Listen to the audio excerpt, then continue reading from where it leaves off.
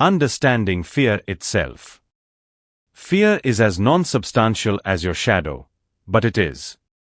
The shadow also exists, non-substantial, negative, but not non-existential, and sometimes the shadow can have a great impact on you. In a jungle, when the night is approaching, you can be frightened of your own shadow. In a lonely place, on a lonely path, you can start running because of your own shadow. Your running will be real, your escaping will be real, but the cause will be non-substantial. You can run away from a rope thinking that it is a snake. If you come back and you look closely and you observe, you will laugh at the whole stupidity of it. But people are afraid to come to places where fear exists. People are more afraid of fear than of anything else, because the very existence of fear shakes your foundations. The shaking of the foundations is very real, remember. The fear is like a dream, a nightmare, but after a nightmare, when you are awake, the aftereffects still persist, the hangover persists. Your breathing has changed, you are perspiring, your body is still trembling, you are hot. Now you know that it was just a nightmare, a dream, non-substantial, but even this knowing will take time to penetrate to the very core of your being. Meanwhile, the effect of the non-substantial dream will continue. Fear is a nightmare. What is fear made of? Fear is made of ignorance of one's own self. There is only one fear. It manifests in many ways. 1001 can be the manifestations, but basically fear is one, and that is that, deep inside, I may not be. And in a way, it is true that you are not. Godliness is, you are not. The host is not, the guest is. And because you are suspicious, and your suspicion is valid, you don't look in. You go on pretending that you are. You know that if you look in, you are not. This is a deep, tacit understanding. It is not intellectual, it is existential. It is in your very guts, the feeling that, I may not be. It is better not to look in. Go on looking out. At least it keeps you fooled. It keeps the illusion intact that, I am. But because this feeling of, I amness, is false, it creates fear. You know that anything can destroy it, any deep encounter can shatter it. It can be shattered by love, it can be shattered by a serious disease, it can be shattered by seeing someone die. It can be shattered in many ways, it is very fragile. You are managing it somehow by not looking in. Mullah Nasruddin was traveling on a train. The ticket collector came. He asked for the ticket. He looked in all his pockets, in all his suitcases, and the ticket was not found. He was perspiring, and he was becoming more and more frightened. And then the ticket collector said, Sir, but you have not looked in one of your pockets. Why don't you look in it?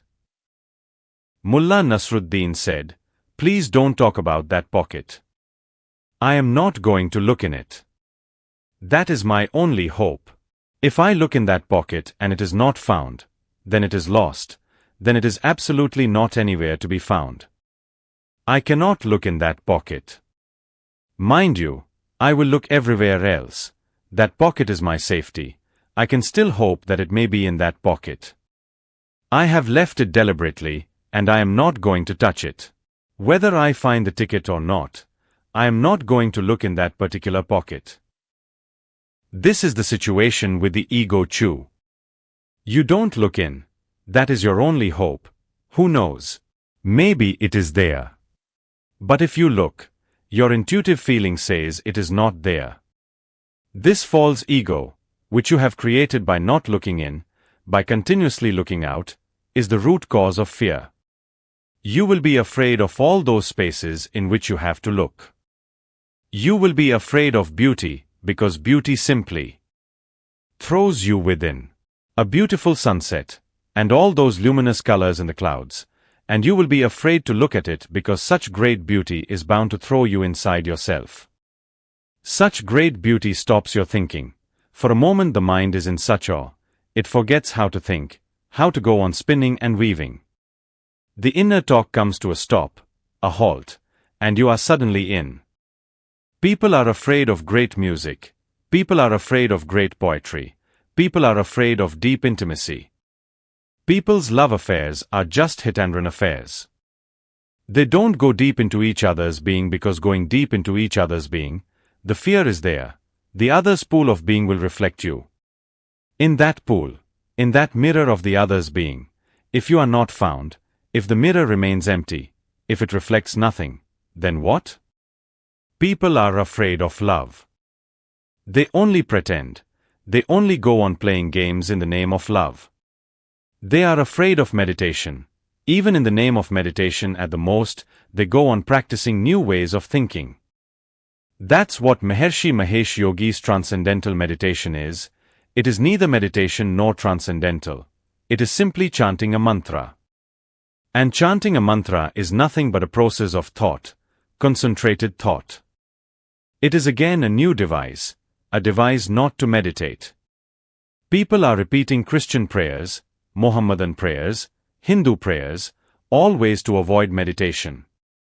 These are not meditations, remember. Mind is so cunning that in the name of meditation, it has created many false phenomena. Meditation is when you are not doing anything at all, when the mind is not functioning at all. That non-functioning of the mind is meditation. No chanting, no mantra, no image, no concentration. One just simply is. In that isness, the ego disappears, and with the ego the shadow of the ego disappears. That shadow is fear. Fear is one of the most important problems. Each human being has to go through it, and has to come to a certain understanding about it. The ego gives you the fear that one day you may have to die. You go on deceiving yourself that death happens only to others, and in a way you are right. Some neighbor dies, some acquaintance dies, some friend dies, your wife dies, your mother dies, it always happens to somebody else, never to you. You can hide behind this fact. Maybe you are an exception. You are not going to die. The ego is trying to protect you. But each time somebody dies, something in you becomes shaky. Each death is a small death to you. Never send somebody to ask for whom the bell tolls, it tolls for thee. Each death is your death. Even when a dry leaf falls from the tree, it is your death. Hence we go on protecting ourselves. Somebody is dying and we talk about the immortality of the soul, and the leaf is falling from the tree and we say, nothing to be worried about. Soon the spring will come, and the tree will again have foliage. This is only a change, only the garments are being changed. People believe in the immortality of the soul not because they know, but because they are afraid. The more cowardly a person is, the more is the possibility that he will believe in the immortality of the soul, not that he is religious, he is simply cowardly. The belief in the immortality of the soul has nothing to do with religion. The religious person knows that, I am not, and then whatever is left is immortal, but it has nothing to do with me. This, me, is not immortal. This, I, is not immortal. This, I, is just temporary. It is manufactured by us. Fear is the shadow of I. And because the I is always alert somewhere deep down, it will have to disappear in death. The basic fear is of death. All other fears only reflect the basic one. And the beauty is that death is as non-existential as ego. So between these two non-existentials, the ego and death, the bridge is fear. Fear itself is important. It has no power. It is just that you want to believe in it. That's its only power. You are not ready to take a plunge into your inner depth and to face your inner emptiness. That is its power. Otherwise it is important, utterly important. Nothing is ever born out of fear. Love gives birth, love is creative, fear is important. It has never created anything. It cannot create anything because it has no substance. But it can destroy your whole life. It can surround you like a dark cloud. It can exploit all your energies. It will not allow you to move into any deep experience of beauty, poetry, love, joy, celebration, meditation. No, it will keep you just on the surface because it can exist only on the surface. It is a ripple on the surface. Go in, look in. And if it is empty, so what? Then that's our nature. Then that's what we are. Why should one be worried about emptiness? Emptiness is as beautiful as the sky. Your inner being is nothing but the inner sky. The sky is empty, but it is the empty sky that holds all, the whole existence, the sun, the moon, the stars, the earth, the planets. It is the empty sky that gives space to all that is. It is the empty sky that is the background of all that exists. Things come and go and the sky remains the same. In exactly the same way, you have an inner sky. It is also empty. Clouds come and go, planets are born and disappear, stars arise and die, and the inner sky remains the same, untouched, untarnished, unscarred. We call that inner sky the witness, the watcher, and that is the whole goal of meditation. Go in, enjoy the inner sky. Remember, whatsoever you can see, you are not it. You can see thoughts, then you are not thoughts. You can see your feelings, then you are not your feelings. You can see your dreams, desires, memories, imaginations, projections, then you are not those things. Go on eliminating all that you can see. Then one day the tremendous moment arrives, the most significant moment of one's life, when there is nothing left to be rejected. All the scene has disappeared, and only the seer is there. That seer is the empty sky. To know it is to be fearless, and to know it is to be full of love. To know it is to be God, is to be immortal. Where does fear come from? Where does it go? Fear affects me in different ways, from a vague uneasiness or knotted stomach to a dizzying panic, as if the world is ending. Where does fear come from? Where does it go? All your fears are byproducts of identification. You love a person and with the love, in the same parcel, comes fear. The person may leave you.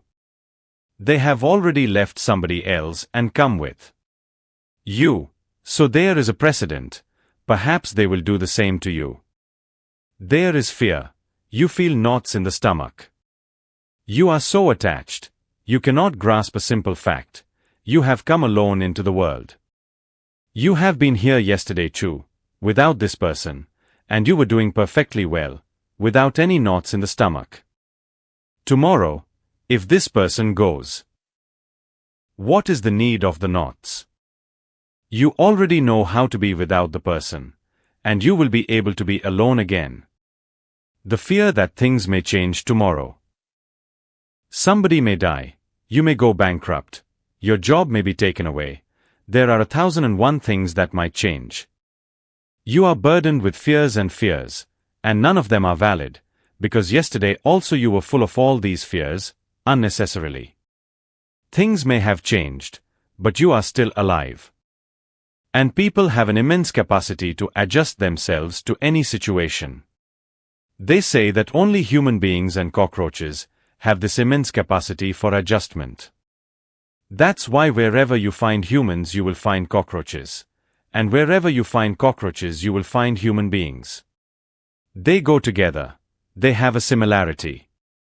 Even in faraway places like the North Pole or the South Pole, when people first traveled to those places, they suddenly found they had brought cockroaches with them, and those roaches were perfectly healthy and living and reproducing. If you just look around the earth you can see, man lives in thousands of different climates, geographical situations, political situations, sociological situations, religious situations, but he manages to live. And he has lived for centuries. Things go on changing. He goes on adjusting himself. There is nothing to fear. Even if the world ends, So what? You will be ending with it. Do you think you will be standing on an island and the whole world will end, leaving you alone? Don't be worried. At least you will have a few cockroaches with you. What is the problem if the world ends? I have been asked about it many times. But what is the problem? If it ends, it ends. It does not create any problem because we will not be here. We will be ending with it, and there will be no one to worry about. It will be really the ultimate freedom from fear.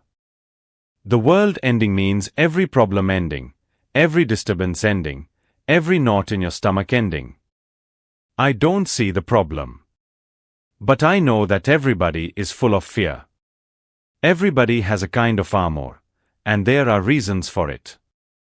First, the child is born so utterly helpless, into a world he knows nothing of. Naturally, he is afraid of the unknown that faces him. He has not yet forgotten those 9 months of absolute security, safety, when there was no problem, no responsibility, no worry for tomorrow. To us, those are 9 months, but to the child it is eternity. He knows nothing of the calendar. He knows nothing of minutes, hours, days, months. He has lived an eternity in absolute safety and security, without any responsibility, and then suddenly he is thrown into a world unknown, where he is dependent for everything on others. It is natural that he will feel afraid. Everybody is bigger and more powerful, and he cannot live without the help of others. He knows he is dependent. He has lost his independence, his freedom. A child is weak, vulnerable, insecure. Automatically, he starts creating an armor, a protection for himself in different ways. For example, he has to sleep alone. It is dark and he is afraid, but he has his teddy bear and he convinces himself that he is not alone, his friend is with him. You will see children dragging their teddy bears at airports, at railway stations. Do you think it is just a toy? To you it is, but to the child it is a friend, and a friend when nobody else is there to help him, in the darkness of the night, alone in the bed, still the teddy bear is with him. He will create psychological teddy bears. And remember that although a grown-up man may think that he has no teddy bears, he is wrong. What is his God? Just a teddy bear. Out of his childhood fear, man has created a father figure who knows all, who is all-powerful, who is everywhere present. If you have enough faith in him, he will protect you. But the very idea of protection, the very idea that a protector is needed, is childish. Then you learn prayer. These are just parts of your psychological armor. Prayer is to remind God that you are here, alone in the night. Our prayers, chanting, mantras, our scriptures, our gods, our priests, are all part of our psychological armor. It is very subtle. A Christian believes that he will be saved and nobody else. Now, that is his defensive arrangement. Everybody is going to fall into hell except him, because he is a Christian. But every religion believes, in the same way, that only they will be saved. It is not a question of the religion, it is a question of fear and being saved from fear. So it is natural in a way, but at a certain point in your maturity, intelligence demands that it should be dropped. It was good when you were a child, but one day you have to leave your teddy bear.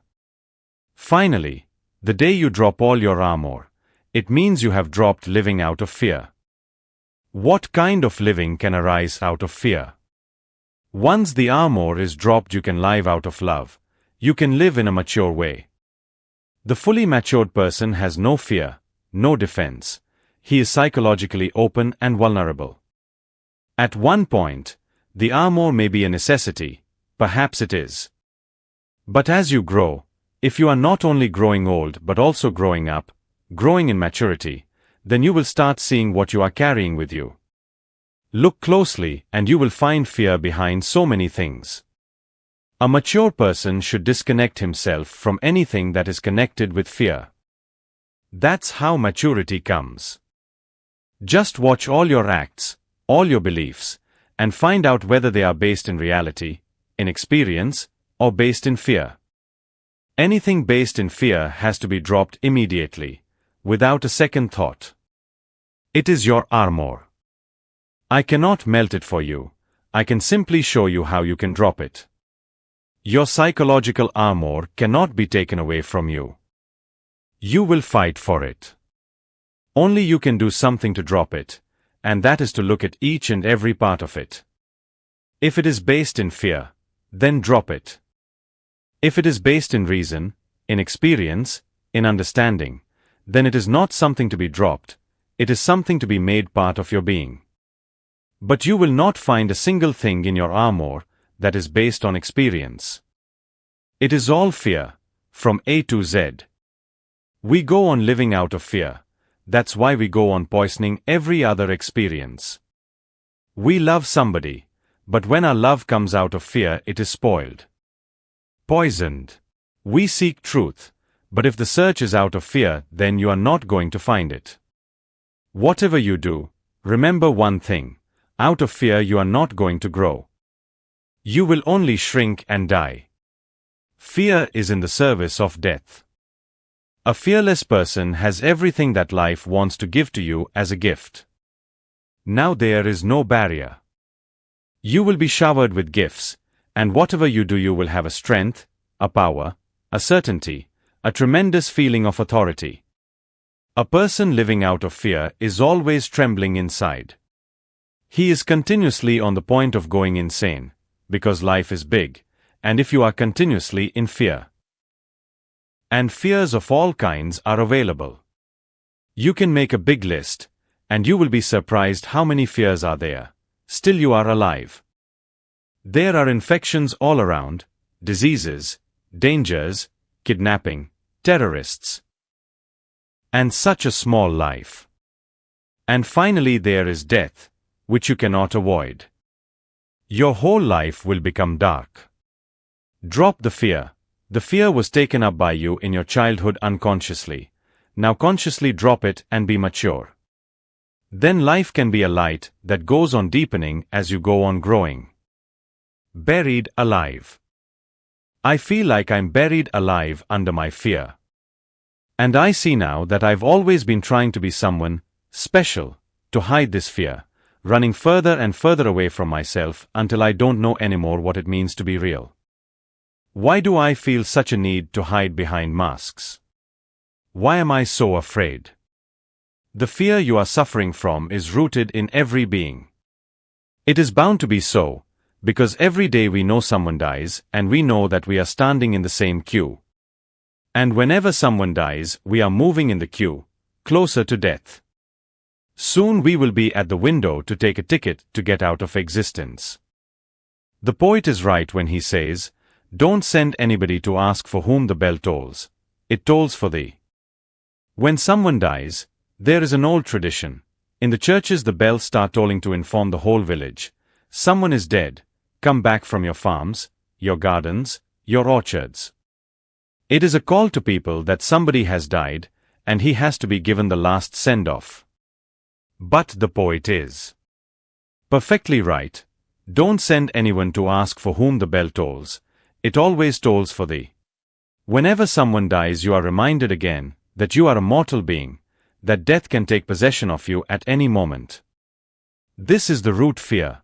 All other fears are reflections of it. If you go deep down into any fear, you will find the fear of death. You are asking, I feel like I am buried alive under my fear. Everybody is in the same situation. You are fortunate that you have become aware of it, because if you are aware, you can come out. And if you are unaware, then there is no possibility of coming out. You say, I have always been trying to be someone special to hide this fear, running further and further away from myself until I don't know anymore what it means to be real. Do you think the people who are special are doing something else? The presidents and the prime ministers and the kings and the queens, do you think they are in a different boat? Just look around and you will find them all in the same boat. They are all trying to be special in the hope that perhaps if they are special, life will treat them differently than it treats ordinary people. Obviously, it cannot treat a president of a country the same way it treats a shoemaker. But they are absolutely wrong. Life makes no discriminations, presidents or shoemakers, toilet cleaners or prime ministers. It does not matter at all as far as life is concerned. Death knocks them off with equality. Death is the only communist in the world. It does not care whether you have money or you are a beggar, you are educated or uneducated. You cannot say, "Just wait, I am highly qualified." You cannot behave the way you behave with uneducated people. Just wait a little. I am a special person. You cannot behave this way. First, give me a little advance notice and I will consider it. You have to follow a certain procedure that will be decided by me. Whether you are a respected member of the community or just a stray dog, it makes no difference. Death comes and makes everybody equal. But the hope is that if you are special, existence will treat you with some kindness, some compassion. It will think twice. The man is a Nobel Prize winner. You should just give him a little more life. The poor fellow is a great painter. You should not blow out his candle just the way you do with everybody else. This is the hidden desire, unconscious hope, the reason why everybody goes on trying to be special. But it is absolutely foolish and absurd. Just look back at what has happened to the millions of kings and millions of queens who were so powerful. Before death, everybody is absolutely powerless. In Jaina scriptures, there is a very beautiful story. In India, there is a myth that if a man becomes a world conqueror, he has a special name. He is no ordinary king, not even an emperor. He is called a Chakravartin. It means that the wheel of his chariot can move around the earth anywhere. Nobody can hinder it. He is all-powerful, and the myth says that in heaven the Chakravartins are treated in a special way. There is a golden mountain in heaven. The Himalayas is nothing but a very small toy in comparison to the gold mountain in heaven called Sumeru. Only Chakravartins have the special privilege of signing their name on Sumeru. And when this Chakravartin died, he was so excited. To sign one's name on the gold mountain in heaven is the greatest privilege that any human being can ever attain. But what is the use if you are alone there to see it?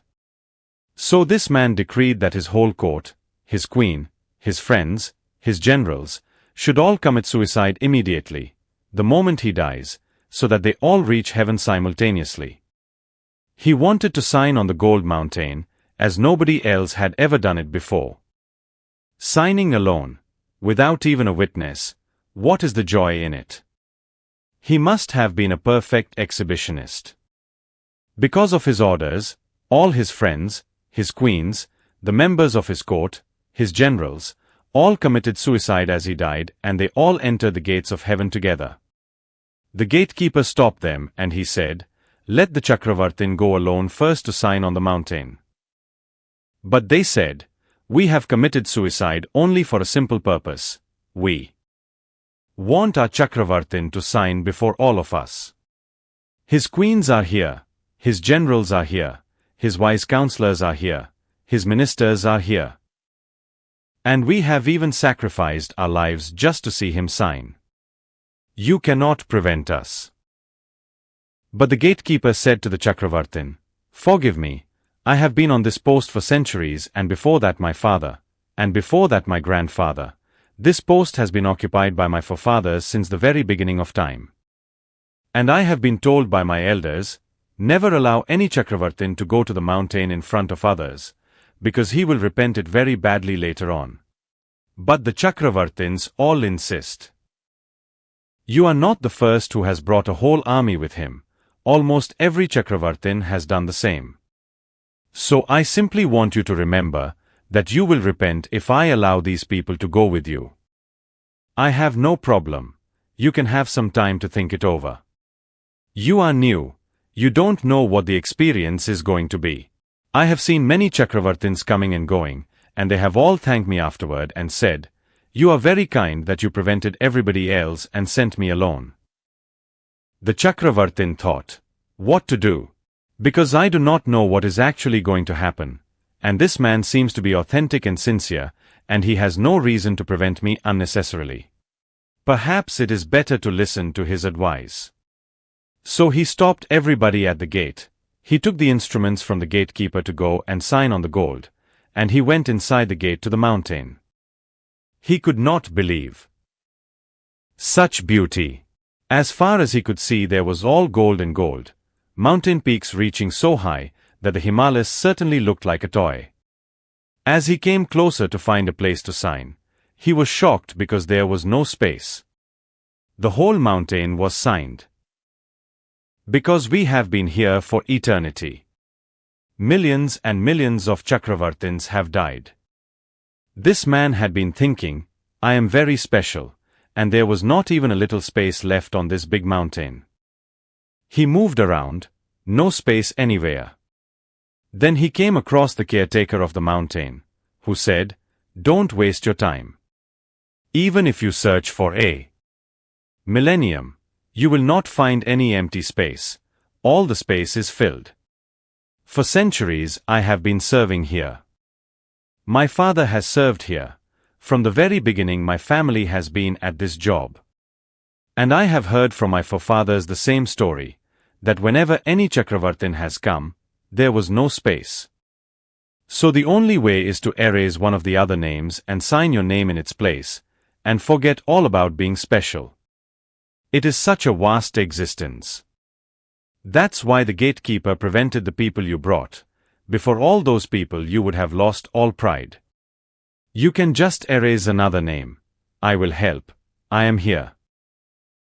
The whole joy was gone, the whole excitement was gone, and the Chakravartin said to the man, "It just means somebody else will come tomorrow and he will erase my name." The mountain caretaker said, "That, of course, is the case, because there is no space otherwise. We cannot create more mountain. All the gold in heaven has been used to create this one. You simply sign, and back at the gate you can go with your head high, and you can brag about it. Nobody is going to know because I am not going to tell anybody. Just go and brag that the whole mountain was empty."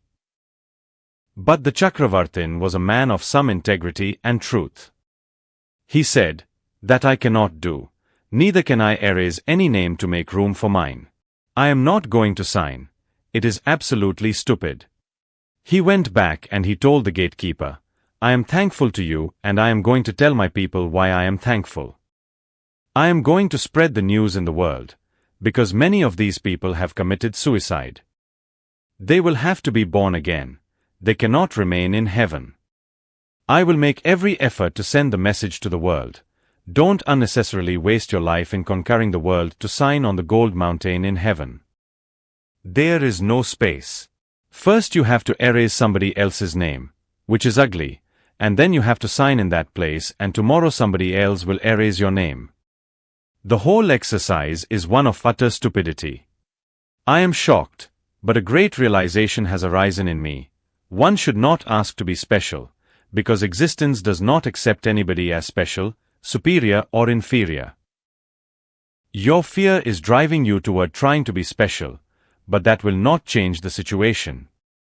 The only way the fear can be dropped is, rather than putting your energy into being special, put your whole energy into being yourself. Just find yourself, because in trying to be special, you are running further and further away from yourself. That you are clearly aware of it is good. The further away you go from yourself, the further away you are from knowing the truth that you are an immortal, that there is no death. Once you recognize your immortality, death disappears. And with death, all fears evaporate into the air. But not by becoming someone special. You will go on running further and further away from yourself in search of something that can take away your fear, your paranoia, your death.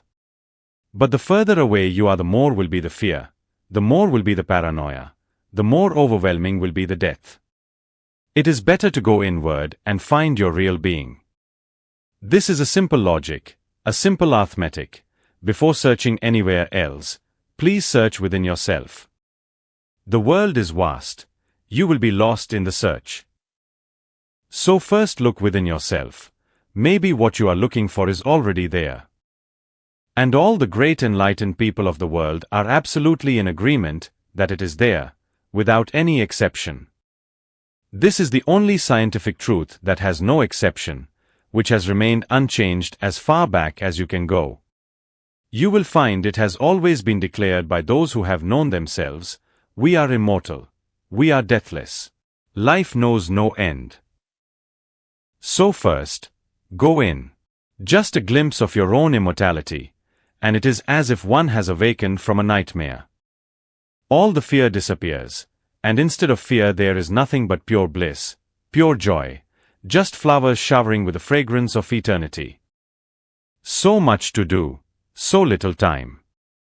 I have become aware that I have a lot of anxiety about time. I've heard you say that time consciousness creates frustration, but I wonder, is there something within us that could be called a fear of time? That is the only fear there is, the fear of time. The fear of death is also fear of time, because death stops all time. Nobody is afraid of death. How can you be afraid of something that you have not known? How can you be afraid of the absolutely unknown, unfamiliar, strange? Fear can only exist with something which is known. No, when you say, I am afraid of death, you are not afraid of death. You don't know. Who knows? Death may be better than life. The fear is not of death. The fear is of time. In India we have the same term for both. Time we call kala, and death also we call kala. We have one term for both death and time. It is meaningful. The word kala is meaningful, very significant, because time is death, and death is nothing but time. Time passing means life passing. Fear arises. In the West the fear is more acute. It has almost become chronic. In the East the fear is not so much, and the reason is that the East believes that life continues forever and ever. Death is not the end. This life is not the only life. There have been thousands and thousands of lives in the past, and there will be thousands and thousands in the future. There is no hurry. That's why the East is lazy. There is no hurry. That's why in the East there is no time consciousness. Somebody says, I will come at 5 o'clock sharp, and he never turns up. He does not feel any responsibility toward time, and you are waiting and waiting, and he comes 4, 5 hours late and he says, what is wrong in it? So what? In the Western perspective time is very short, because Christianity and Judaism both believe in only one life. That has created the anxiety. There is only one life, 70 years at the most. 1/3 lost in sleep. If you live 60 years, 20 years are lost in sleep, 20 of the remaining years are lost in education, this and that. The remaining 20 years, the job, the occupation, the family, marriage and divorce, and if you really calculate you will find there is no time to live. When will I live? Fear grips the heart, and life is passing. Time is flowing out of your hands and death is reaching every moment with such a constant pace. Any moment it can knock at the door. And time is irrecoverable. You cannot get it back. Gone. Gone forever. Fear, anxiety, a time neurosis, it is becoming chronic. It is almost as if it has become second nature to the Western mind, continuously alert that time is slipping away, and afraid. The fear is basically that you have not yet been able to live, and time is passing, and it cannot be recovered, you cannot undo it, gone, gone forever. And everyday life is shrinking, becoming smaller and smaller and smaller. The fear is not of death, the fear is of time, and if you look deeply into it then you find that the fear is of unlived life, you have not been able to live. If you live, then there is no fear. If life comes to a fulfillment, there is no fear. If you have enjoyed, attained to the peaks that life can give. If your life has been an orgasmic experience, a deep poetry vibrating within you, a song, a festival, a ceremony, and you lived each moment of it to its totality, then there is no fear of time, then the fear disappears. You are ready even if death comes today. You are ready. You have known life. In fact, you will welcome death because now a new opportunity opens, a new door, a new mystery is revealed. I have lived life, now death is knocking at the door. I will jump to open the door. Come in. Because life I have known, I would like to know you also. That's what happened to Socrates when he was dying. His disciples started crying and weeping, and it was natural. Socrates opened his eyes and said, "Stop. What are you doing? Why are you crying and weeping?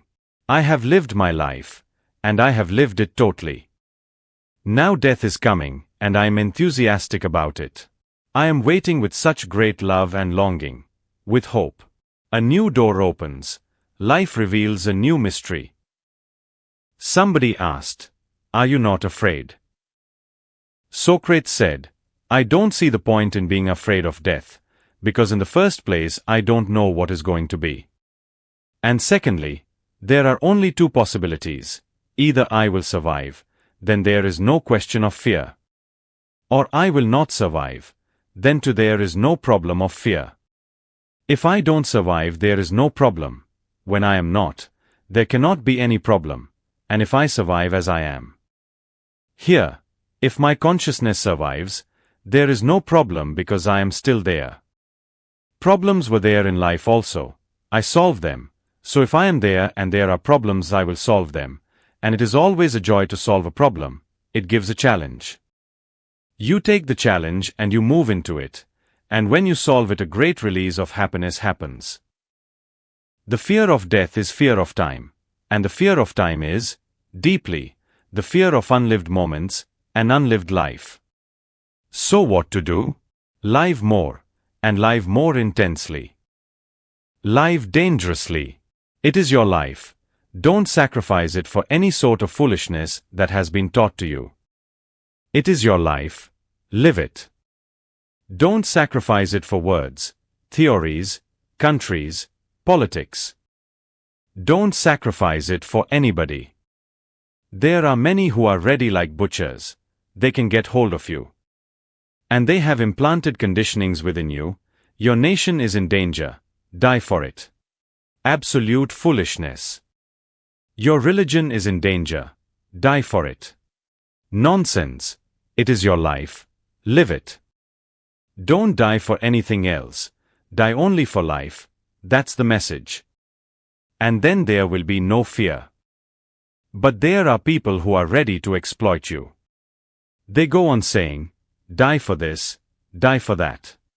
They are ready for only one thing, that you should become a martyr. Then there will be fears. Live life, and don't think that it is a courageous thing to die. The only courage is to live life totally. There is no other courage. Dying is very simple and easy. You can go and jump off a cliff. You can hang yourself. It is such an easy thing. You can become a martyr to a country, to a god, to a religion, to a church, all butchers, all murderers. Don't sacrifice yourself. You are here for yourself, for nobody else. And then live. And live in total freedom so intensely that every moment is transformed into eternity. If you live a moment intensely, it is transformed into eternity. If you live a moment intensely, you move into the vertical. You drop out of the horizontal. There are two ways of being related with time. One is just to swim on the surface of the ocean. Another is to dive deep, to go to the depths. If you are just swimming on the ocean of time, you will be always afraid. Because the surface is not the reality. The surface is not really the ocean. It is just the boundary. It is just the periphery. Go to the depth. Move toward the depth. When you live a moment deeply, you are no more part of time. If you have been in love, and deeply in love, time disappears. When you are with your beloved or your lover or your friend, suddenly there is no time. You are moving in depth. If you have loved music, if you have a musical heart, you know time stops. If you have the sense of beauty, aesthetic sensibility and sensitiveness, look at a rose and time disappears. Look at the moon and where is time? The clock immediately stops. The hands go on moving, but time stops. If you have loved anything deeply, you know that you transcend time. The secret has been revealed to you many times. Life itself reveals it to you. Life would like you to enjoy. Life would like you to celebrate. Life would like you to participate so deeply that there is no repentance for the past. That you don't remember the past, because every moment you go more and more deep, every moment life becomes more and more beautiful, more orgasmic, a peak experience, and by, when you become attuned to the peak, that becomes your abode. That's how an enlightened man lives. He lives totally and moment to moment. Somebody asked a Zen master, "Since enlightenment, what have you been doing?" He said, "I carry water from the well, I cut wood in the forest, when I feel hungry I eat, and when I feel sleepy I sleep, that's all." But remember well, when a man who has come to a deep understanding of his own being cuts wood, he simply cuts wood. There is nobody else there. In fact, the cutter is not there, only the cutting of the wood, the chopping. The chopper is not there because the chopper is the past.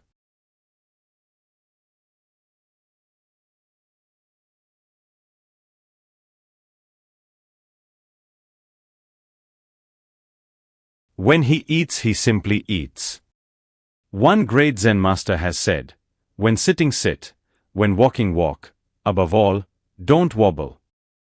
Time is a problem because you have not been living rightly. It is symbolic.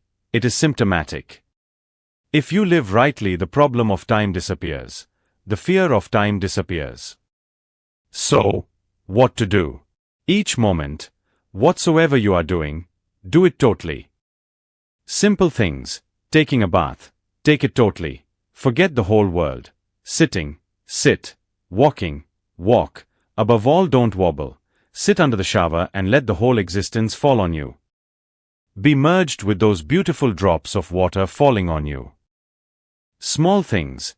Cleaning the house, preparing food, washing clothes, going for a morning walk. Do them totally. Then there is no need for any meditation. Meditation is nothing but a way to learn how to do a thing totally. Once you have learned, make your whole life a meditation. Forget all about meditations. Let the life be the only law. Let the life be the only meditation. And then time disappears. And remember, when time disappears, death disappears. Then you are not afraid of death. In fact, you wait. Just think of the phenomenon. When you wait for death, how can death exist? This waiting is not suicidal. This waiting is not pathological. You lived your life. If you have lived your life, death becomes the very peak of it all. Death is the climax of life, the pinnacle, the crescendo. You lived all small waves of eating, drinking, sleeping, walking, making love, small waves, great waves. You lived, then comes the greatest wave. You die. You have to live that too in its totality. And then one is ready to die. That very readiness is the death of death itself. That's how people have come to know that nothing dies. Death is important if you are ready to live it. Death is very powerful if you are afraid. Unlived life gives power to death. A totally lived life takes all power from death. Death is not. Understanding is the key. How can fear be mastered or eliminated altogether? Fear cannot be eliminated altogether.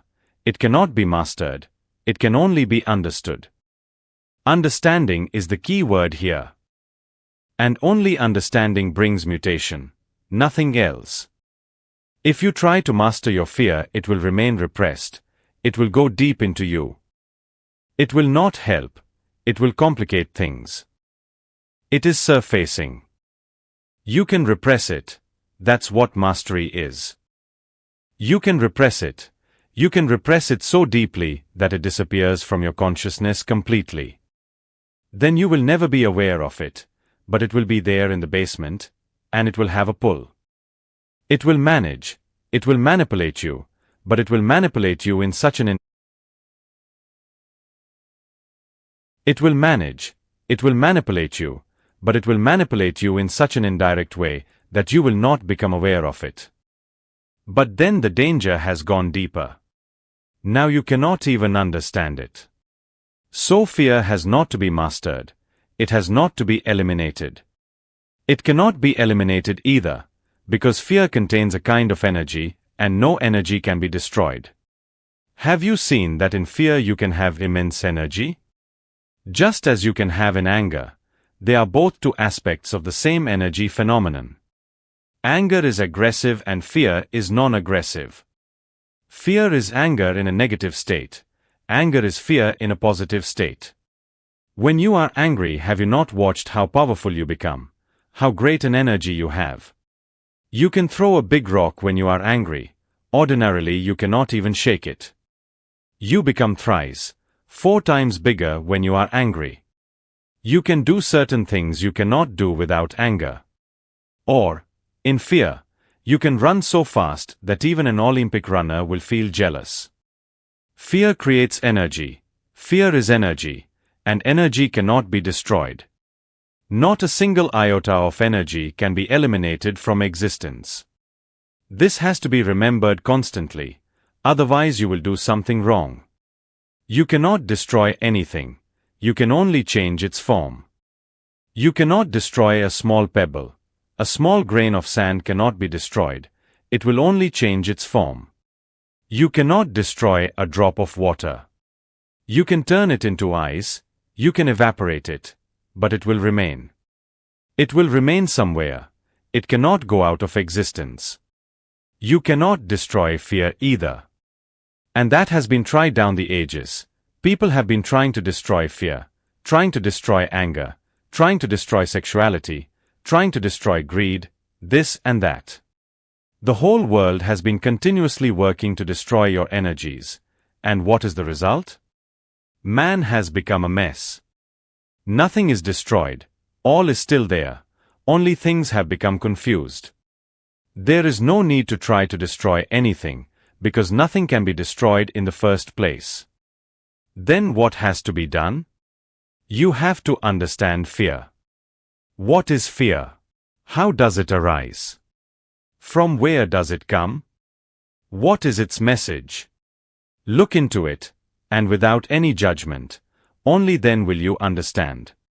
If you already have an idea that fear is wrong, that it should not exist, I should not be afraid, then you cannot look. How can you confront fear? How can you look into the eyes of fear, when you have already decided that it is your enemy? Nobody looks into the eyes of the enemy. If you think it is something wrong, then you will try to bypass it, avoid it, neglect it. You will try not to come across it, but it will remain. This is not going to help. First, drop all condemnation, judgment, evaluation. Fear is a reality. It has to be faced, it has to be understood. And only through understanding can it be transformed. In fact, it is transformed through understanding. There is no need to do anything else. Understanding transforms it. What is fear? First, fear is always around some desire. You want to become a famous man, the most famous man in the world, then there is fear. What if you cannot make it? Fear comes. Now fear comes as a byproduct of desire. You want to become the richest man in the world. What if you don't succeed? You start trembling. Fear comes. You want to pose as a woman, and you are afraid that tomorrow you may not be able to hold on to her. She may go to somebody else. She is still alive. She can go. Only a dead woman won't be able to go, and this woman is still alive. You can pose as a corpse, then there is no fear, the corpse will be there. You can pose as furniture, then there is no fear. But when you try to pose as a human being, fear comes. Who knows? Yesterday she was not yours. Today she is yours. Who knows? Tomorrow she might be somebody else's. Fear arises. Fear is arising out of the desire to poses. It is a byproduct. You want to poses, hence the fear. If you don't want to poses, then there is no fear. If you don't have a desire that you would like to be this and that in the future, then there is no fear. If you don't want to go to heaven, then there is no fear. Then the priest cannot make you afraid. If you don't want to go anywhere, then nobody can make you afraid. If you start living in the moment, fear disappears. Fear comes through desire. So basically, desire creates fear. Look into it. Whenever there is fear, see from where it is coming, what desire is creating it, and then see the futility of it. How can you pose as a woman or a man? It is such a silly, stupid idea. Only things can be possessed, not persons. A person is a freedom. A person is beautiful because of freedom. The bird is beautiful on the wing in the sky. You encage it and it is no longer the same bird. Remember. It looks like it, but it is no longer the same bird. Where is the sky? Where is the sun? Where are those winds? Where are those clouds? Where is that freedom on the wing? All have disappeared. This is not the same bird. You love a woman because she is a freedom. Then you encage her. Then you go to the court and you get married, and you make a beautiful cage around her, maybe golden, studded with diamonds, but she is no longer the same woman. And now fear comes.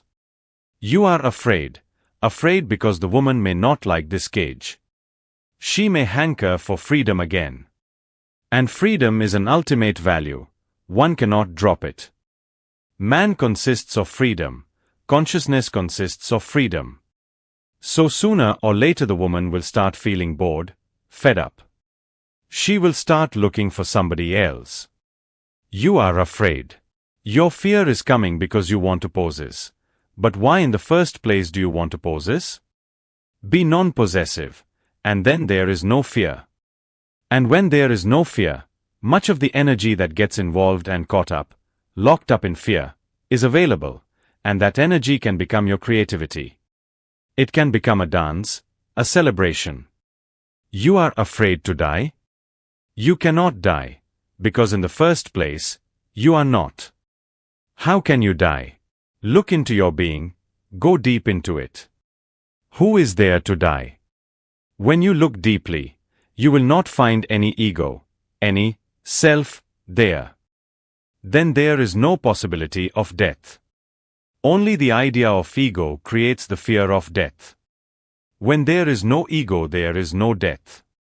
You are utter silence, deathlessness, eternity, not as you, but as an open sky, uncontaminated by any idea of I, of self, unbounded, undefined. Then there is no fear. Fear comes because there are other things. You will have to look into those things, and looking into them will start changing things. So please don't ask how it can be mastered or destroyed. It is not to be mastered. It is not to be eliminated. It cannot be mastered and it cannot be destroyed. It can only be understood. Let understanding be your only law. Divine insecurity. I know that any idea of external security is foolish and unrealistic. But isn't there an internal security that we can strive for? There is no security, internal or external. Security exists not. That's why existence is so beautiful. Just think of a rose flower in the morning that starts thinking about being secure. Then what will happen? If the rose flower really becomes secure, it will become a plastic flower. Otherwise, insecurity is there. A strong wind may come and the petals will be gone. A child will come running and will pick the flower. A goat will come rushing and eat it. Or nothing may happen, No child comes and no goat and no wind, but by the evening it will be gone. Even if nothing out of the ordinary happens, then too it will be gone. But that is the beauty of the rose flower. That's why it is so beautiful, because it lives surrounded by death. It challenges death. It challenges the winds. Such a small, tiny flower, and such a great challenge, and it rises above all difficulties and dangers. Even if it is only for a few minutes or a few hours, that doesn't matter. Time is immaterial. It has its own day. It has lived. It has talked with the winds and talked with the sun and the moon and looked at the clouds. And there was joy. There was great passion. Then it dies. It doesn't cling. A clinging rose flower will be ugly. Only human beings become that ugly. When the time comes, the flower simply dies and disappears into the earth from where it came. There is no external security, no internal security. Insecurity is the very stuff that life is made of. That is the difference between my work and other people's work. They give you security. I take away all security from you. I make you aware of the beauties of life, its risks, dangers, its insecurities. I make you more sensitive. And in that greater sensitivity, there is great challenge and adventure. Then one does not bother whether tomorrow is going to happen or not. Today is more than enough. If we can love, if we can live, this day is more than enough. A single moment of deep love is eternity. Who bothers about security? The very idea arises out of greed. The very idea arises out of ego. Call it internal security. Call it external security. It won't make any difference. One has to look through, and one has to see that there is no security, and that it is not possible in the very situation of existence. In that very moment, a great revolution has moved into your being. You are metamorphosed. Jesus calls that moment metanoia. You are converted. Not that you become a Christian, or you become a Catholic, or a Protestant. In that moment you are no longer worldly. To search for security is to be worldly. To live in insecurity like a rose flower is to be otherworldly. Security is of the world. Insecurity is of the divine. 2. Scared to death. Exploring the roots of fear. When people are living in fear, their lives are not very alive. Fear cripples and paralyzes. It cuts your roots. It does not allow you to attain to your full height, to your full being. It keeps people pygmies, spiritual pygmies. To grow to your destiny needs great courage. It needs fearlessness, and fearlessness is the most religious quality. People who are full of fear cannot move beyond the known. The known gives a kind of comfort, security, safety because it is known. One is perfectly aware. One knows how to deal with it. One can remain almost asleep and go on dealing with it. There is no need to be awake. That's the convenience with the known. The moment you cross the boundary of the known, fear arises because now you will be ignorant. Now you will not know what to do, what not to do. Now you will not be so sure of yourself. Now mistakes can be committed. You can go astray.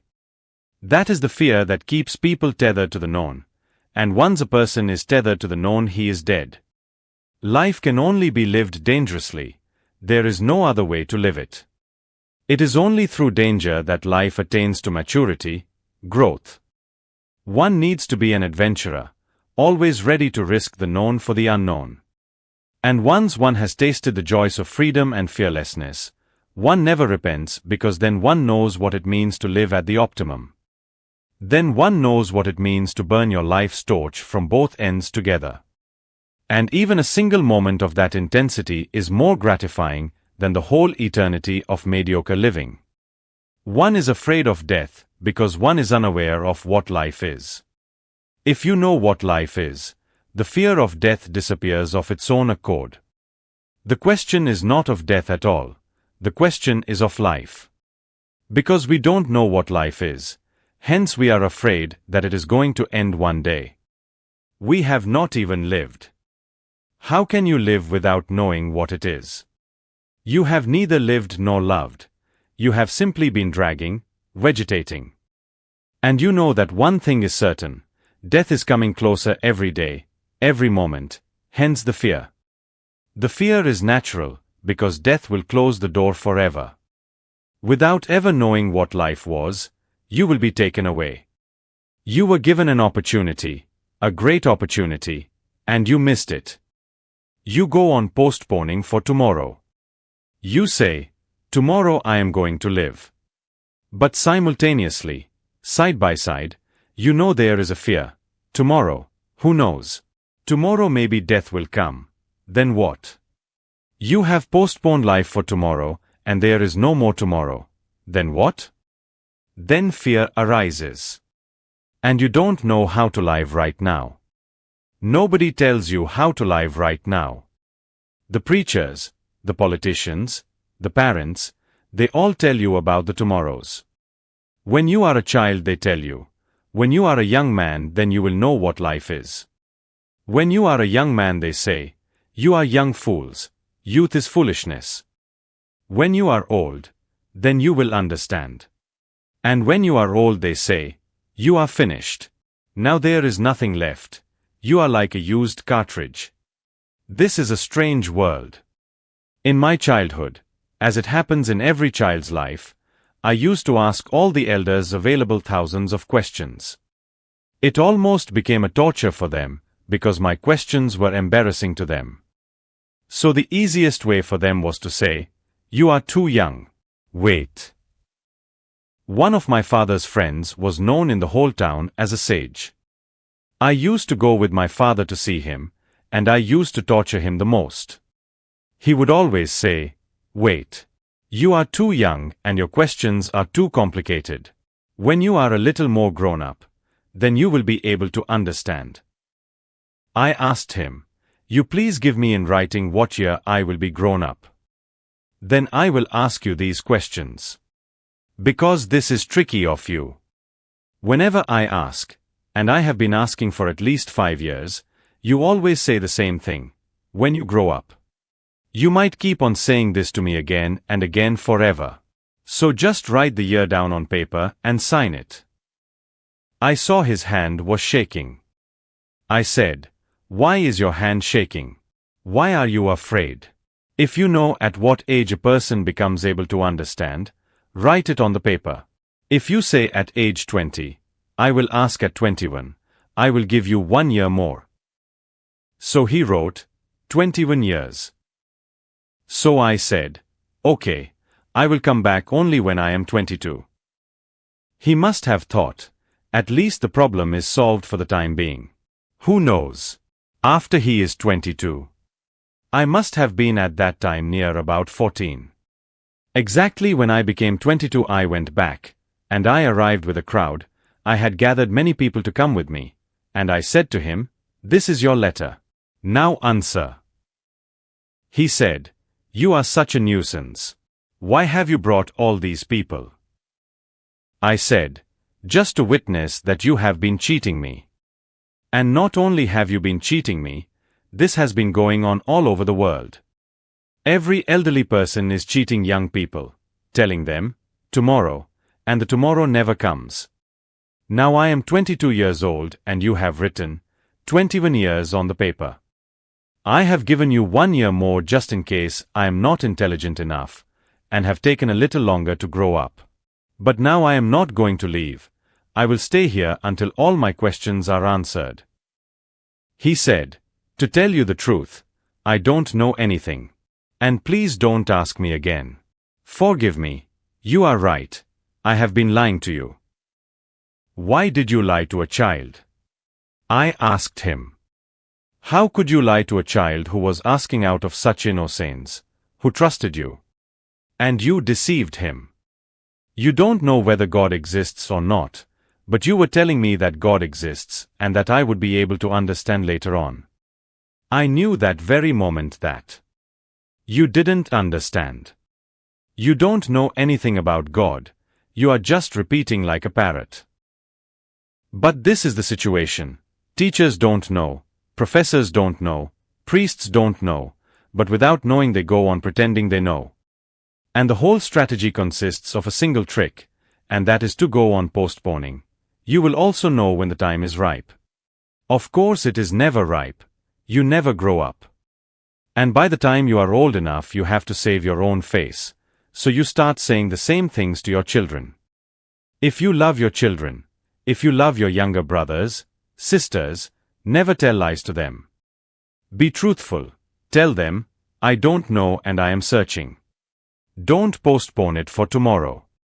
Our whole life is a postponement, hence the fear of death. I have not known yet, and death is coming.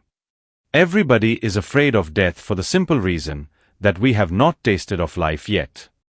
The man who knows what life is never afraid of death. He welcomes death. Whenever death comes he embraces it. He welcomes it. He receives death as a guest. To the man who has not known what life is, death is an enemy. And to the man who knows what life is, death is the ultimate crescendo of life. But everybody is afraid of death. That too is contagious. Your parents are afraid of death.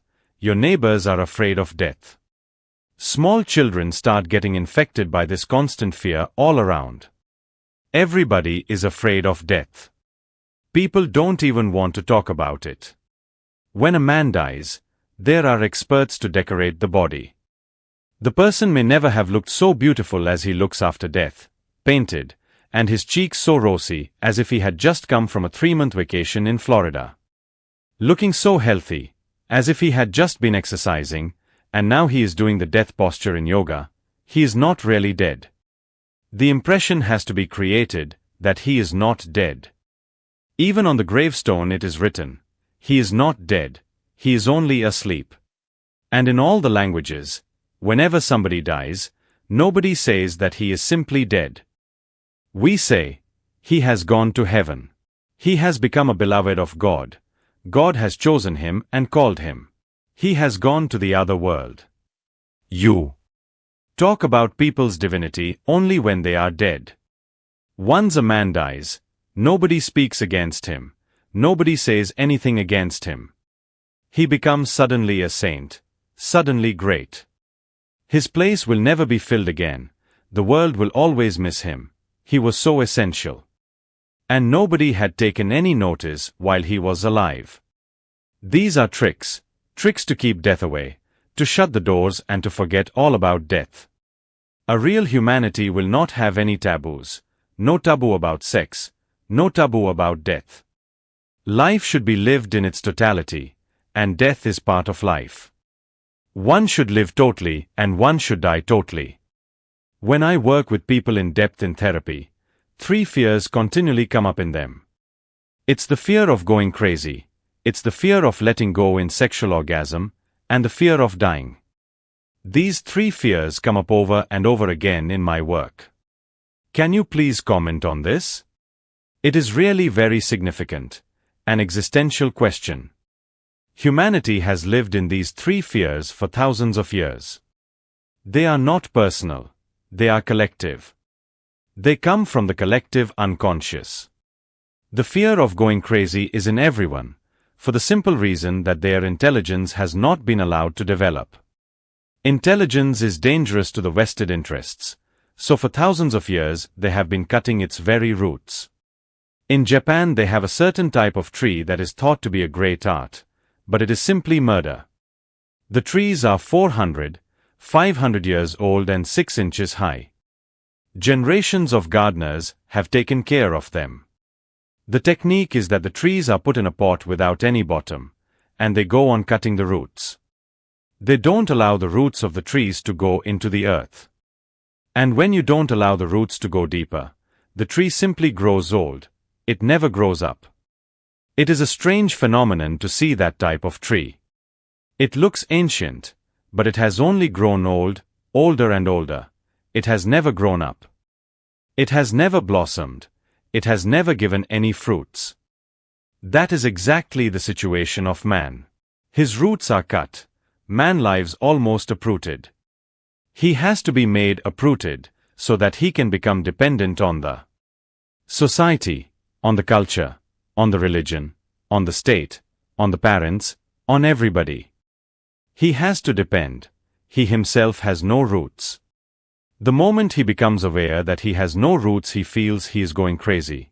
He is going insane. He is losing every support. He is falling into a dark ditch. Because his knowledge is borrowed, it is not his own. His respectability is borrowed. He himself has no respect for his own being. His whole personality is borrowed from some source, the university, the church, the state. He himself has nothing of his own. Just think of a man who lives in a grand palace with every conceivable luxury, and one day suddenly you make him aware that the palace does not belong to him, and neither do these luxuries belong to him.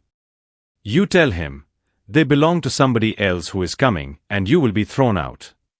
He will go crazy. So in deep therapy you will come across this point, and the person has to face it and allow it to go crazy. Allow the situation in the therapy that the person can go crazy. Once he goes crazy, he will drop the fear. Now he knows what craziness is. The fear is always of the unknown. Let him go crazy and he will soon calm down, because there is no real base to his fear. It is a fear projected by the society. The parents say, if you don't follow us, if you disobey, you will be condemned. The Jewish God says in Talmud, I am a very jealous God, very angry God. Remember that I am not nice, I am not your uncle. All the religions have been doing it, and if you just leave the way that is followed by the mob, they will declare you crazy. So everybody goes on clinging to the crowd, remaining part of a religion, a church, a party, a nation, a race. The person is afraid to be alone, and that's what you are doing when you bring him to his own depths. All that crowd, all those connections disappear. He's left alone, and there is nobody else on whom he has always depended. He has nothing of his own intelligence. That is the problem. Unless he starts growing his own intelligence, he will always remain afraid of being crazy. Not only that, the society can make him crazy any moment. If the society wants to make him crazy, if that is in their favor, they will make him crazy. In the Soviet Union, it used to happen almost every day. I am taking the example of the Soviet Union because they did it more scientifically, methodologically. It happens everywhere all over the world, but their methods are very primitive.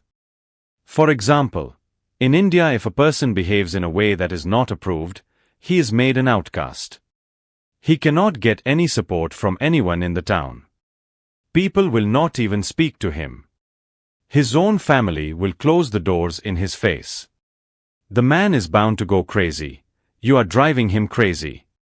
But in Soviet Russia they did it more methodologically, and they have done it to such people who were Nobel Prize winners, who had intelligence, but an intelligence that was always under control, under the supervision of the state.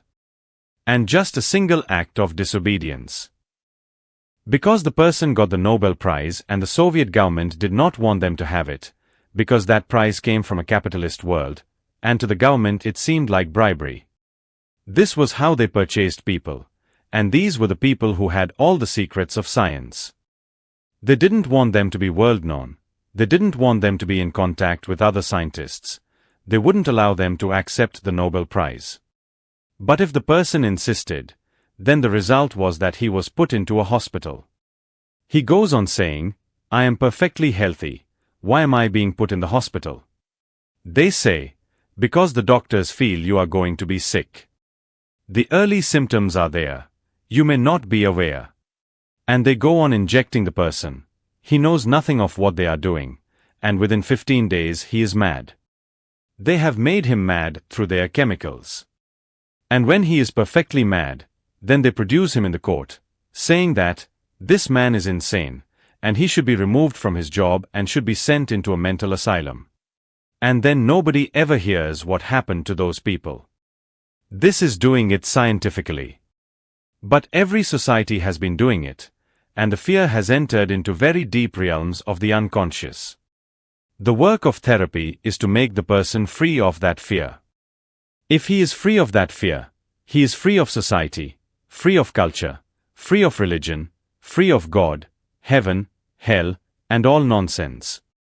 All that nonsense is significant because of this fear, and to make that nonsense significant, the fear has been created. It is the ugliest crime one can think of. It is being done to every child around the world every moment, and the people who are doing it have no bad intentions. They think they are doing something for the good of the child. They have been conditioned by their parents, and they are transferring the same conditioning to their children. But basically, the whole humanity stands on the verge of madness. In deep therapy, the fear grips the person suddenly, because he is losing all the props, supports, the crowd is disappearing farther and farther away, he is being left alone. Suddenly there is darkness and there is fear. He has never been trained, disciplined for being alone. And that is the function of meditation. No therapy is complete without meditation, because only meditation can give him his lost roots, his strength of being an individual. There is nothing to fear. But the conditioning is that you have to be afraid of each moment, each step. The whole humanity lives in paranoia. This humanity could have lived in paradise. It is living in hell. So help the person to understand that this is nothing to be worried about, there is nothing to be afraid of. It is a created fear. Every child is born fearless. He can play with snakes with no fear. The child has no idea of fear or death or anything. Meditation brings the person back to his childhood. He is reborn. So help the person to understand why the fear exists. Make it clear that it is a phony phenomenon, imposed upon him, so there is no need to be worried. In this situation you can go crazy. Don't be afraid. Enjoy that for the first time you have a situation in which you can be crazy, and yet not condemned but loved, respected. And the group has to respect the person, love the person, he needs it, and he will cool down. And he will come out of the fear with a great freedom, with great stamina, strength, integrity. The second fear is of sexual orgasm. That too is created by religions. All religions exist because they have turned man against his own energies. Sex is man's whole energy, his life energy, and religious prophets and messiahs, messengers of God, they all are doing the same work, in different words, different languages, but their work is the same, to make man an enemy of himself. And the basic strategy, because sex is the most powerful energy in you, is that sex should be condemned, guilt should be created. Then a problem arises for the individual. His nature is sensuous, sexual, and his mind is full of garbage against it. He is in a split. Neither can he drop his nature, nor can he drop the mind, because dropping the mind means dropping the society, the religion, the prophet, Jesus Christ, and God, everything. He's not capable to do that unless he has become an individual, and is able to be alone without any fear. So man is afraid of sex as far as his mind is concerned, but his biology has nothing to do with the mind. The biology has not received any information from the mind. There is no communication. The biology has its own way of functioning, so the biology will draw him towards sex, and his mind will be standing there continuously condemning him. So he makes love, but in a hurry. That hurry has a very psychological reason. The hurry is that he is doing something wrong. He is doing something against God, against religion. He is feeling guilty and he cannot manage not to do it, so the only compromise is to do it, but be quick. That avoids the orgasm. Now there are implications upon implications. A man who has not known orgasm feels unfulfilled, frustrated, angry, because he has never been in a state which nature provides freely, where he could have relaxed totally and become one with existence, at least for few moments. Because of his hurry, he cannot manage the orgasm. Sex has become equivalent to ejaculation. That is not true as far as nature is concerned. Ejaculation is only a part, which you can manage without orgasm. You can reproduce children, so biology is not worried about your orgasm. Your biology is satisfied if you reproduce children, and they can be reproduced only by ejaculation. There is no need for orgasm. Orgasm is a tremendous gift of nature. Man is deprived, and because he is so quick in making love, the woman is also deprived. The woman needs time to warm up. Her whole body is erotic, and unless her whole body is throbbing with joy, she will not be able to experience orgasm. For that there is no time. So for millions of years women have been completely denied their birthright. That's why they have become so bitchy, so continuously nagging, always ready to fight. There is no possibility of having a conversation with a woman. You are living with a woman for years, but there is not a single conversation that you can recall when you both were sitting together talking about great things of life. No, all that you will remember will be fighting, throwing things, being nasty. But the woman is not responsible for it. She's being deprived of a whole possibility of blissfulness. Then she becomes negative. And this has given a chance to the priests. All the churches and the temples are filled up with women, because they are the losers more than the men. Man's orgasm is more local. His whole body is not erotic, so his whole body does not suffer any damage if there is no orgasmic experience, but the woman's whole body suffers. But it is good business for religions. Unless people are psychologically suffering, they will not come to the churches. They will not listen to all kinds of idiotic theologies. And because they are suffering, they want some consolation, they want some hope, at least after death. In life they know there is no hope. It is finished. This gives a chance to religions to show men and women both that sex is absolutely futile. It has no meaning, no significance.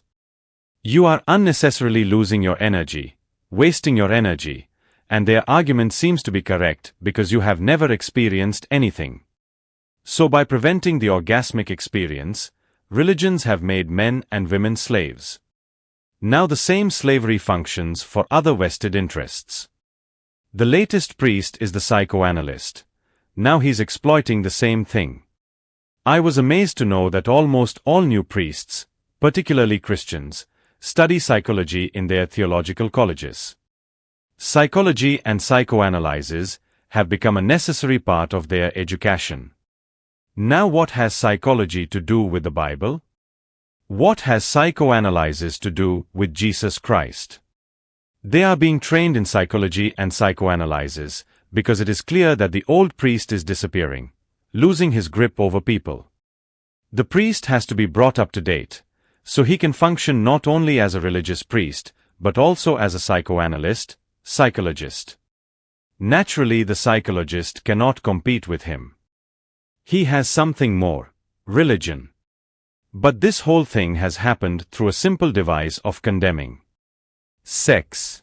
So when in your therapy groups you find people fearing orgasm, help them to understand that orgasm is going to make you more sane, more intelligent, less angry, less violent, more loving. Orgasm is going to give you your roots, which have been taken away from you. So don't be worried. And mixed into the fear in orgasm will be the fear that one may go crazy. If in orgasm one goes crazy, help him to go crazy. Only then he will be able to have it in its totality.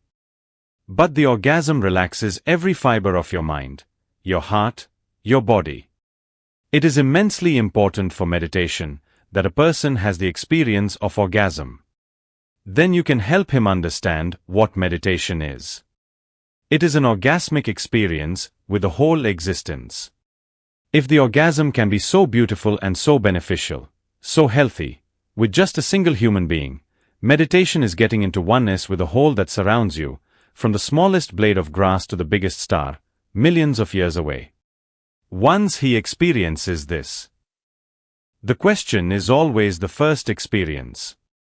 Once he knows it, that the craziness was not craziness but a kind of explosion of joy, and that cools down and leaves him healthier, more whole, more intelligent, then the fear of orgasm has disappeared. And with it he is finished with the religion, with the psychoanalysis, and all kinds of nonsense for which he is paying so tremendously. The third fear, you say, is of death. The first is of being alone.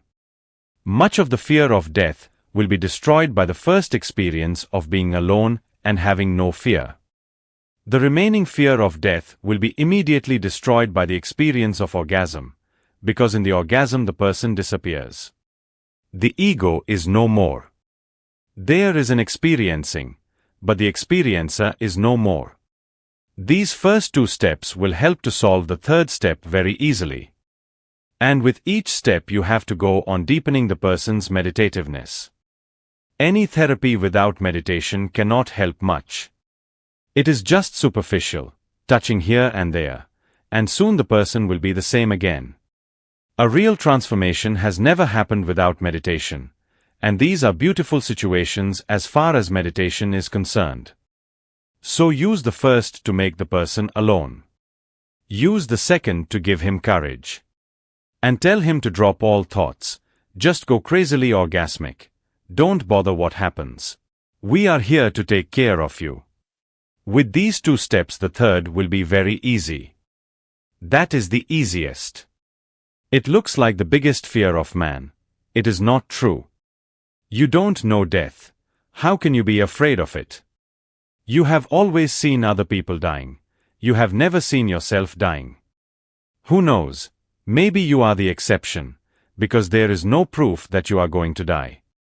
Those who have died have given proof that they were mortals. When I was in the university and learning logic from my professor, in every logic book, in every university around the world, the same Aristotelian syllogism is being taught: man is mortal. Socrates is a man. Therefore Socrates is mortal.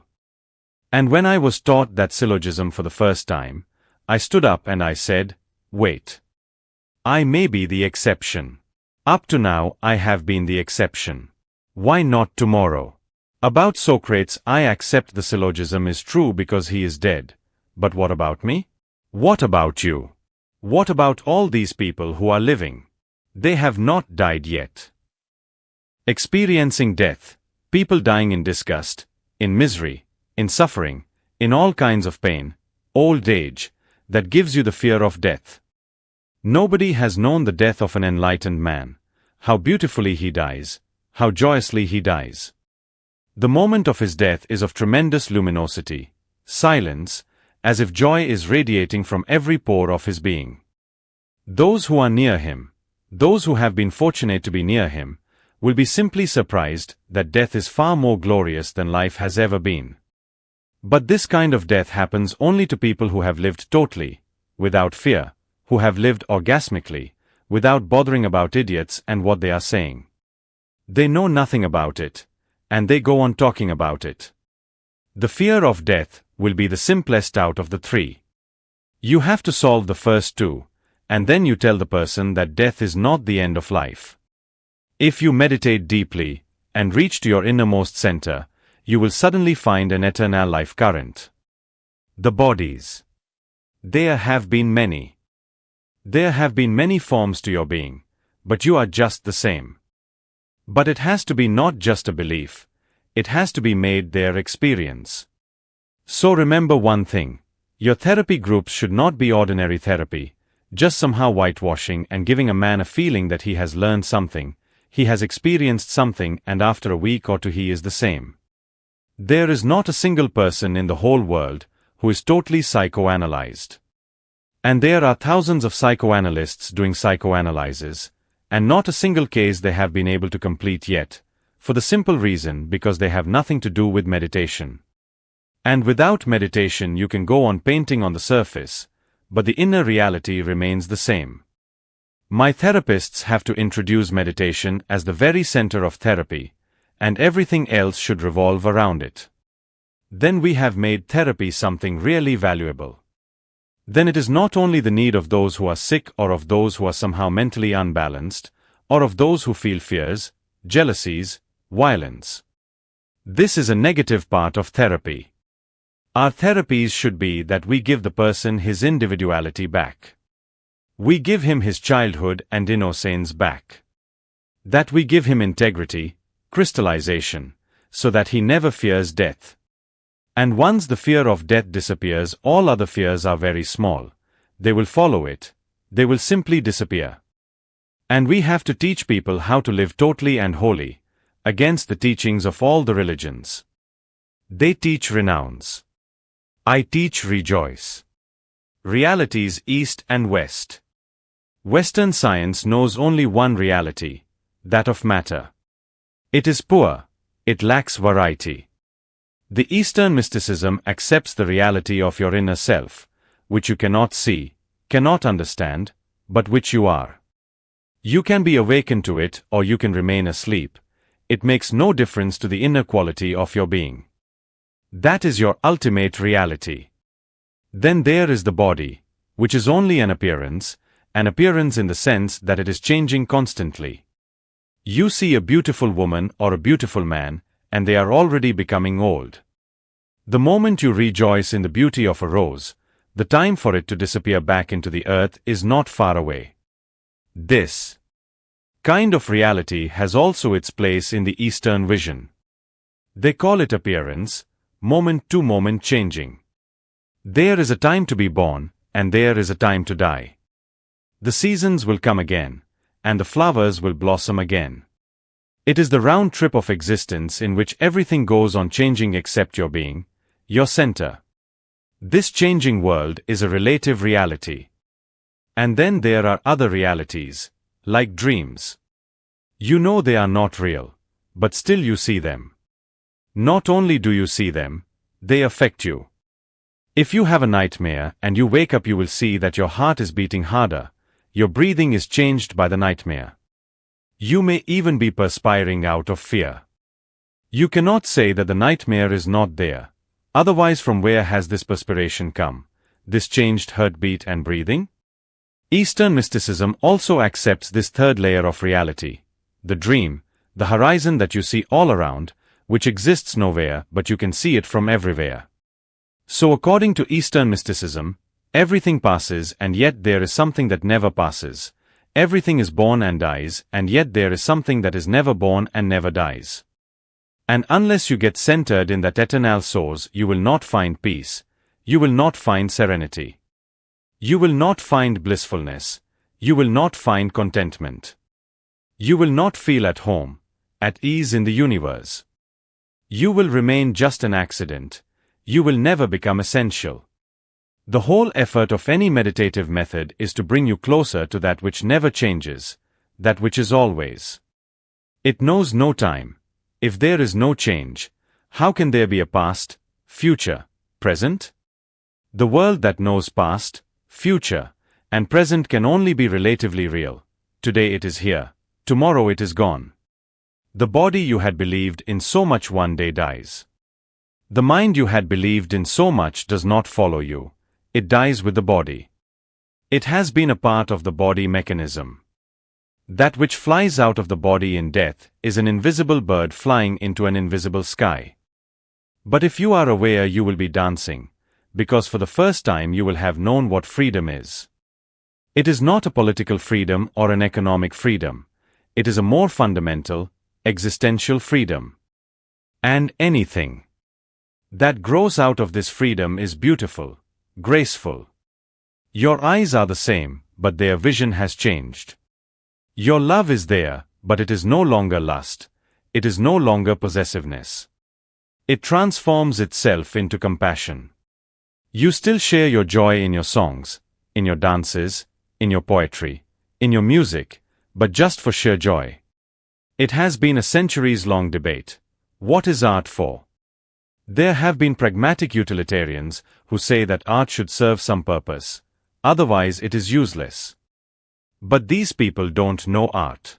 Art can only be for its own sake. It is the sheer joy of a solitary cuckoo, of the bamboo standing in silence, of a bird flying into the sky. Just the very flight, the very feel of freedom is enough unto itself. It need not serve anything else. But that is possible only if you have known your fundamental existence. You are acquainted with the mind, which is borrowed, which is nurtured, educated. You are acquainted with your body very superficially. You don't know how it functions, although it is your body. You don't know how it turns food into blood, how it distributes oxygen to different parts of the body. The body has its own wisdom. Nature has not left it to you to remember breathing, because you can forget. You are so sleepy, nature cannot take the risk. If you had to remember breathing, I don't think you would have been here. You would have been forgotten long before. But whether you remember or not, whether you are awake or asleep, the breathing continues on its own, the heart goes on working on its own, the stomach goes on digesting on its own. It does not ask your advice, nor does it need any medical education, nor does it need any advice. It has simply an intrinsic wisdom of its own. But it is just your house, you are not it. This house is going to become, one day, old. One day its walls will start dropping away, its doors falling off. One day there will not be even a trace of the house, all will be gone. But what happened to the man who used to live in the house? You have to understand that principle. You can call it awareness, enlightenment, consciousness, Buddhahood. It doesn't matter what name you give to it.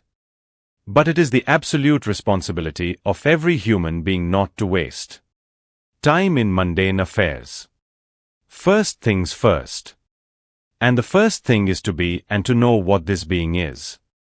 Don't go on running after butterflies. Don't go on looking at the horizon, which appears to be but is not. I am reminded. 23 centuries ago, Alexander the Great went to India. His teacher was a great philosopher, the father of logic, Aristotle. And when he was leaving for India, Aristotle asked him, "Can you bring something back for me as a gift?" Alexander said, "Anything, just say it." Aristotle said, "It is not so easy, but I will be waiting. Please bring me a sannyasin when you come back, a man who has realized himself. Because we don't know what this means. What it means to be a Buddha. Get hold of a Buddha and bring him back with you." Alexander was not aware of what he was promising. He said, "Don't be worried. If Alexander wants to move the Himalayas, they will have to move. And you are asking only about a human being. Just wait. Within a few months I will be back." There was so much to do that Alexander remembered only at the last moment that he had forgotten to catch hold of a Buddha, of one who knows the innermost reality. He inquired on the borders of India, just as he was returning. People laughed at the very idea. They said, "In the first place, it is very difficult to recognize that somebody is a Buddha. In the second place, if by chance you are open enough to receive the radiance of a Buddha, you will fall at his feet. You will forget all about taking him with you. We hope that you don't find a Buddha. Just go back home." Alexander could not understand. What kind of human being is a Buddha, that he cannot be taken away by force? Finally, he said, "Send messengers all over the place, find out if there is somebody who proclaims that he has arrived home." His people came back and they said, "Yes, one naked sannyasin standing by the side of the river says, 'Where else can I be? I am here. And who else can I be? I am the Buddha.'" Alexander went himself to meet the man. The dialogue was tremendously beautiful, but very shocking to Alexander the Great. He had never come across such a man because before he said a single word, Alexander was holding a naked sword in his hand. The old man, naked, poor, said, "Put your sword back into its sheath, it will not be needed here." A man of intelligence carrying a sword? "I will hit you. Just put the sword back into its sheath." Alexander for the first time found somebody who could order him, and he had to follow. In spite of himself, he had to follow. And he said, "I have come with a prayer. Just come with me, to my land. My teacher wants to see a Buddha. In the West we don't know anything about what this inner self means." The old man laughed. He said, "This is hilarious. If your teacher does not know, he is not even a teacher. And if he wants to see a Buddha, he will have to come to a Buddha. A Buddha cannot be carried to him. Just tell your teacher, if you are thirsty, come to the well. The well is not going to come to you. And as for you, Alexander, the old man said, learn at least to be human. You introduced yourself as Alexander the Great. This is the ego that is preventing you from knowing your Buddha. You are carrying it within yourself, but this greatness, this desire to conquer the world. What will you accomplish by conquering the world? Soon death will take everything away. You will die naked. You will be buried in the earth. Nobody will even bother not to tread over you, and you will not be able to object. Keep away. I am Alexander the Great. Please drop this idea of greatness. And also remember that even the word, Alexander, is not your name. Alexander asked him, what do you mean it is not my name? Of course it is. The sannyasin said, nobody comes into the world with a name. All kinds of names are given, labels stuck upon you, and you become the label. You forget completely that you had come without any name, without any fame, and you will die in the same way. Tell your teacher to come here to face the lion. If he has the capacity to move inward, only then can he know what it means to be a Buddha, what it means to be enlightened. Just by meeting somebody who is enlightened you cannot understand it. It is just like when somebody else drinks water, it cannot quench your thirst. Alexander touched the feet of the old man and said, I am sorry to disturb you. Perhaps we don't understand each other's language at all. And it is even today true. The Western mind and the Western educated mind have forgotten the language of mysticism, of the East. You have to be very conscious, very alert, that you don't misunderstand. A different world, a different climate which used to exist, which had made this world a beautiful searching and seeking pilgrimage. Now it is only a marketplace for purchasing arms, and fighting and killing and wars. Who bothers about meditation? It seems to be a very faraway echo. It does not seem to be related with us in any way. But unless you are open to this faraway echo, you will not understand. It happened. A very learned scholar was blind, in the times of Gautam Buddha. And he was so articulate in debate and argumentation that the whole village was tortured by him, because everybody tried, you are blind, that's why light is not within your reach. But he said, then make it available through other sources. I can hear, beat it like a drum. You cannot beat light like a drum. And the blind man said, I can touch, at least let me touch light. My hand is open. Where is your light? I can smell. But none of these senses are capable of sensing the reality of light. The whole village was tortured. What to do with this man? He is so argumentative. We all know what light is, but he denies its reality. And he has valid reasons. We cannot offer any proof. They heard that Gautam Buddha was coming to their village. They thought, this is a good opportunity to take this blind man to Gautam Buddha. If Gautam Buddha cannot convince him, then perhaps it is not possible. And either way it will be interesting. We can see how far Gautam Buddha can argue with this man. But they were wrong. Gautam Buddha did not argue with the man. He simply said, don't harass him. It is ugly of you to tell him there is light. If you were compassionate enough, you should have tried to find some physician to cure his eyes. Light is not an argument. You need eyes to see it, and then there is no question of any doubt. Buddha had his own personal physician traveling with him. He told his physician, you remain in this village until this man's eyes are cured. I will be moving with my caravan. After 6 months the physician and the blind man traveled to the place where Buddha was, and the man was no longer blind. He came dancing. He fell to the feet of Gautam Buddha and he said, I am so grateful to you that you were not philosophical with me, that you did not humiliate me. That rather than engaging in a great debate, you simply made a simple point, that it is not a question of light, it is a question of eyes. The same is true about the inner self. It is not a question of your intelligence, not a question of your rationality, not a question of your logic, of your scientific knowledge, of your scriptures. It is a question of direct penetration with closed eyes into your own being, hidden behind your bones. Once that is known, a tremendous relaxation follows. Life for the first time becomes a dance. Even death is no longer a disturbance. There is an ancient story. A very curious young fish is inquiring, "I have heard so much about the ocean, but I don't see where it is." An old fish said to the young philosopher, "Don't be an idiot. We are in the ocean, and we are the ocean. We come out of it, and we disappear into it. We are nothing but waves in the ocean." The same is true about the birds.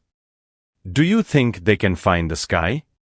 Although they are flying all the day, faraway places, they cannot find the sky. Because they are born out of the sky, and one day they will disappear into the sky. These are symbolic statements. They are in fact saying that you are part of the universe. You arise like a wave in the universe, and you disappear one day back into the universe. This universe is not something objective, it is something subjective. It is something that is connected with your innermost core. If you have found yourself, you have found the whole ocean, the whole sky, with all its stars, with all its flowers, with all its birds. To find oneself is to find everything. And to miss oneself. You may have palaces and empires and great riches. All is futile. The fish and the birds are spontaneous beings. Except man. In this whole universe nobody has gone insane. You go on working even though there is no need to work. Keep busy without any business. Otherwise somebody will point to you and ask, "What are you doing?" You won't have the courage to say, "I am just being." People will laugh and they will suggest, "Do something. Just being will not help. Get a job. Earn money." But a fish will not work more than is absolutely needed. Henry Ford, before his death, was asked, "You have long before crossed the line, broken all records in terms of wealth. Now there is no competitor to you. Why do you go on working all the time?" He used to come to his office at 7 o'clock every morning. The office custodians used to come at 8 o'clock, the clerks at 9, the managers at 10. The managers would be gone by 4, the clerks would be gone by 5, the custodians would be gone by 6, but Henry Ford would be still working. And he was the richest man of his times. The questioner was right to ask him, "Why do you go on and on and on? It is unnecessary activity. You have earned so much, you could do anything you wanted." His answer was that of a wise man, not enlightened, but certainly life had made him wise. He said, "It just became a habit. I could not stop myself from working to become more and more rich. I knew it was not needed anymore, but it is very difficult to drop an old habit, a lifelong habit." Except man. No trees have any habits, nor birds, nor fish. The whole of nature is spontaneous. It simply functions when it is needed, it stops functioning and remains simply silent when it is not needed. In fact, according to me this is sanity, to do only as much as is needed. Even to go a single inch further and you have moved beyond sanity, you have become insane. And there is no end to insanity. This can be understood from many aspects. Except man, no animal is interested in sex all the year round. There is a season, a mating season. And once that season is gone, for the remainder of the year nobody bothers about sex. You will not find sex maniacs amongst birds, nor will you find celibates. You will not find, even in their mating season, that they are especially happy. I have been watching birds, animals, and I am amazed that their sexual activity seems to be a thing forced on them. They don't look happy. Just look at a dog making love. He is doing it under some compulsion, some biological compulsion, otherwise he is not interested. And once the season is gone, there is no interest at all. That's why marriage has not appeared in the animal world. What will you do with a marriage? Once the mating season ends, goodbye to each other. But with man it is a habit. He has turned even a biological necessity into a habit. You will be surprised to know that according to psychologists and their surveys, every man is thinking about women at least once every 4 minutes, and every woman is thinking of men at least once every 7 minutes. This disparity is the cause of tremendous misery. That's why every night, when the husband comes home, the wife was perfectly okay, and suddenly she starts having a British face. She is suffering from a headache. Smart husbands bring aspirin home with them. But there are very rarely smart husbands, because if you are smart you will never be a husband. That kind of thing is for the unintelligent. The intelligent remain absolutely free. If you watch humanity, you will not believe that this is not a madhouse. Somebody is smoking a cigarette. Even though on the packet it is written it is dangerous to your life. There are people who are chewing gum. One cannot think of a more idiotic thing. Chewing gum? Gum is made for chewing? People are doing all kinds of things that, if they watch and note them down, they will find. My God, these things I am doing, and people still think me sane. But everybody is wearing a mask and trying to hide every insanity behind it. That is the whole purpose of dynamic meditation. It gives you the opportunity to put your mask away and let all the insanity of centuries come out. Don't hold it back, because it is a tremendous cleansing. And once you are a clear consciousness, your realization of Buddhahood is not far away, perhaps just one step more. Man's oceanic relationship with existence is completely broken. There is no bridge left. And this is what is making him do all kinds of stupid things. In 3,000 years, 5,000 wars. One cannot believe that we are here just to kill each other. Isn't there anything more important than nuclear weapons? 70% of the whole humanity's wealth goes into war efforts. Even the poor countries, where they cannot afford food twice a day for their people, where they are living under the poverty line, still they are wasting 70% of their income in creating bombs, in purchasing weapons. Do you think anything can be more insane than war? A country like Germany, one of the most cultured, fell into the hands of a madman, Adolf Hitler. Nobody thinks about why it happened. Even a man like Martin Heidegger, perhaps the greatest philosopher in Germany, was a follower of Adolf Hitler.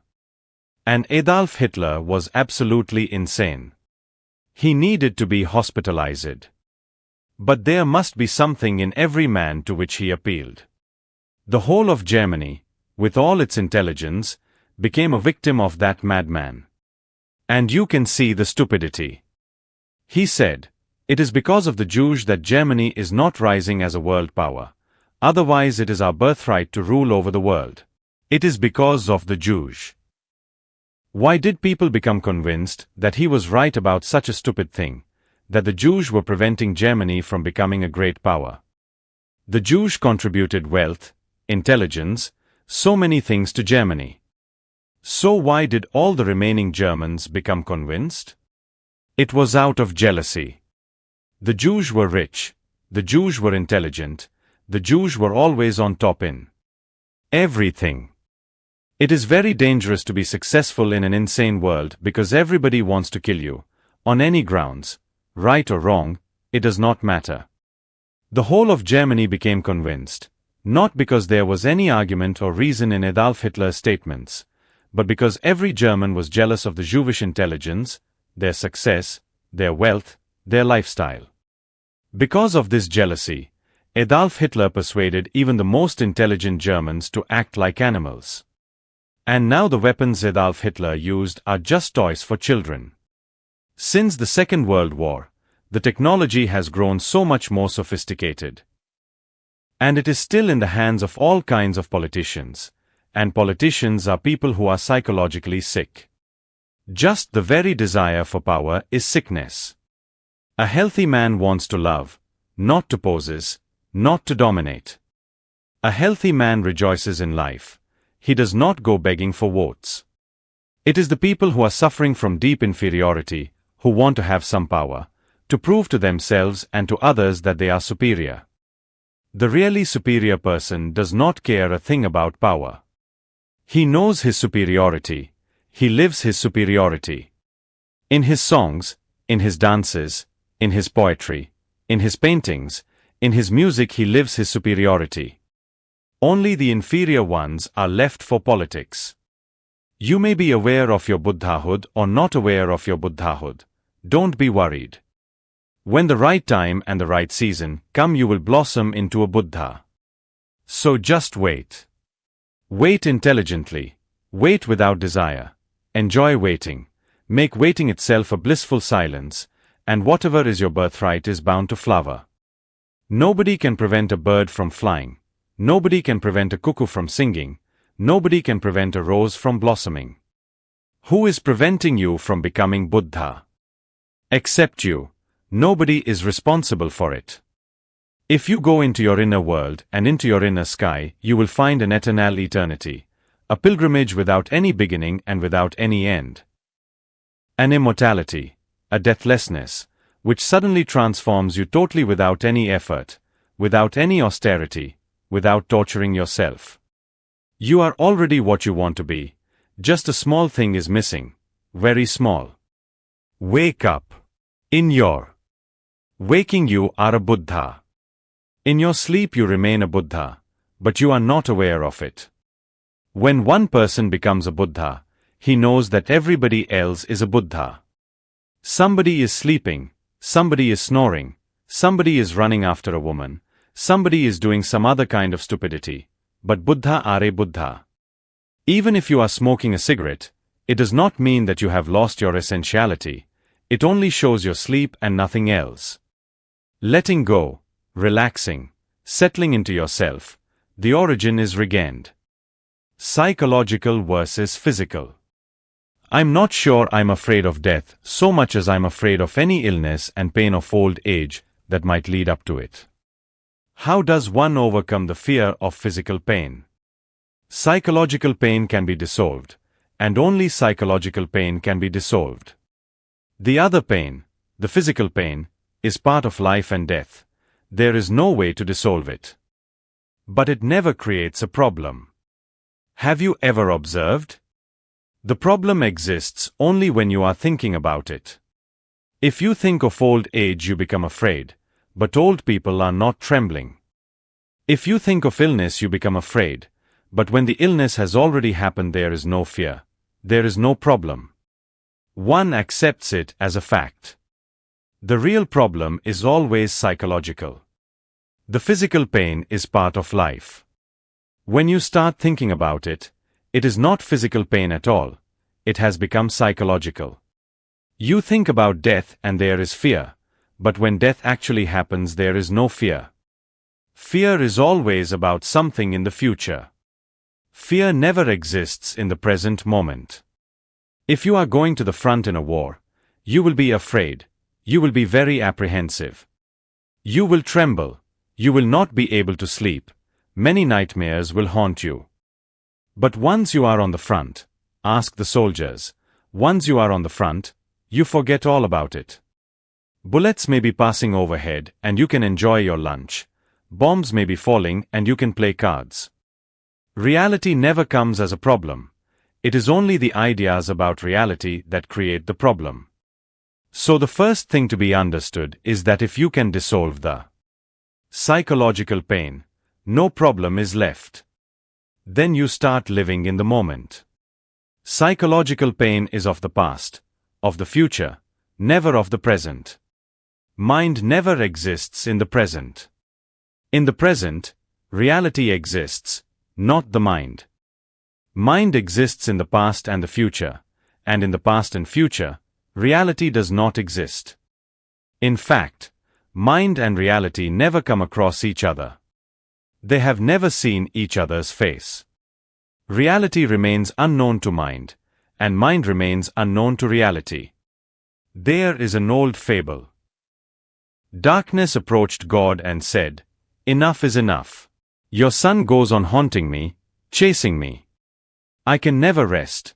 Wherever I go to rest he is there, and I have to run away again. I have not done any wrong to him. This is unjust. I have come to you to get justice." It was perfectly right. The complaint was valid. God called the son and asked, "Why do you go on chasing this poor woman, darkness? What has she done to you?" The son said, "I don't know her at all. I have never seen her. You just bring her in front of me. Only then can I say something. I don't remember ever having done any wrong to her, because I don't know her. We are not familiar. Nobody has ever introduced us to each other. We are not even acquainted. This is the first time I am hearing about this woman, this darkness. You bring her." The case remains pending because God could not bring darkness before the sun. They cannot exist together. They cannot encounter each other. Where darkness is, the sun cannot be. Where the sun is, the darkness cannot be. Exactly the same is the relationship between mind and reality. The psychology is the problem. Reality never is a problem. You just dissolve your psychological problems, and they are dissolved by dissolving the center of them all, the ego. Once you don't think yourself separate from existence, problems simply evaporate as dewdrops disappear in the morning when the sun rises, not even leaving a trace behind. They simply disappear. Physical pain will remain, but again I insist that it has never been a problem to anybody. If your leg is broken, it is broken. It is not a problem. The problem is only in the imagination. If my leg is broken, then what am I going to do? How am I to avoid it? Or how am I to behave in such a way that my leg is never broken? Now, if you become afraid about such things you cannot live, because your legs can be broken, your neck can be broken, your eyes can go blind, anything is possible. Millions of things are possible, and if you become obsessed with all these problems that are possible. I am not saying they are not possible, they are all possible. Whatever has happened to any human being, ever, can happen to you. Cancer can happen, TB can happen, death can happen. Everything is possible. The human being is vulnerable. You can just go outside on the road and you can be hit by a car. I am not saying don't go outside on the road. You can sit in your room and the roof can fall in. There is no way to save yourself totally and perfectly. You can stay lying down in your bed. But do you know that 97% of people die in a bed? That is the most dangerous place. Avoid it as much as you can. Never go to bed because 97% of people die there. Even traveling by airplane is not so dangerous. It is more dangerous to be in bed. And remember, more people die in the night. So, keep trembling. Then it is up to you. Then you will not be able to live at all. Psychological problems are the only problems. You can become paranoid. You can become split, you can become paralyzed because of fear, but this has nothing to do with reality. You see a blind man walking on the road perfectly well. Blindness in itself is not a problem. You can see beggars with their legs deformed, their hands gone, and still laughing and gossiping with each other, still talking about women, making remarks, singing a tune. Just watch life. Life is never a problem. We have a tremendous capacity to adjust to the fact, but we have no capacity to adjust to the future. Once you try to protect yourself and secure yourself in the future, then you will be in turmoil, in a chaos. You will start falling apart. Then there are millions of problems, problems and problems and problems.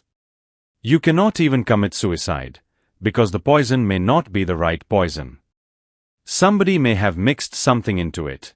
It may not be poison at all. You may take it and you will lie down and wait, and still death will not come. Then everything creates a problem. Mullah Nasruddin was going to commit suicide. He came across an astrologer on the street, and the astrologer said, "Mullah, wait. Let me see your hand."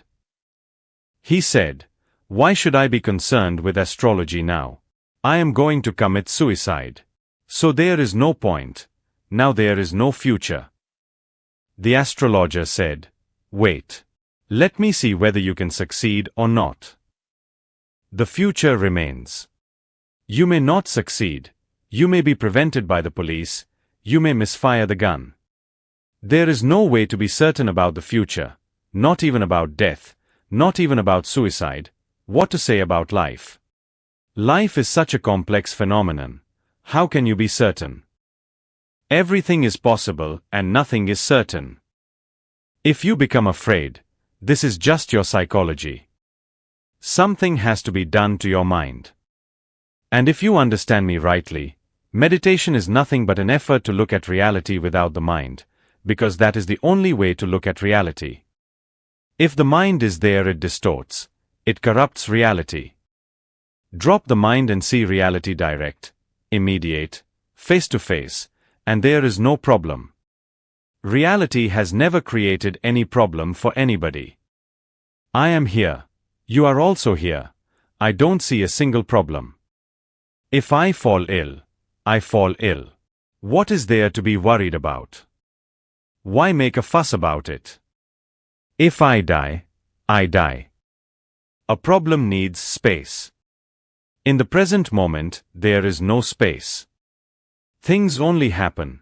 There is no time to think about it. You can think about the past because there is distance. You can think about the future. There is distance. In fact, future and past are created just to give us space so that we can worry. And the more space you have, the more worry. Now in cultures like India, people are even more worried because they think about the next life, and the next, ad infinitum. What is going to happen in the next life? When a person is going to do something, he does not think only about the consequences that are going to happen here and now. He thinks, what karma am I going to gather for my future life? Now he will become even more worried. The person in a culture like India has more space. How is he going to fill that space? He will fill it with more and more problems. Worry is a way to fill the empty space of the future. Physical pain is not a problem. When it is there, it is there. When it is not there, it is not there. A problem arises when something is not there and you want it to be there, or when something is there and you don't want it to be there. Those kinds of problems are always psychological. Why is this pain there? Now this is all psychological. Who is to say why it is there? There is nobody to answer. Explanations can be given, but those are not really answers. Explanations are simple. It is very simple. Pain is there because pleasure is there. Pleasure cannot exist without pain. If you want a life that is absolutely painless, then you will have to live a life that is absolutely pleasureless. They come together in one package. They are not two things really. They are one thing, not different, not separate, and cannot be separated. That's what man has been doing through the centuries, separating, trying to somehow have all the pleasures of the world and not have any pain. But this is not possible. The more pleasures you have, the more pain also. The bigger the peak, the deeper will be the valley by the side. You want no valleys and big peaks? Then the peaks cannot exist. They can exist only with valleys. The valley is nothing but a situation in which a peak becomes possible. They are joined together. You want pleasure and you don't want pain. For example, you love a woman or you love a man, and when the woman is with you, you are happy. Now, you would like to be happy whenever she is with you, but when she goes away you don't want the pain. If you are really happy with a woman when she is with you, How can you avoid the pain of separation when she is gone? You will miss her. You will feel the absence. The absence is bound to become pain. If you really want not to have any pain, then you should avoid all pleasure. Then, when the woman is there, don't feel happy. Just remain sad. Just remain unhappy so that when she goes, there is no problem. If somebody greets you and you feel happy, then when somebody insults you, you will feel unhappy. This trick has been tried. This has been one of the most basic tricks that all of the so-called religious people have tried. If you want to avoid pain, avoid pleasure. But then what is the point? If you want to avoid death, avoid life. But then what is the point of it all? You will be dead. Before death, you will be dead. If you want to be perfectly secure, enter into your grave and lie down there, and you will be perfectly secure. Don't breathe, because if you breathe there is danger. There are all sorts of infections. 1,000,000 diseases exist all around you. How can you breathe? The air is polluted. There is danger. So don't breathe. Don't move. Just don't live. Commit suicide. Then there will be no pain. But then why are you searching for it? You want no pain and all pleasure? You demand something impossible. You want 2 plus 2 not to be 4.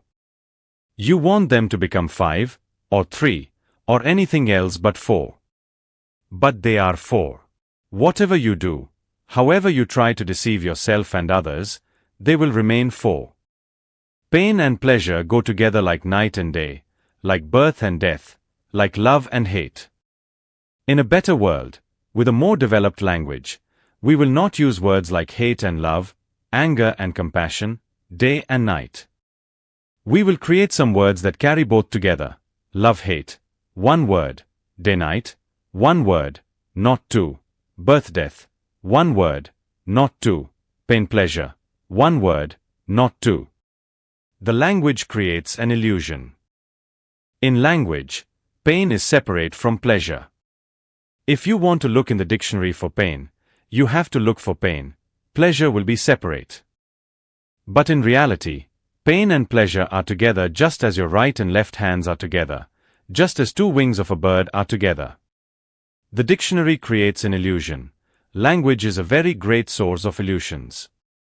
It says, love, and when it says, love, you never think about hate. You completely forget about hate, but love cannot exist without hate. That's why you love a person and you hate the same person. Never be uneasy about it. If you love, you will hate too. There will be moments when the hate part will be on top. There will be moments when the love part will be on top. Don't be uneasy about it. It is natural and human.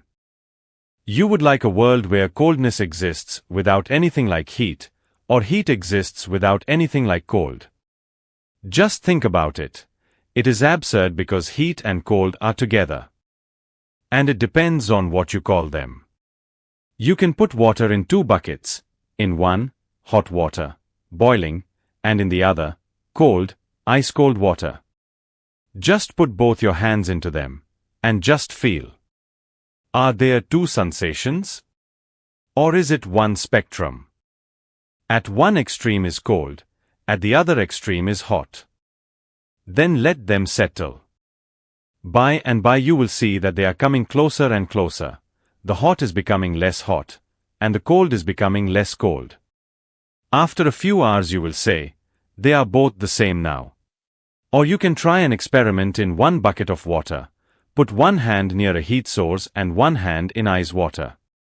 Make 1 hand cold and 1 hot, and then dip both hands into the same bucket of water and feel what it is. 1 hand will say it is cold and 1 hand will say it is hot, but it is the same water. It's relative.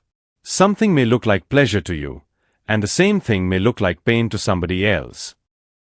For example, you are making love to a woman. You think it is very pleasurable. Ask a monk, and he will be simply horrified. What are you doing? Have you gone mad? Maybe that's why people make love in private. otherwise people will laugh and ridicule them. All the movements of lovemaking will look absurd, ridiculous. In a passionate state of mind, you are almost drunk. When you are angry you do something. In that moment it gives you pleasure, otherwise you wouldn't do it. Anger gives tremendous pleasure, power, the feeling of power. But when the anger is gone you start feeling repentance, remorse. You start feeling that it was not good, now it is painful. When it was there you felt powerful and you felt pleasure. Now, in a less feverish state, you look again. You are cool and collected now it looks painful. A thing can be pleasurable, the same thing can be painful, it depends. And the same thing can be pleasurable to you and for somebody else can be painful, that too depends. Pleasure and pain go together. My suggestion is that when there is pain, go deeply into it, don't avoid it. Let it be so, be open to it, become as sensitive as possible. Let the pain and its arrow penetrate you to your very core. Suffer it. And when the pleasure comes, let that chew move you to your innermost core. Dance it. When there is pain, be with pain, and when there is pleasure be with pleasure. Become so totally sensitive that each moment of pain and pleasure is a great adventure. If you can do this, you will understand that pain too is beautiful. It is as beautiful as pleasure. It also brings a sharpness to your being. It also brings awareness to your being, sometimes even more than pleasure. Pleasure dulls. That's why people who live just in indulgence will be found to be shallow. You will not see any depth in them. They have not known pain at all. They have lived only on the surface, moving from one pleasure to another. The playboys. They don't know what pain is. Pain makes you very alert, and pain makes you compassionate, sensitive to others' pains too. Pain makes you immense, huge, big. The heart grows because of pain. It is beautiful. It has its own beauty. And I am not saying seek pain, I am only saying that whenever it is there, enjoy that chew. It is a gift of existence and there must be a hidden treasure in it. Enjoy that chew, don't reject. Accept it, welcome it, be with it. In the beginning it will be difficult, arduous. But by and by you will learn the taste of it. When you start anything new, you have to learn the taste. And of course the taste of pain is bitter, but once you have learned it, it gives such sharpness and brilliance to you. It shakes all dust, all stupor and sleepiness from you. It makes you fully mindful in a way that nothing else can. In pain you can be more meditative than in pleasure. Pleasure is more distracting. Pleasure engulfs you. In pleasure you abandon consciousness. Pleasure is a sort of oblivion, a forgetfulness. Pain is a remembrance. You cannot forget pain. Pain can become a very creative energy. It can become meditation. It can become awareness. When pain is there, use it as awareness, as meditation, as a sharpening of the soul. And when pleasure is there, then use it as a drowning, as a forgetfulness. Both are ways to reach your home. One is to remember yourself totally, and one is to forget yourself totally. Pain and pleasure both can be used, but to use them you have to be very, very intelligent.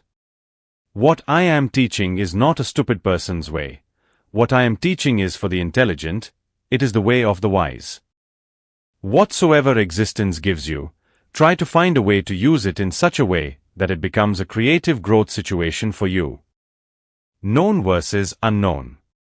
Sometimes I have the feeling that my fear of death is really based in a fear of the unknown, because I don't know what will happen to me when I die. Can you say something about it? Once you know what life is, you will know what death is. Death is also part of the same process. Ordinarily we think death comes at the end. Ordinarily we think death is against life. Ordinarily we think death is the enemy.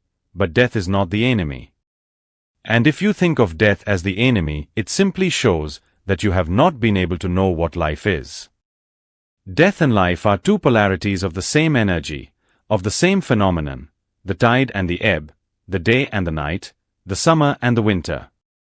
They are not separate and not opposites, not contrary. They are complementary. Death is not the end of life. In fact, it is a completion of one life, the crescendo of one life, the climax, the final. And once you know your life and its process, then you understand what death is. Death is an organic, integral part of life, and it is very friendly to life. Without it, life cannot exist. Life exists because of death. Death gives the background. Death is, in fact, a process of renewal. And death happens each moment. The moment you breathe in and the moment you breathe out, both happen. Breathing in, life happens. Breathing out, death happens. That's why when a child is born, the first thing he does is breathe in. Then life starts. And when an old man is dying, the last thing he does is breathe out. Then life departs. Breathing out is death. Breathing in is life. They are like two wheels of a bullock cart. You live by breathing out as much as you live by breathing in. The breathing out is part of breathing in. You cannot breathe in if you stop breathing out. You cannot live if you stop dying. The man who has understood what his life is allows death to happen. He welcomes it. He dies each moment, and each moment he is resurrected. His cross and his resurrection are continually happening as a process. He dies to the past each moment, and he is born again and again into the future. If you look into life, you will be able to know what death is. If you understand what death is, only then are you able to understand what life is. They are organic. Ordinarily, out of fear, we have created a division. We think that life is good and death is bad. We think that life has to be desired and death is to be avoided. We think somehow we have to protect ourselves against death. This absurd idea creates endless miseries in our lives, because a person who protects himself against death becomes incapable of living. He is the person who is afraid of exhaling, then he cannot inhale and he is stuck. Then he simply drags. His life is no longer a flow, his life is no longer a river. If you really want to live, you have to be ready to die. Who is afraid of death in you? Is life afraid of death? It is not possible. How can life be afraid of its own integral process? Something else is afraid in you. The ego is afraid in you. Life and death are not opposites. Ego and death are opposites. Life and death are not opposites. Ego and life are opposites. Ego is against both life and death. The ego is afraid to live and the ego is afraid to die. It is afraid to live because each effort, each step toward life, brings death closer. If you live, you are coming closer to dying. The ego is afraid to die, hence it is afraid to live also. The ego simply drags. There are many people who are neither alive nor dead. This is worse than anything. A man who is fully alive is full of death also. That is the meaning of Jesus on the cross. Jesus carrying his own cross has not really been understood. And he says to his disciples, "You will have to carry your own cross." The meaning of Jesus carrying his own cross is very simple. Nothing but this: everybody has to carry his death continuously, everybody has to die each moment, everybody has to be on the cross, because that is the only way to live fully, totally. Whenever you come to a total moment of aliveness, suddenly you will see death there also. In love it happens. In love, life comes to a climax, hence people are afraid of love. I have been continually surprised by people who come to me and say they are afraid of love. What is the fear of love? It is because when you really love somebody, your ego starts slipping and melting. You cannot love with the ego. The ego becomes a barrier. And when you want to drop the barrier, the ego says, "This is going to be a death. Beware." The death of the ego is not your death. The death of the ego is really your possibility of life. The ego is just a dead crust around you. It has to be broken and thrown away. It comes into being naturally, just as when a traveler passes, dust collects on his clothes, on his body, and he has to take a bath to get rid of the dust. As we move in time, dust of experiences, of knowledge, of lived life, of past, collects. That dust becomes our ego. Accumulated, it becomes a crust around you which has to be broken and thrown away. One has to take a bath continuously, every day, in fact every moment, so that this crust never becomes a prison. The ego is afraid to love because in love, life comes to a peak. But whenever there is a peak of life, there is also a peak of death. They go together. In love you die and you are reborn. Let it be remembered that death and life both become a flame together. They are never separate. If you are very, very minimally alive, at the minimum, then you can see death and life as being separate. The closer you come to the peak, the closer they start coming. At the very apex they meet and become one. In love, in meditation, in trust, in prayer, wherever life becomes total, death is there. Without death, life cannot become total. But the ego always thinks in divisions, in dualities. It divides everything. Existence is indivisible. It cannot be divided. You were a child, then you became a youth. Can you demark the point in time where suddenly you were no longer a child and you had become a youth?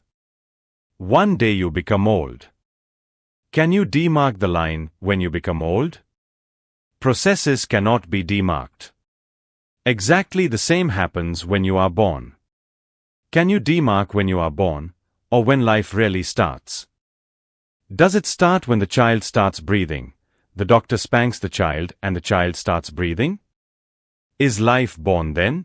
Or is it when the child got into the womb, when the mother became pregnant, when the child was conceived? Does life start then? Or, even before that? When does life start, exactly? It is a process of no ending and no beginning. It never starts. When is a person dead? Is a person dead when the breathing stops? Many yogis have now proved on scientific grounds that they can stop breathing, and they are still alive and they can come back. So the stopping of the breathing cannot be the end. Where does life end? It never ends anywhere. It never begins anywhere. We are involved in eternity. We have been here since the very beginning, if there was any beginning, and we are going to be here to the very end, if there is going to be any end. In fact, there cannot be any beginning and there cannot be any end. We are life, even if forms change, bodies change, minds change. What we call life is just an identification with a certain body, with a certain mind, with a certain attitude, and what we call death is nothing but getting out of that form, out of that body, out of that concept. You change houses. If you get too identified with one house, then changing the house will be very painful. You will think that you are dying because the old house was what you were. That was your identity. But this doesn't happen, because you know that you are only changing the house, you remain the same. Those who have looked within themselves, those who have found who they are, come to know an eternal, non-ending process. Life is a process, timeless, beyond time. Death is part of it. Death is a continuous revival. A help to life to resurrect again and again.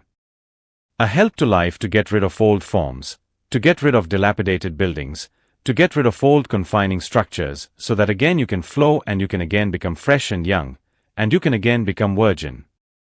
I have heard A man was browsing through an antique shop near Mount Vernon, and ran across a rather ancient-looking axe. "That's a mighty old axe you have there," he said to the shop owner. "Yes," said the man, "it once belonged to George Washington." "Really?" said the customer. "It certainly stood up well." "Of course," said the antique dealer, "it has had 3 new handles and 2 new heads. But that's how life is. It goes on changing handles and heads. In fact, it seems that everything goes on changing and yet something remains eternally the same. Just watch. You were a child. What has remained of that now? Just a memory. Your body has changed. Your mind has changed. Your identity has changed. What has remained of your childhood? Nothing has remained. Just a memory. You cannot make a distinction between whether it really happened, or you saw a dream, or you read it in a book, or somebody told you about it. Was the childhood yours, or somebody else's? Sometimes have a look at the album of old photographs. Just see, this was you. You will not be able to believe it. You have changed so much. In fact, everything has changed, handles and heads and everything. But still, deep down somewhere, something remains a continuity, a witnessing remains continuous. There is a thread, howsoever invisible, and everything goes on changing, but that invisible thread remains the same. That thread is beyond life and death. Life and death are 2 wings for that which is beyond life and death. That which is beyond goes on using life and death as 2 wheels of a cart, complementary. It lives through life. It lives through death. Death and life are its processes, like inhalation and exhalation. But something in you is transcendental. But we are too identified with the form that creates the ego. That's what we call I. Of course, the I has to die many times. So it is constantly in fear, trembling, shaking, always afraid, protecting, securing. A Sufi mystic knocked at the door of a very rich man. He was a beggar, and he wanted nothing but enough to have a meal. The rich man shouted at him and said, "Nobody knows you here." "But I know myself," said the dervish. "How sad it would be if the reverse were true. If everybody knew me but I was not aware of who I was, how sad it would be. Yes, you are right, nobody knows me here, but I know myself. These are the only 2 situations possible, and you are in the sad situation. Everybody may know about you, who you are, but you yourself are completely oblivious of your transcendence, of your real nature, of your authentic being. This is the only sadness in life. You can find many excuses, but the real sadness is this: you don't know who you are. How can a person be happy not knowing who he is, not knowing from where he comes, not knowing where he is going? 8001 problems arise because of this basic self-ignorance. A bunch of ants came out of the darkness of their underground nest in search of food. It was early in the morning. The ants happened to pass by a plant whose leaves were covered with morning dew. "What are these?" asked one of the ants, pointing to the dewdrops. "Where do they come from?" Some said, "They come from the earth." Others said, "They come from the sea." Soon a quarrel broke out. There was a group who adhered to the sea theory, and a group who attached themselves to the earth theory. Only one, a wise and intelligent ant, stood alone. He said, "Let us pause a moment and look around for signs, for everything has an attraction toward its source. And, as it is said, everything returns to its origin. No matter how far into the air you throw a brick, it comes down to the earth. Whatever leans toward the light must originally be of the light." The ants were not totally convinced yet and were about to resume their dispute, but the sun had come up and the dewdrops were leaving the leaves, rising toward the sun and disappearing into it. Everything returns to its original source, has to return to its original source. If you understand life, then you understand death also. Life is a forgetfulness of the original source, and death is again a remembrance. Life is going away from the original source, death is coming back home. Death is not ugly, death is beautiful. But death is beautiful only for those who have lived their life unhindered, uninhibited, unsuppressed. Death is beautiful only for those who have lived their life beautifully, who have not been afraid to live, who have been courageous enough to live, who loved, who danced, who celebrated. Death becomes the ultimate celebration if your life is a celebration. Let me tell you in this way, whatsoever your life was, death reveals it. If you have been miserable in life, death reveals misery. Death is a great revealer. If you have been happy in your life, death reveals happiness. If you have lived only a life of physical comfort and physical pleasure, then of course, death is going to be very uncomfortable and very unpleasant, because the body has to be left. The body is just a temporary abode, a shrine in which we stay for the night and leave in the morning. It is not your permanent abode, it is not your home. So if you have lived just a bodily life and you have never known anything beyond the body, death is going to be very, very ugly, unpleasant, painful. Death is going to be an anguish.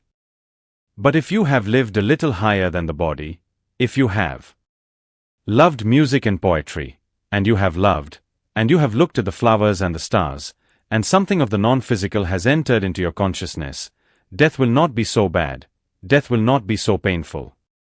You can take it with equanimity, but still, it cannot be a celebration.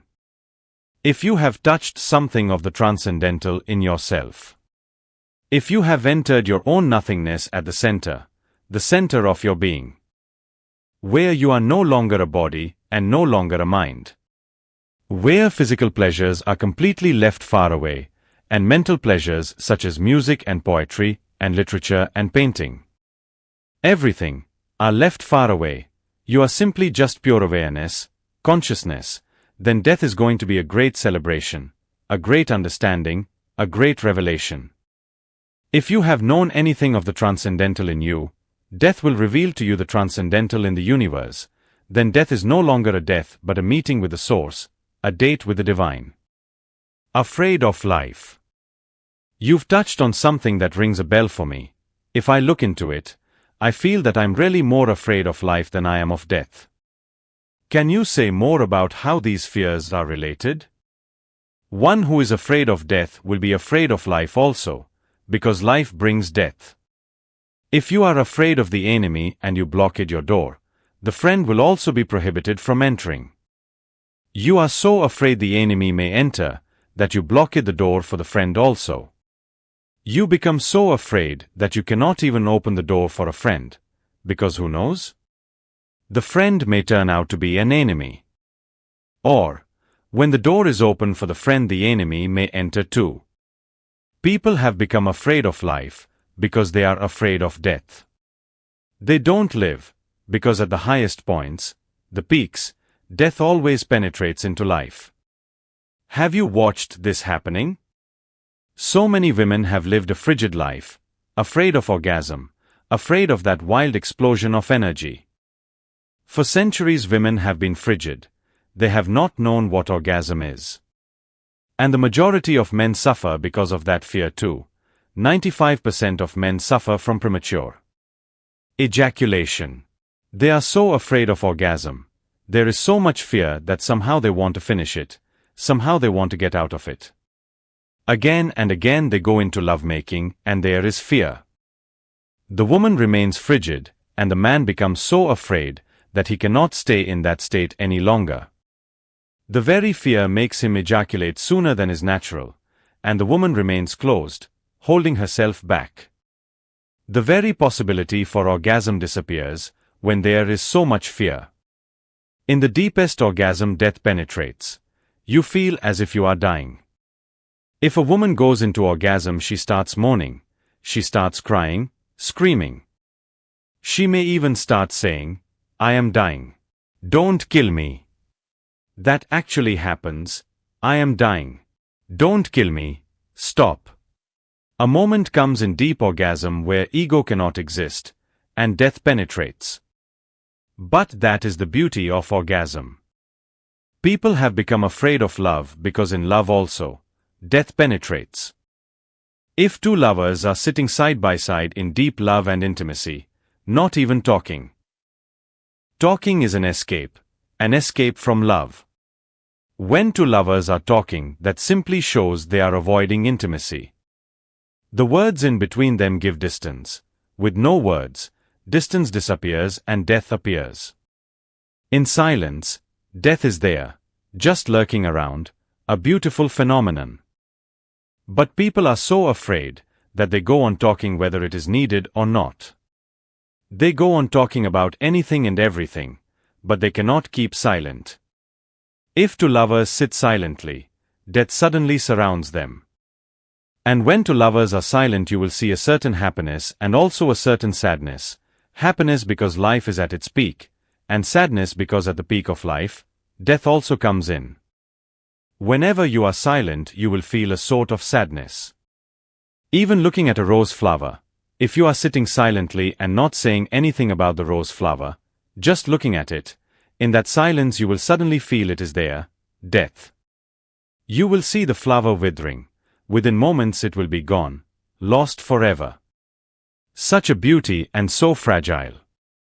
Such a beauty and so vulnerable. Such a beauty, such a miracle, and soon it will be lost forever, and it will not return again. Suddenly you will become sad. Whenever you meditate, you will find death moving around you. In love, in orgasm, in any aesthetic experience, in music, in song, in poetry, in dance, wherever you suddenly lose your ego, death is there. So let me tell you one thing. You are afraid of life because you are afraid of death. And I would like to teach you how to die, so that you lose all fear of death.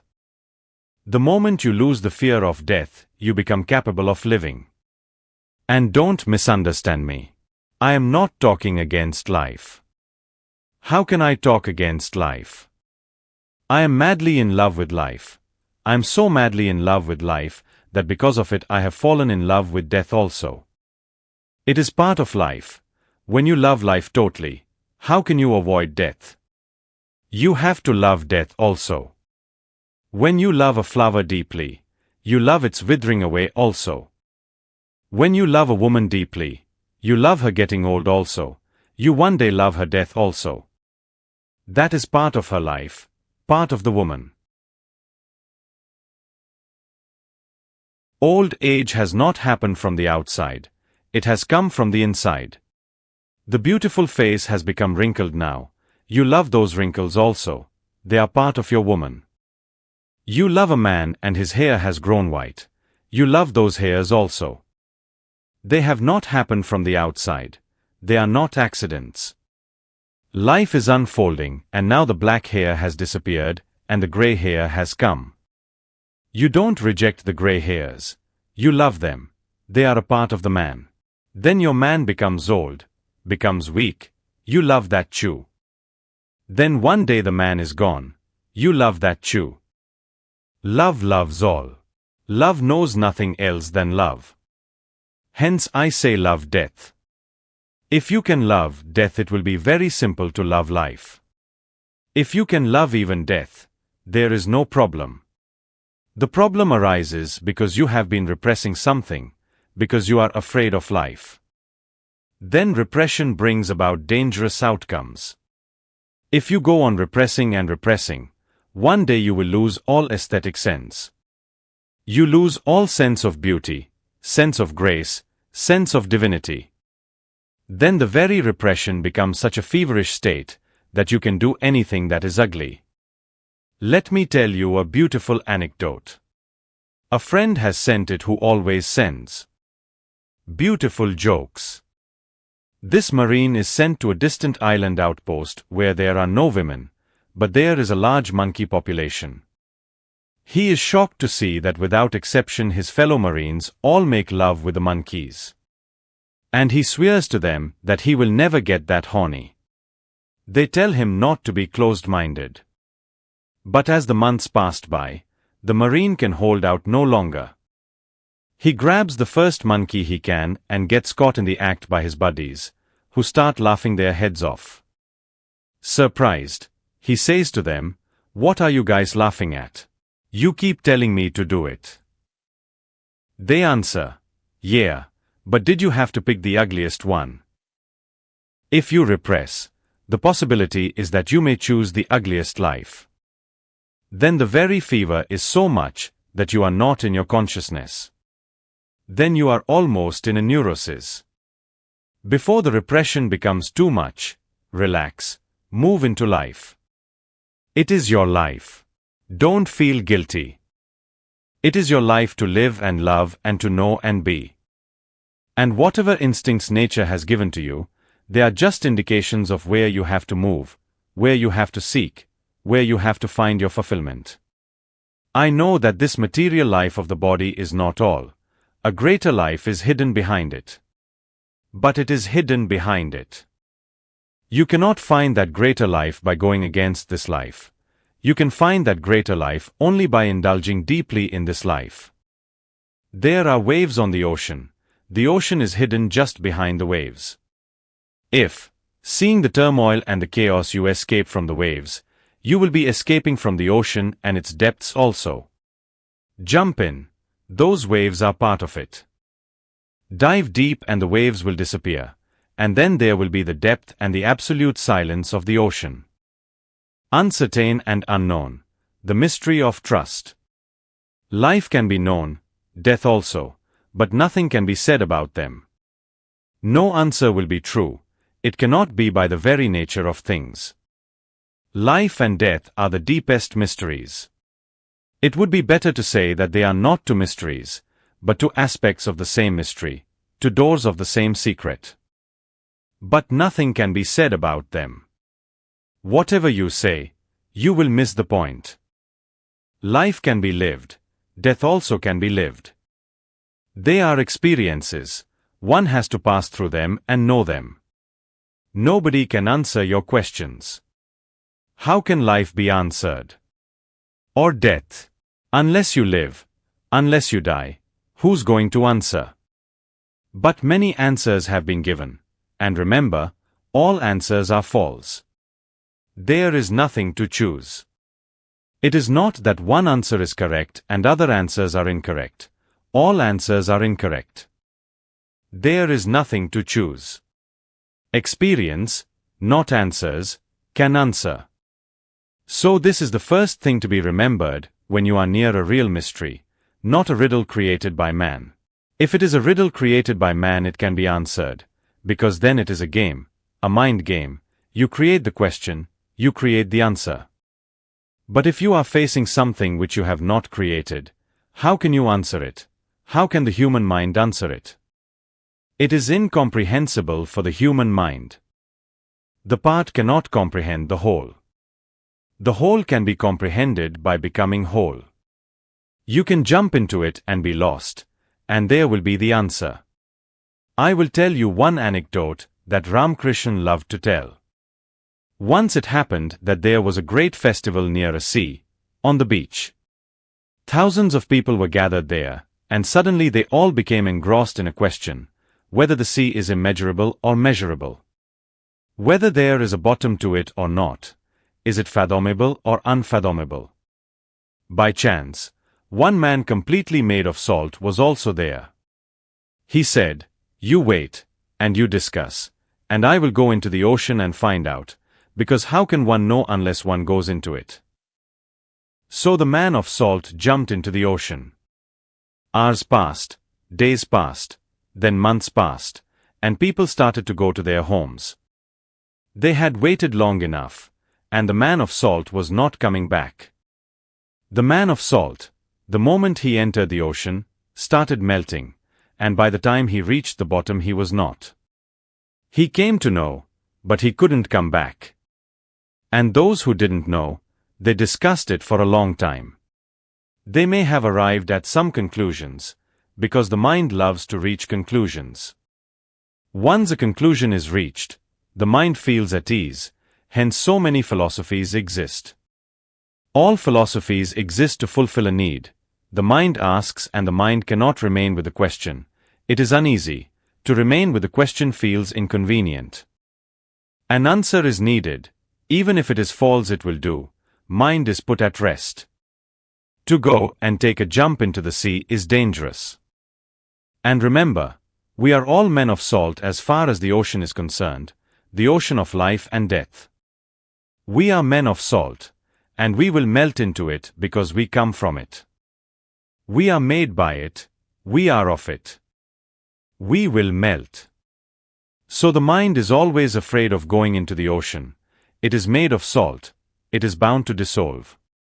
It is afraid, so it remains on the shore discussing things, debating, arguing, creating theories, all false, because they are based on fear. A courageous person will take the jump, and will resist accepting any answer which is not known and experienced by himself. We are cowards, that's why we accept anyone else's answer. Mahavir, Buddha, Christ, we accept their answers. But their answers cannot be our answers. Nobody else's knowledge can be yours. They may have known, but their knowledge is just information for you. You will have to know. Only when it is your own is it knowledge. Otherwise it will not give you wings. On the contrary, it will hang around your neck like a stone. You will become a slave to it. You will not achieve liberation. You will not be set free by it. Says Jesus, truth liberates. Have you seen anybody being liberated by theories? Experience liberates. Yes. But theories about experience? No, never. But the mind is afraid to take the jump, because mind is made of the same stuff as the universe. If you take the jump you will be lost. You will come to know, but you will know only when you are not. The salt man came to know. He touched the very depths, he reached the very center, but he couldn't come back. And even if he could, how would he relate? Even if he comes back, his language will belong to the center, to the depths, and your language belongs to the shore, to the periphery. There is no possibility of any communication. He cannot say anything meaningful, he can only remain silent, meaningfully, significantly. If he says something he himself will feel guilty, because he will immediately know that whatsoever he knows has not been transferred through the words, his experience is left behind. Only words have gone to you, dead, stale, empty. Words can be communicated, but not truth. Truth can only be indicated. The salt man can say to you, you also come. He can give you an invitation, and take a jump with me into the ocean. But you are very clever. You will say, first answer the question, otherwise how do I know that you are right? Let me first consider and think and brood and ponder, then I will follow. When my mind is convinced, then I will take the jump. But mind is never convinced, cannot be convinced. Mind is nothing but a process of doubt. It can never be convinced. It can go on arguing infinitely because whatever you say it can create an argument around it. From knowledge to innocence. Don't become more knowledgeable, become more innocent. Drop all that you know, forget all that you know. Remain wondering, but don't transform your wondering into questions, because once the wonder is changed into a question, sooner or later the question will bring knowledge. And knowledge is a false coin. From the state of wonder, there are two paths. One is of questioning, the wrong path. It leads you into more and more knowledge. The other is not of questioning but enjoying. Enjoy the wonder that life is, the wonder that existence is, the wonder of the sun and the sunlight and the trees bathed in its golden rays. Experience it. Don't put in a question mark. Let it be as it is. Remain innocent, childlike, if you ever want a communion with existence and reality.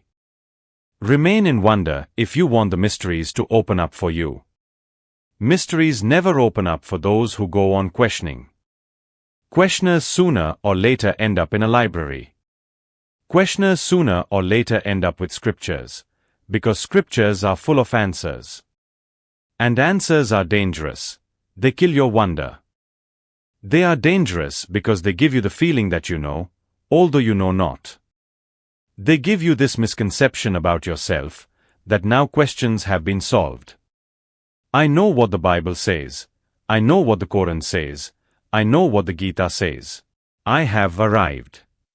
You will become a parrot. You will repeat things, but you will not know anything. This is not the way to know. Knowledge is not the way to know. Then what is the way to know? Wonder. Let your heart dance with wonder. Be full of wonder. Throb with it. Breathe it in. Breathe it out. Why be in such a hurry for the answer? Can't you allow a mystery to remain a mystery? I know there is a great temptation not to allow it to remain a mystery, to reduce it to knowledge. Why is this temptation there? Because only if you are full of knowledge will you be in control. Mystery will control you. Knowledge will make you the controller. Mystery will possess you. You cannot possess the mysterious. It is so vast and your hands are so small. It is so infinite. You cannot possess it. You will have to be possessed by it, and that is the fear. Knowledge you can possess. It is so trivial. Knowledge you can control. This temptation of the mind to reduce every wonder, every mystery, to a question, is basically fear-oriented. We are afraid of the tremendousness of life, of this incredible existence. We are afraid. Out of fear we create some small knowledge around ourselves as a protection, as an armor, as a defense. It is only cowards who reduce the tremendously valuable capacity of wondering to questions. The really brave, the courageous person, leaves it as it is. Rather than changing it into a question, he jumps into the mystery. Rather than trying to control it, he allows the mystery to possess him. And the joy of being possessed, and the benediction of being possessed, is invaluable. You cannot imagine what it is. You have never dreamt about it, because to be possessed by the mystery is to be possessed by the whole. Trusting the inner voice. When I listen to my inner voice, it tells me what I need sometimes is just to do nothing, just to sleep, eat, play on the beach. But I am afraid to follow these feelings, because I think I will get too weak to survive in this world. Will existence really protect me if I just allow myself to let go? The first thing is that there is no need to survive in this world. This world is a madhouse. There is no need to survive in it. There is no need to survive in the world of ambition, politics, ego. It is the disease. But there is another way to be, and that is that you can be in this world and not be of it. When I listen to my inner voice, it tells me what I need sometimes is just to do nothing. Then don't do anything. There is nobody higher than you, and existence speaks to you directly. Start trusting your inner feelings. Then don't do anything.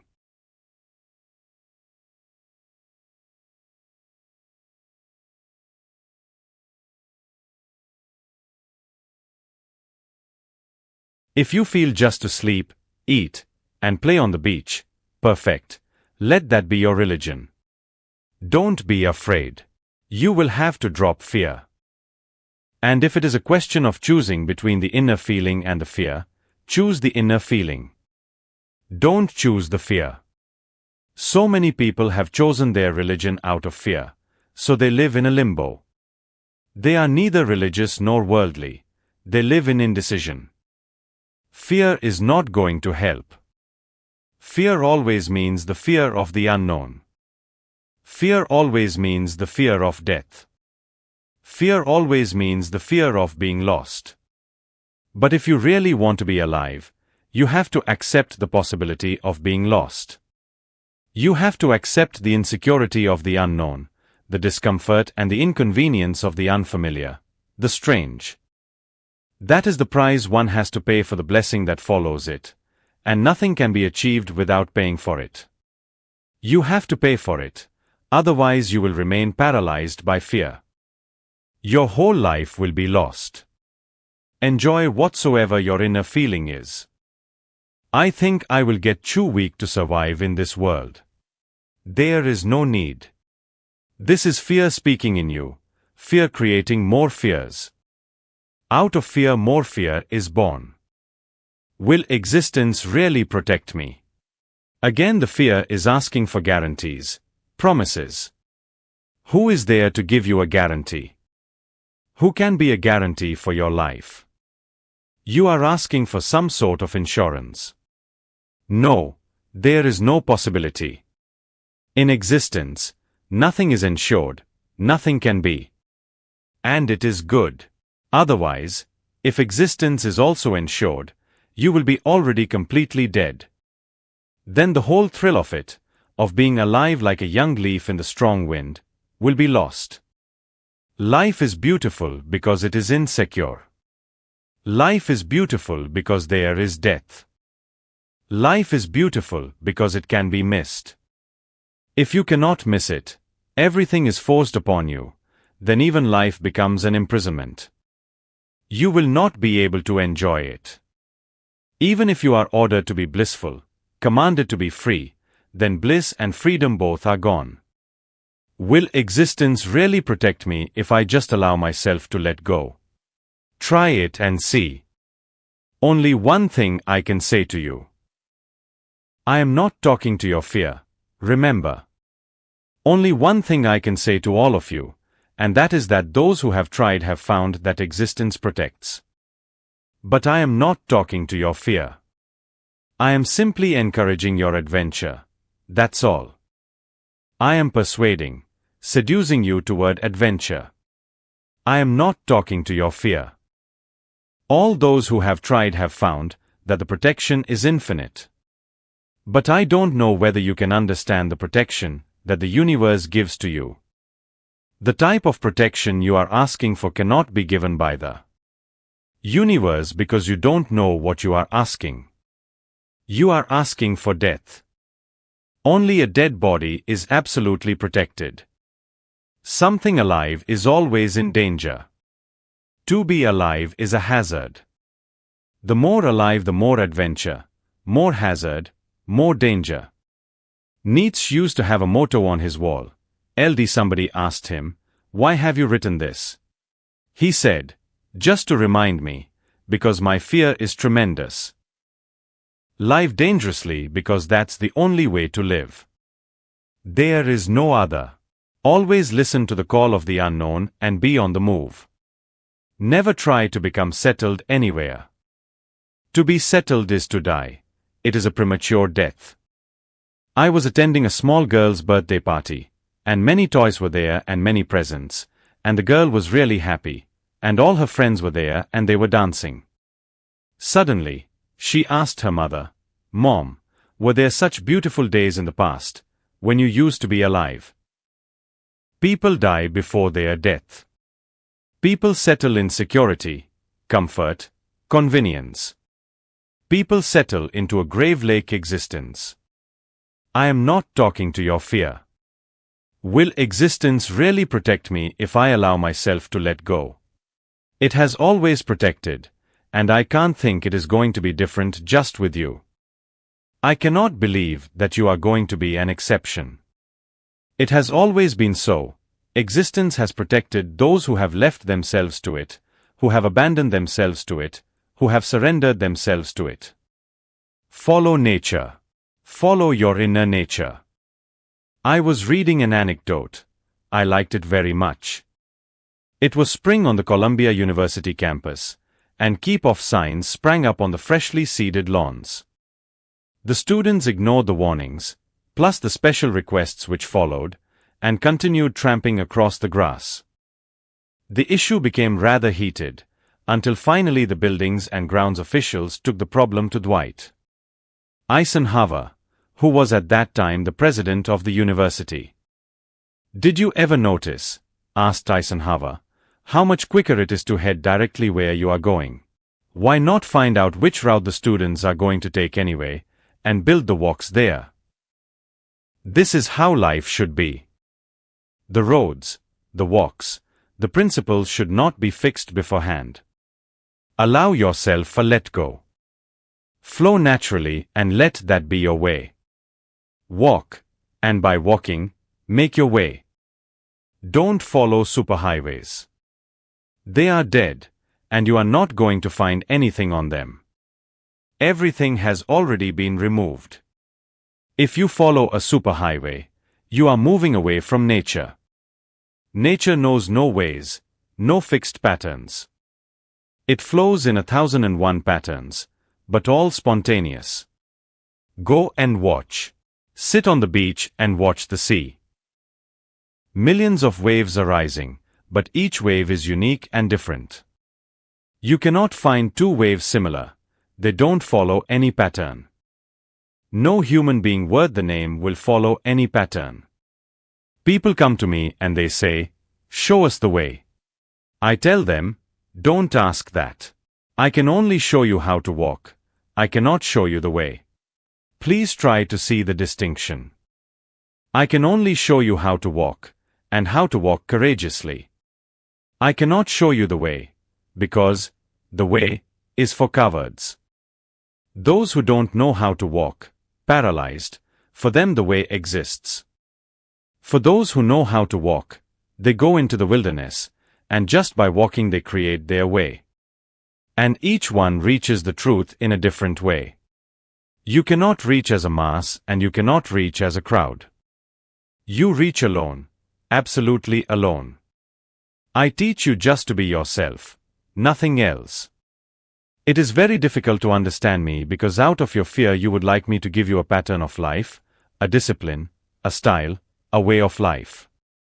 Persons like me have always been misunderstood. A Lao Tzu, a Zarathustra, an Epicurus, have always been misunderstood. The most religious people were thought to be irreligious, because if someone is really religious, he will teach you freedom, he will teach you love. He will not teach you law, he will teach you love.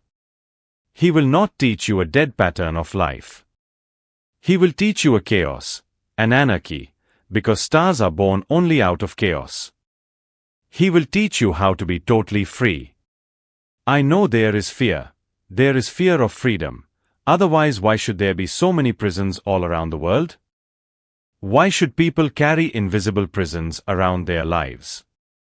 There are only two types of prisoners. I have come across a few who live in a visible prison, and the remaining who live in an invisible prison. They carry their prison around themselves, in the name of conscience, in the name of morality, in the name of tradition, in the name of this and that. Thousands are the names of bondage and slavery. Freedom has no name. There are not many types of freedom. Freedom is one. Have you ever watched? Truth is one. Lies can be millions. You can lie in a million ways. You cannot say the truth in a million ways. Truth is simple. One way is enough. Love is one. Laws are millions. Freedom is one. Prisons are many. And unless you are very alert, you will never be able to move freely. At the most, you can change prisons. From one prison you can go to the other prison, and you can enjoy the walk between the two. That's what is happening in the world. A Catholic becomes a communist, a Hindu becomes a Christian, a Mohammedan becomes a Hindu, and they enjoy. Yes, there is a little freedom felt just when they are changing the prisons. From one prison to another, on the walk in between they feel good. Then they are in the same trap again, with a different name. All ideologies are prisons. I teach you to beware of them, my ideology included. Move the way love makes you move. A line in a Rumi poem says, "Move within, but don't move the way fear makes you move." Sometimes in meditation, I touch a blank horizontal space with no reference point for who I am, and tremendous fear is there. Can you help me to understand and make friends with this fear? The words of Mevlana Rumi are immensely significant. There have been very few people who have moved and transformed as many hearts as Jalaluddin Rumi has. In the world of the Sufis, Rumi is an emperor. His words have to be understood not as mere words, but sources of deep silences, echoes of inner and the innermost songs. More than 1200 years have passed since he was alive. His technique for meditation is a special kind of dance. It is a kind of whirling, just the way small children whirl. Standing on one spot they go on round and round. Everywhere in the world small children do that, and their elders stop them saying, "You will become dizzy, you will fall, you will hurt yourself, and, what is the point of doing it?" Jalaluddin Rumi made a meditation of whirling. The meditator goes on whirling for hours, as long as the body allows him. He does not stop on his own. When whirling, a moment comes that he sees himself utterly still and silent, a center of the cyclone. Around the center the body is moving, but there is a space which remains unmoved. That is his being. Rumi himself whirled for 36 hours continuously and fell, because the body could not whirl anymore. But when he opened his eyes, he was another man. Hundreds of people had gathered to see. Many had always thought he was mad. What is the point of whirling? Nobody can say this is a prayer. Nobody can say this is a great dance. Nobody can say in any way that this has something to do with religion, spirituality.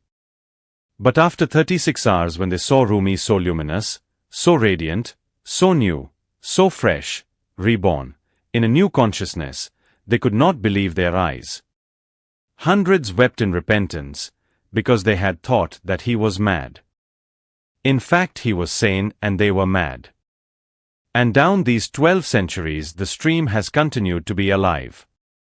There are very few movements of spiritual growth that have lived so long continuously. There are still hundreds of dervishes. Dervish is the Sufi word for the spiritual seeker.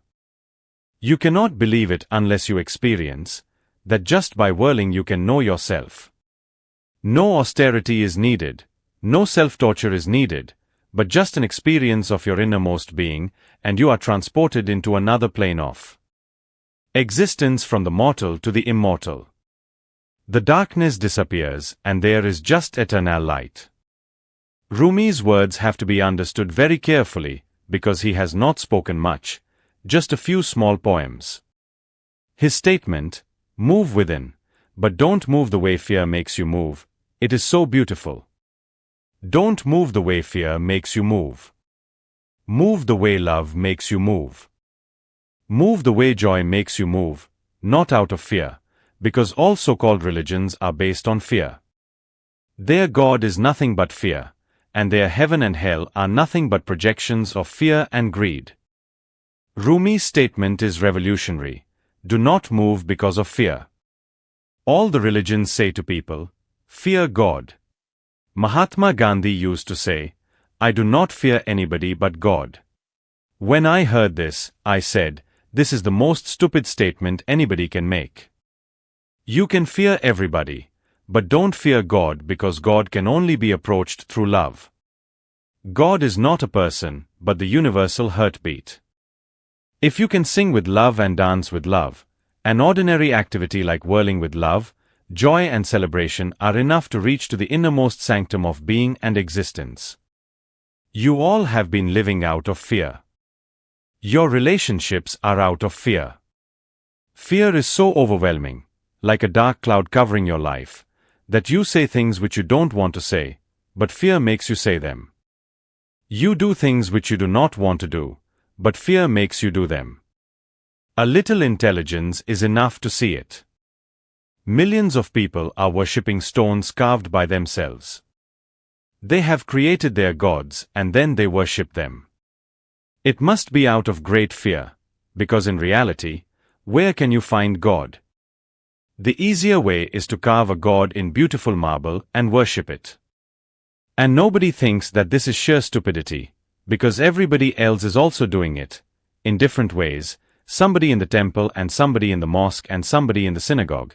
It does not make any difference. The essential thing is the same, that what you are doing is out of fear. Your prayers are full of fear. Rumi is making a revolutionary, an extraordinary statement: move within, but don't move the way fear makes you move. Then what is the way to move within? Why not move playfully? Why not make your religion a playfulness? Why be so serious? Why not move laughingly?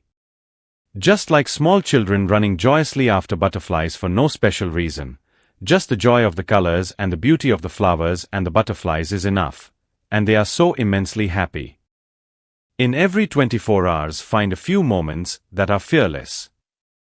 Which means in those moments you are not asking for anything. You are not asking for any reward and you are not worried about any punishment. You are simply enjoying the whirling, the going inward. In fact, it is only in the beginning that it may look a little difficult. As you move a little inward you become automatically joyful, playful, prayerful. A gratitude arises in you that you have never known before, and a space opens up which is infinite, your inner sky. Your inner sky is not less rich than the outer sky. It has its own stars and its own moon and its own planets and its own immensity. It has exactly as vast a universe as you can see outside. You are just standing in between two universes. One is outside you. One is inside you. The outside universe consists of things, and the inside universe consists of consciousness, of bliss, of joy. Move within, but don't move the way fear makes you move, because fear cannot enter inward. Why can fear not enter inward? Fear cannot be alone, and inward you have to be alone. Fear needs a crowd, fear needs companionship, friends, even foes will do. But to be alone, to go inward, you cannot take anybody with you. You have to be more and more alone. Not only can you not take anyone, you cannot take anything either. Your wealth, your power, your prestige, you cannot take anything. Inside you cannot take even your clothes. You will have to go nude and alone. Hence fear cannot move inward. Fear moves outward. Fear moves toward money. Fear moves toward power. Fear moves toward God. Fear moves in all directions except inward. To go inward, the first requirement is fearlessness. And you are wondering how to make friends with the fear. One has not to make friends with darkness, death, or fear. One has to get rid of them. One has to simply say goodbye forever. It is your attachment, and friendship will make it even more deep. Don't think that by becoming friendly with fear, you will become ready to go inward. Even the friendly fear will prevent it. In fact, it will prevent it more. It will prevent you in a friendly way. It will advise you, don't do such a thing. There is nothing inward. You will fall into a nothingness, and returning from that nothingness is impossible. Beware of falling into your inwardness. Cling to things. You don't have to make friends. Fear has to be understood, and it disappears. What are you afraid of? When you were born naked. You did not bring any bank balance either, but you were not afraid. You come into the world utterly nude, but entering like an emperor. Even an emperor cannot enter into the world the way a child enters. The same is true of entering inward. It is a second childbirth. You again become a child, the same innocence and the same nudity and the same non-possessiveness. What do you have to be afraid of? In life you cannot be afraid of birth. It has already happened. Now nothing can be done about it. You cannot be afraid of life. It is already happening. You cannot be afraid of death. Whatever you do, it is going to happen. So what is the fear? I have always been asked, even by very learned people, do you never get concerned what will happen after death? And I have always wondered at the fact that these people are considered learned. I have asked them, one day I was not born, and there was no worry. I have never for a single moment thought about what kind of trouble, what kind of anxiety, what kind of anguish I had to face when I was not yet born. I was simply not. So the same will be the case. When you die, you die. Confucius was asked by his most significant disciple, Mencius, what will happen after death? Confucius said, don't waste time. When you are in your grave, lie down and think over it. But why bother now? Fear of what will happen when you die is unnecessary. Whatever will happen, and anyway you cannot do anything about it beforehand. You don't know, so there is no question of doing some homework, getting ready for the kind of questions you will be asked, or what kind of people you will meet, learning their customs, their language. We don't know anything. There is no need to worry. Don't waste time. But it is fear that something is going to happen after death, and you will be so alone, even if you call from your grave nobody is going to hear you. I have heard about a phenomenon in America called the couch potato movement. It was created for people who sit at home all day and watch TV. It was started in 1982, and became a great phenomenon. 2 books were published, the official Couch Potato Handbook and the Couch Potato Guide to Life. It also had a newsletter, The Tuber's Voice. The founder of the movement was spreading the couch potato gospel. We feel that watching TV is an indigenous American form of meditation. He said, we call it transcendental vegetation. Out of fear people can do anything. They can even become a member of the couch potato movement. Just sitting for 7, 8 hours per day like a potato on the sofa, and growing fatter and fatter and fatter. Once in a while they get up to go to the fridge. Otherwise, they are doing their transcendental vegetation. It has never been done on such a vast scale. Why should people watch television the whole day? One has to look into the psychology. These people simply don't want to know anything about themselves. These people are trying to avoid themselves by watching television. Television is a substitute. Otherwise, having so much time you will have to look inward, and that is a fear. Inward? But the fridge is outward. Inward? But the boyfriend is outward. Inward you will not find anything. You cannot go shopping. You will just get drowned in nothingness. This being drowned in nothingness creates fear. But the problem is that this fear arises only because you don't know the beauty and the bliss and the joy of drowning in nothingness, because you don't know the ecstasy that opens up as you fall inward. It needs a little taste. I don't want you to believe. I want you to experiment. If thousands of mystics have experienced something inside, at least hypothetically, you can also have a look. Perhaps there may be something that you are missing. There is no question of fear, just a little intelligence is needed, not friendliness with fear but an intelligence, the adventurer's heart, the courage of those who go into the unknown. They are the blessed ones, because they find the meaning and the significance of life. Others only vegetate. A little intelligence, a little sense of humor, a loving heart, and you don't need much else to enter into your own being. Serious people go on standing outside, with long English faces. Father Murphy wants to raise money for his church, and he has heard that there is a fortune to be made in horse racing. However, he does not have enough money to buy a horse, so he decides to buy a donkey instead and enters him in a race. To his surprise, the donkey comes in third. The headline on the sports page reads, Priests as shows. Father Murphy enters it in another race and this time it wins. The headline reads, Priests as out front.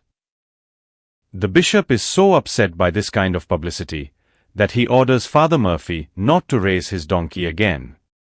The headline reads, Bishop scratches priest's ass. This is too much for the bishop. So he orders Father Murphy to get rid of the donkey. He gives it to Sister Theresa. And the headline reads, "None has best as in town." The bishop faints. He then informs Sister Theresa that she must dispose of the donkey. She sells it to Paddy for $10. The next day, the bishop is found dead on the dining room table, with a newspaper clutched in his hand. The headline reads, "Nun sells her ass for $10. Just a little sense of humor, a little laughter, a childlike innocence, and what have you got to lose? What is the fear? We don't have anything. We have come without anything. We will go without anything. Before it happens, just a little adventure inward to see who is this fellow hiding behind the clothes, inside the skeleton. Who is this person who is born, becomes a youth, falls in love and one day dies and nobody knows where he goes. Just a little curiosity to inquire into one's own being. It is very natural. There is no question of fear. Drowning in nothingness. Can you talk a little more about this phenomenon you call drowning in nothingness? To me it seems more like falling into empty space, and makes me feel very insecure and shaky.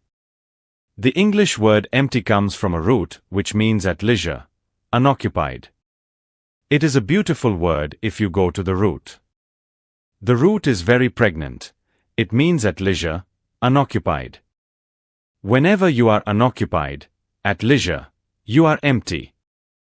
And remember, the proverb that says that the empty mind is the devil's workshop is just nonsense. Just the opposite is the truth. The occupied mind is the devil's workshop. The empty mind is God's workshop, not the devil's. But you have to understand what I mean by empty, at leisure, relaxed, not tense, not moving, not desiring, not going anywhere. Just being here, utterly here. An empty mind is a pure presence. And all is possible in that pure presence, because the whole existence comes out of that pure presence. These trees grow out of that pure presence. These stars are born out of this pure presence. We are here. All the Buddha have come out of this pure presence. In that pure presence you are in God. You are God. Occupied, you fall. Occupied, you have to be expelled from the Garden of Eden. Unoccupied you are back in the garden. Unoccupied you are back at home. When the mind is not occupied by reality, by things, by thoughts, then there is that which is. And that which is the truth. Only in emptiness is there a meeting, merging. Only in emptiness do you open to truth, and truth enters in you. Only in emptiness do you become pregnant with truth. These are the three states of the mind. The first is consciousness plus content. You always have contents in the mind, a thought moving, a desire arising, anger, greed, ambition. You always have some content in the mind. The mind is never unoccupied.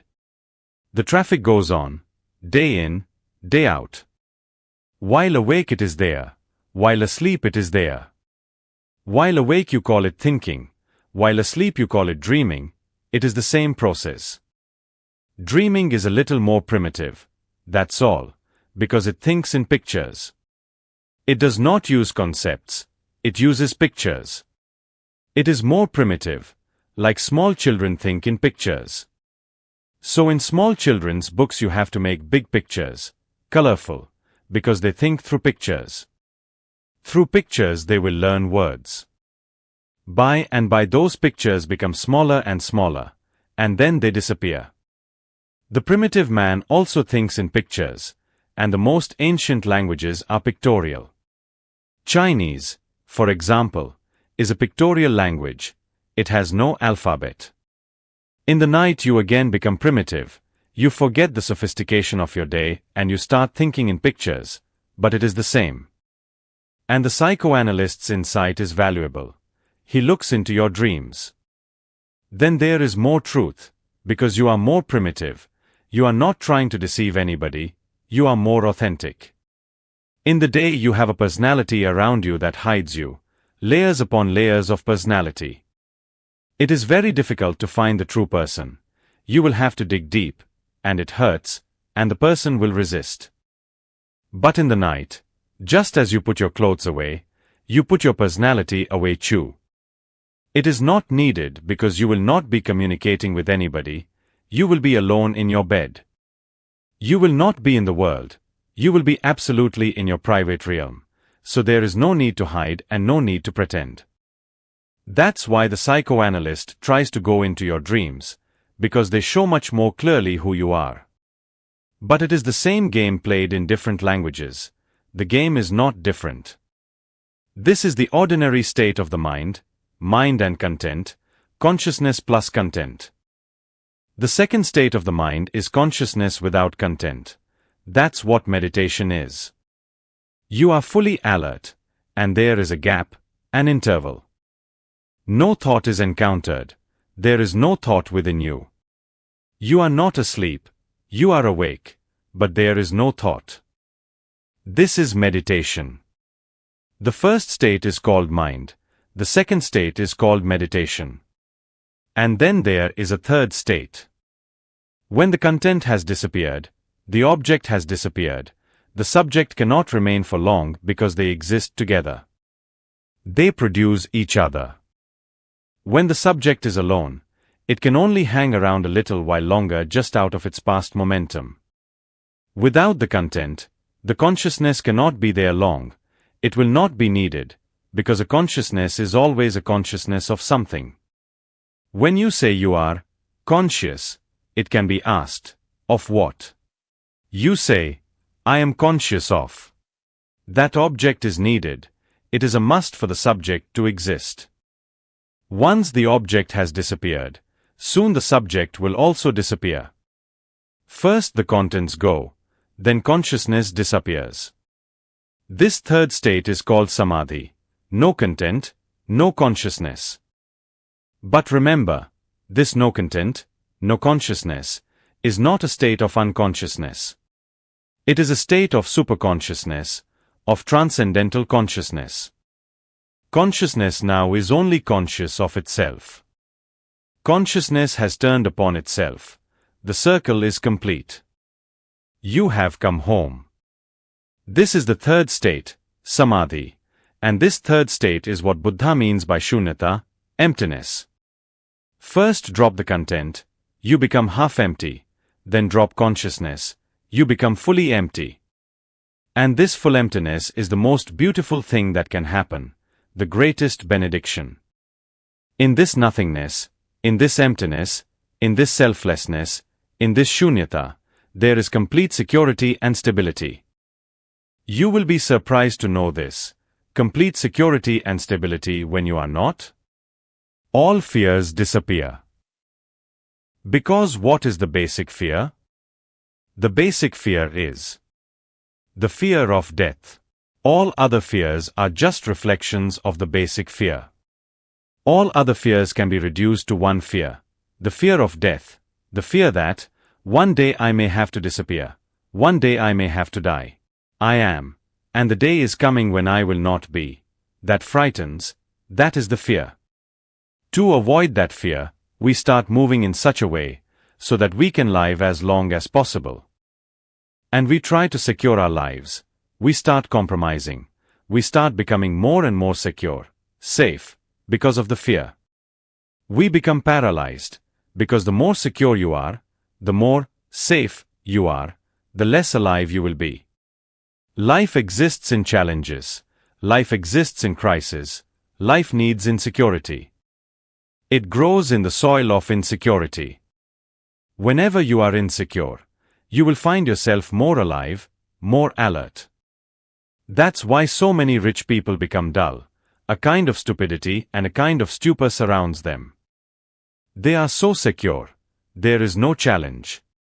They are so secure, they need not be intelligent. They are so secure.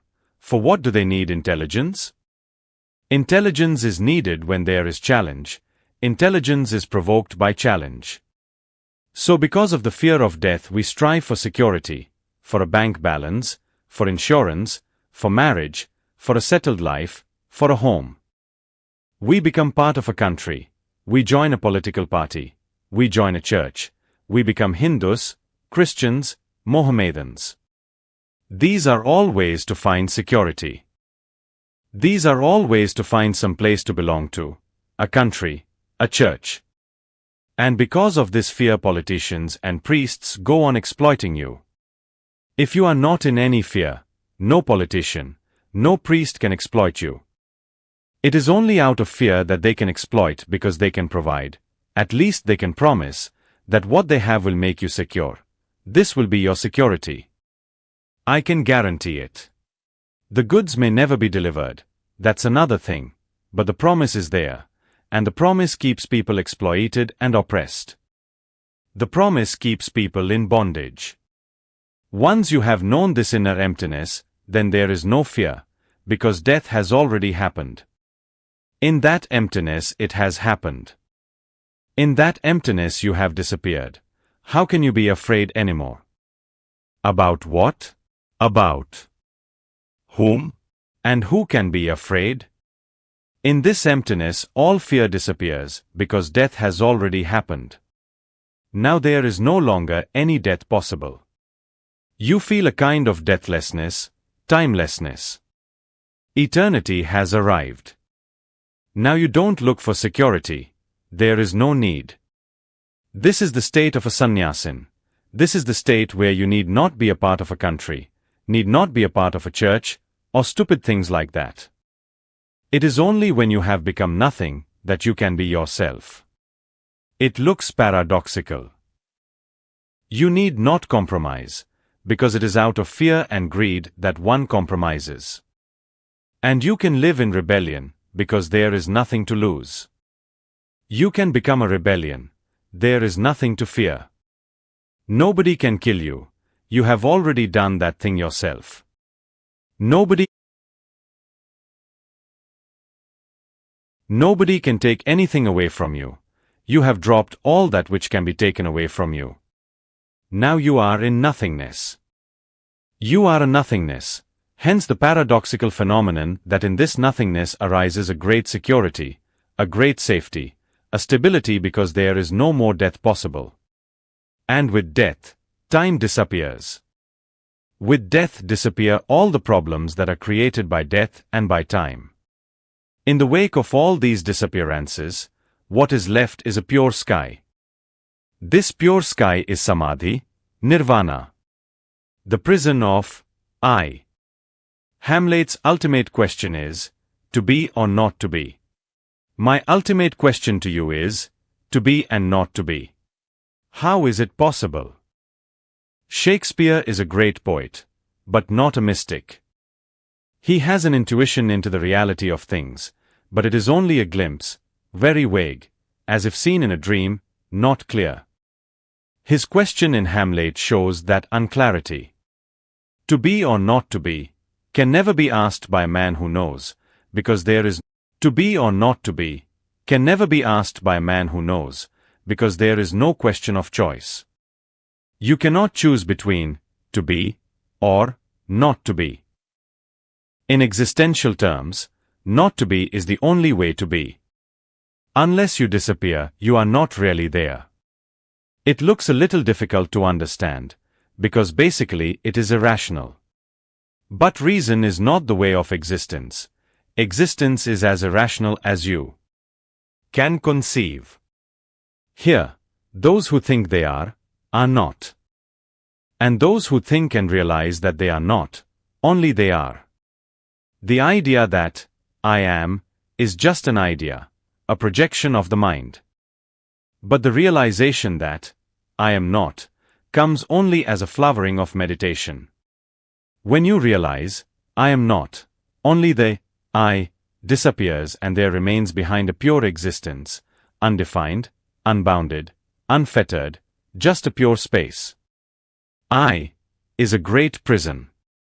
It is your slavery and bondage to the mind. The moment you enter beyond the mind, you are, but you don't have any notion of being an ego, of being an I. In other words, the more you think you are, the less you are, the more you experience that you are not.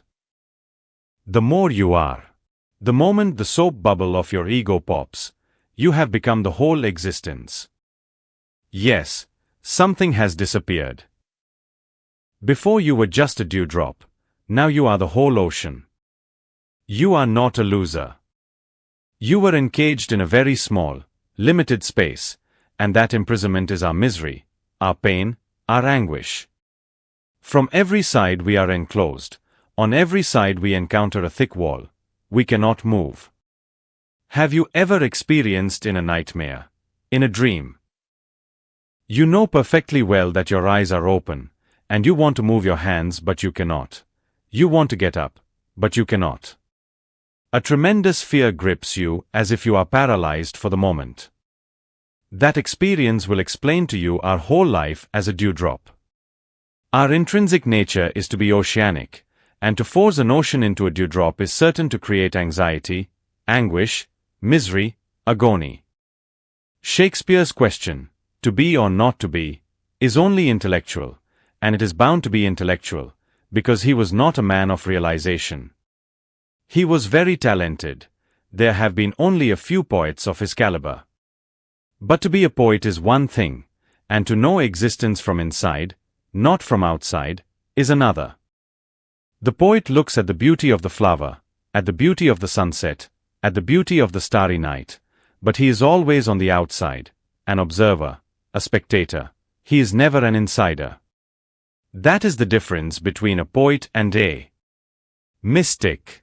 When the poet sees the rose is there outside the poet, and the poet is there outside the rose. When the mystic sees the rose, he is the rose. All differences, all distinctions, all distances have disappeared. In such moments the seers of the Upanishads have declared, Aham Brahmasmi, I am God. It is not a declaration of ego, it is simply a declaration of the mystical experience of being one with the ultimate reality. But it is true on smaller scales too. The mystic can say, I am the rose, I am the stars, I am the ocean. The poet cannot say that. He can say that the rose is beautiful, he can make an observation and a judgment about the rose, but he cannot melt and merge into the reality of the rose. He cannot get lost into it, he cannot become one with it, he cannot drop the duality. However great his insight as a poet may be, it will remain based in duality. Certainly the poet sees more beauty than you see. He has clearer eyes, he has a more loving heart, and he has a different approach than the scientist. The scientist looks at the rose flower from the intellect, from the mind. The poet looks from the heart, from intuition. He is certainly deeper than the scientist. The scientist in fact cannot see the beauty of the rose. All he can do is try to dissect the rose to find out where the beauty is. And the moment the rose is dissected, all beauty disappears. Hence for the scientist there is no beauty, because the beauty cannot survive the dissection. Hence for the scientist there is no life, because the moment you dissect a living being what you find are dead parts, you never find life. The mystic is just the very opposite of the scientist.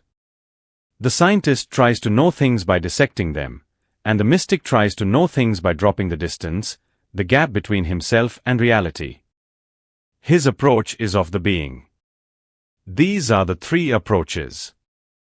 The approach of the mind, that is what the scientist is doing.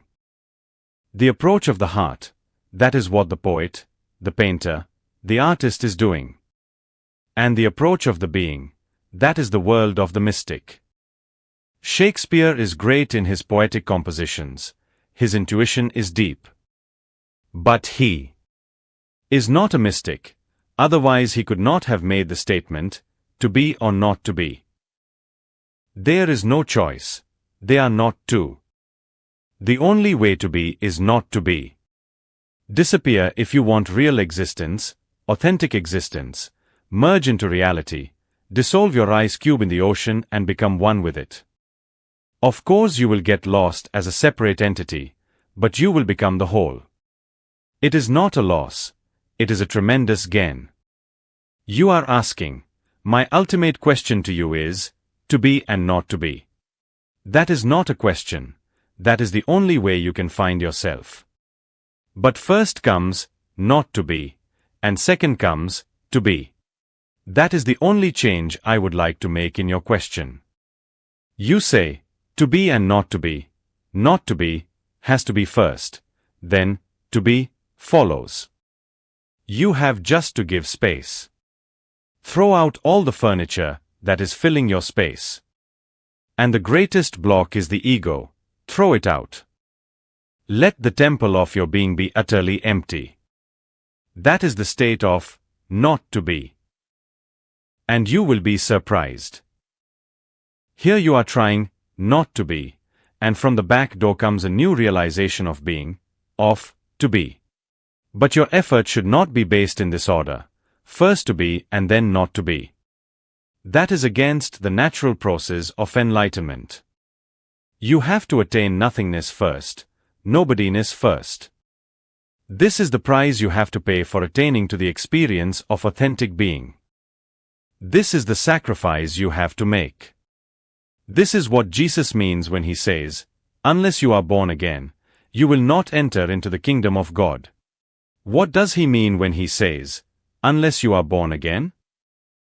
He means first you have to die, and after death is resurrection. As the ego dies, it allows space for your authentic being to blossom. On the grave of your ego blossoms the lotus of your being. But remember, you have to change your statement because in this statement your ego lingers. To be is your first desire. But if that is your first desire, then it will be very difficult, almost impossible, to allow not to be. You will cling to your ego. You are saying, to be and not to be.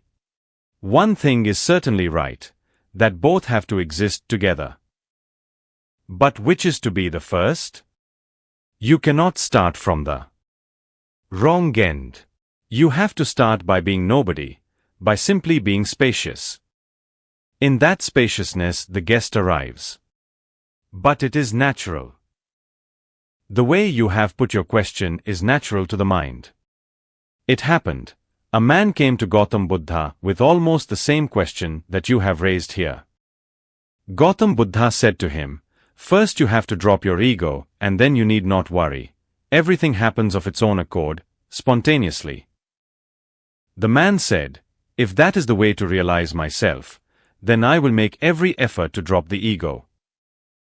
Buddha said, you have not understood me. You are still trying to realize yourself. You are even ready to drop the ego, but the desire deep down is to find a truer ego, a more eternal ego. That's what you are calling the self. Forget about the self. There is nothing to be achieved. You have simply to drop your ego and wait. There is no question of any effort to be made. No achievement is going to be there. What happens, happens of its own accord. You cannot claim that it is your realization. That's why Gautam Buddha is the first person in the history of man who has not used the expression self-realization. He came to know that so many people, under the disguise of the word self, are simply protecting their ego. They are calling it self-realization, but they really mean ego-realization. They have a disguised desire to make their ego permanent and eternal. Seeing this cunningness of the human mind, Buddha simply dropped the words self and self-realization. He stopped talking about what will happen when your ego is dropped. He said, that is not my business and that is not your business either. You simply drop the ego and wait and see what happens, but don't conceive it from the very beginning. Don't make it a goal, an ambition. The moment you make it an ambition, the ego has come back from the hidden, secret door of your being. Buddha was very much misunderstood. It was obvious, particularly in India, where for thousands of years before him the religious people had been talking about self-realization. But Gautam Buddha had a far deeper and clearer insight than anyone who preceded him. He saw behind this idea of self-realization nothing but a deep ego. He changed the whole language of spirituality. In the language he used to speak, Pali is its name, the self is called Atta. Buddha dropped the word completely, and he started using a negative word, Anatta. Atta means self, Anatta means no self. It was against the whole tradition, not only of this country but of all the countries. Nobody had ever heard about no self, no mind, no realization. Then people started asking him, what is the point of all this effort, meditation, disciplines, fasting, austerities? What is the point if finally we are going to be nobody? It is a strange effort. Such a long journey, so arduous, just to find in the end that you are not. What they were saying was logical. But whenever you encounter a man like Gautam Buddha, his love is far stronger than your logic can ever be. His presence is far stronger than your reason, your mind, your personality, your ambitions, your desires. His very presence is so powerful, so magnetic that people start, against themselves, in spite of themselves, on a journey which ends in no self. A man like Gautam Buddha has a certain magnetic attraction, very subtle. Things don't move toward him but souls move, consciousnesses move, life forces move. It is his presence that gives you the proof that not being is not death, not being is the ultimate in life. But remember, not being is the first thing, that is your meditation, that is your death. Out of this meditation, out of this death, out of this nothingness will arise your original face, your original being. So you will have to change just a little bit. Put not being first. That has to be the priority. You need not be concerned about being, it comes. It comes absolutely without any exception. I am saying it based on my own experience too. I had to disappear into nothingness, and out of that nothingness a totally new, utterly fresh, eternal presence has arisen. It is not my doing. I cannot take any credit for it. At the most I allowed it to happen, because I was not there to disturb. Your not being is necessary first, so that you don't disturb when your being starts arising. Just a little change. Old Jaime Goldberg returned to the doctor to express his delight over the invisible hearing aid that his doctor had fitted for him. I bet your family likes it too, said the doctor. Ah no, said old Jaime, they don't know about it yet and I am having a great time. In the past 2 days, I have changed my will twice. You also have to change your will. What you have put as secondary has to be primary, and what you have put as primary is not your concern. It will come, just as when spring comes, flowers come on their own accord. 4. Make love, not fear, trusting oneself and others. Everybody's life, more or less, is governed by fear, because there are only 2 ways to live life. Either it can be governed by love, or it can be governed by fear. Ordinarily, unless you have learned to love, it is governed by fear. Without love, fear is bound to be there. It is just an absence of love. It has nothing positive in it. It is just absence of love. But if you can love, fear disappears. In the moment of love, there is not even death. There is only one thing in life that conquers death, and that is love. All fear is concerned with death, and only love can conquer death. So one thing I would like to say to you is, don't pay too much attention to fear, because it becomes an auto-hypnosis. If you go on repeating that you live in fear, that your life is governed by fear, you are dominated by fear, then you are helping it. Take note of it, that your life is governed by fear. Finished. It simply shows that love has not yet become so powerful that fear disappears. Fear is just a symptom, it is not a disease. There is no cure for it. There is no need. So it is just a symptom, and it is very useful because it shows you that you should not waste your life any longer. It simply says to you to love more. So I will not talk about fear. I will help you to love more, and fear disappears as a consequence. If you start working directly on fear, you strengthen it, because your whole attention will be focused on it. It is as if somebody is trying to destroy darkness, and becomes focused, obsessed, with how to destroy darkness. You cannot destroy darkness because it is not there in the first place. Note the fact that darkness is there, and then start working on how to bring in light. The same energy that you are using to fight fear can be used to love. Pay more attention to love. If you touch as lovingly as possible, as if your hand becomes your whole being and you are flowing through your hand. You will feel energy passing through it, a certain warmth, a glow. If you make love, go wild and forget all civilization. Forget all that has been taught about love, just be wild and love like animals. Once you realize that the presence of love becomes the absence of fear, you have got the point and there is no problem. When man lives in fear, he becomes hard. It is fear that creates hardness. In fear we close up. We close all doors and all windows. We start living in a very small, dark hole. Our life already becomes death. And we create an armor around ourselves, a hard, steel armor, so that we are protected and safe and secure. This is not a way to live life. This is a way to commit suicide. This is real suicide. This is already entering into your grave, because this type of closed existence will not be able to know anything of truth, of beauty, of love, of bliss, of godliness. If nothing is allowed in, how can you know what surrounds you? And if you don't know what surrounds you, you will never be able to know yourself. One can know oneself only in reference to the other. First you have to know the thou, then you can know I. Psychologists say the child first becomes aware of the others, the mother, the father, the brothers, sisters, the family, the things that surround him, the room, the walls, the toys. Then slowly he comes closer and closer. Then he becomes aware of his body. And then one day he starts feeling himself as a separate individual.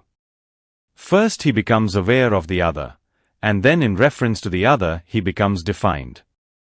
The other gives the definition. A person who lives in possessions will not know his real self, because he lives surrounded in things, and things can only define you as a thing, they cannot define you as a soul. Only in deep love does one become aware of one's soul, because in deep love one becomes aware of the other's soul, and the other soul creates a response in you, creates a resonance in you. Suddenly you are aware of a new dimension, of something that is beyond time and space. The thou becomes the mirror to know one's own face. Love is the best mirror to show you who you are. The closed person never knows who he is, he cannot know. And all that he knows about himself is false. He lives with a false identity. He thinks he is his name and his money and his power and his prestige, and that is all nonsense. He is none of those things. He is something divine, something that exists before birth, and that will exist after death. But he will not be aware of it. One has to become soft, vulnerable, open. One has to become almost like a sponge, so that the sun and the rain and the wind are all allowed, invited, accepted, welcomed, so that existence can penetrate you. And one has to allow existence to reach to one's deepest core, because that is the only way, if existence goes deep into your being, that you will become aware of your depths. If it penetrates to the very core, you will become aware of your center. And that's what is meant by self-knowledge. But one has to learn how to be soft, how to drop all armor, how to open the doors and windows, how not to cling anymore to fear, How to be in love with the trees and the mountains and the rivers and the people. Because love is the key that unlocks your doors. You open to somebody only when you are in love, because then you are no longer afraid. You can allow the other to reach you, you can trust. You know the other will not hurt you. The day one trusts the whole of existence, the day one knows, it is not going to hurt me because I am part of it, how can the whole hurt the part? Because my pain will be its pain, my misery is going to be its misery. When you are miserable, a part of existence is miserable. When you are crying, existence is crying because your tears are the tears of the whole. All eyes are the eyes of the whole, and all hands are the hands of existence. The whole, the divine, has no other eyes and no other hands. So when your eyes are full of tears and your heart full of pain, existence is full of pain and full of tears. How can the whole hurt or wound the part? It is impossible. It is an unnecessary fear. The only thing that I teach is to drop fear. It is absolutely unnecessary, and it is crippling you, paralyzing you. It is a slow kind of poison that kills people, destroys people. They live and yet they live not, they only die. They die over a long period of time, 70 years, 80 years, slowly, part by part. They don't commit suicide in a single moment, hence it is not known as suicide, but it is suicide. My observation is that 99% of people commit suicide. It is a very rare person who lives, who really lives. That person has to be courageous enough to be open to all kinds of experiences, to be open unconditionally. The fear of intimacy. Why do I feel fear when somebody comes close to me? Is it just a lack of trust? Trust is possible only if first you trust in yourself. The most fundamental thing has to happen within you first. If you trust in yourself, you can trust in people, you can trust in existence. But if you don't trust in yourself, then no other trust is ever possible. And everybody feels fear, more or less. That's why people don't allow others to come very close. That's why people avoid love. Sometimes in the very name of love, they go on avoiding love. People keep each other at a distance. They allow the other only so far. Then the fear arises. What is the fear? The fear is that the other may be able to see your emptiness if they come too close. It has nothing to do with the other. You have never been able to accept your inner emptiness. That's the fear. You have created a very, very decorated surface. You have a beautiful face and you have a good smile, and you talk well, and you are very articulate, and you sing well, and you have a beautiful body and a beautiful persona. But those are on the surface. Behind them is simple emptiness. You are afraid that if somebody comes too close they will be able to see past the mask, past your smile, they will be able to see beneath your words. That frightens you. You know that there is nothing else. You are just a surface. That is the fear. You don't have any depth. It is not that you cannot have the depth. You can have it, but you have not taken the first step. The first step is to accept this inner emptiness with joy, and to go into it. Don't avoid your inner emptiness. If you avoid your inner emptiness, you will avoid people coming closer to you. If you rejoice in your emptiness, you will be completely open, and you will invite people to come close to you, and to have a look into your innermost shrine. Because when it is accepted, the emptiness has a certain quality, but when it is rejected it has a different quality. The difference is in your mind. If you reject it, it looks like death. If you accept it, the same thing becomes the very source of life. Only through meditation will you be able to allow others to come close to you.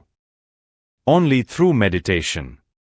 When you have started feeling your inner emptiness as joy, as celebration, as song.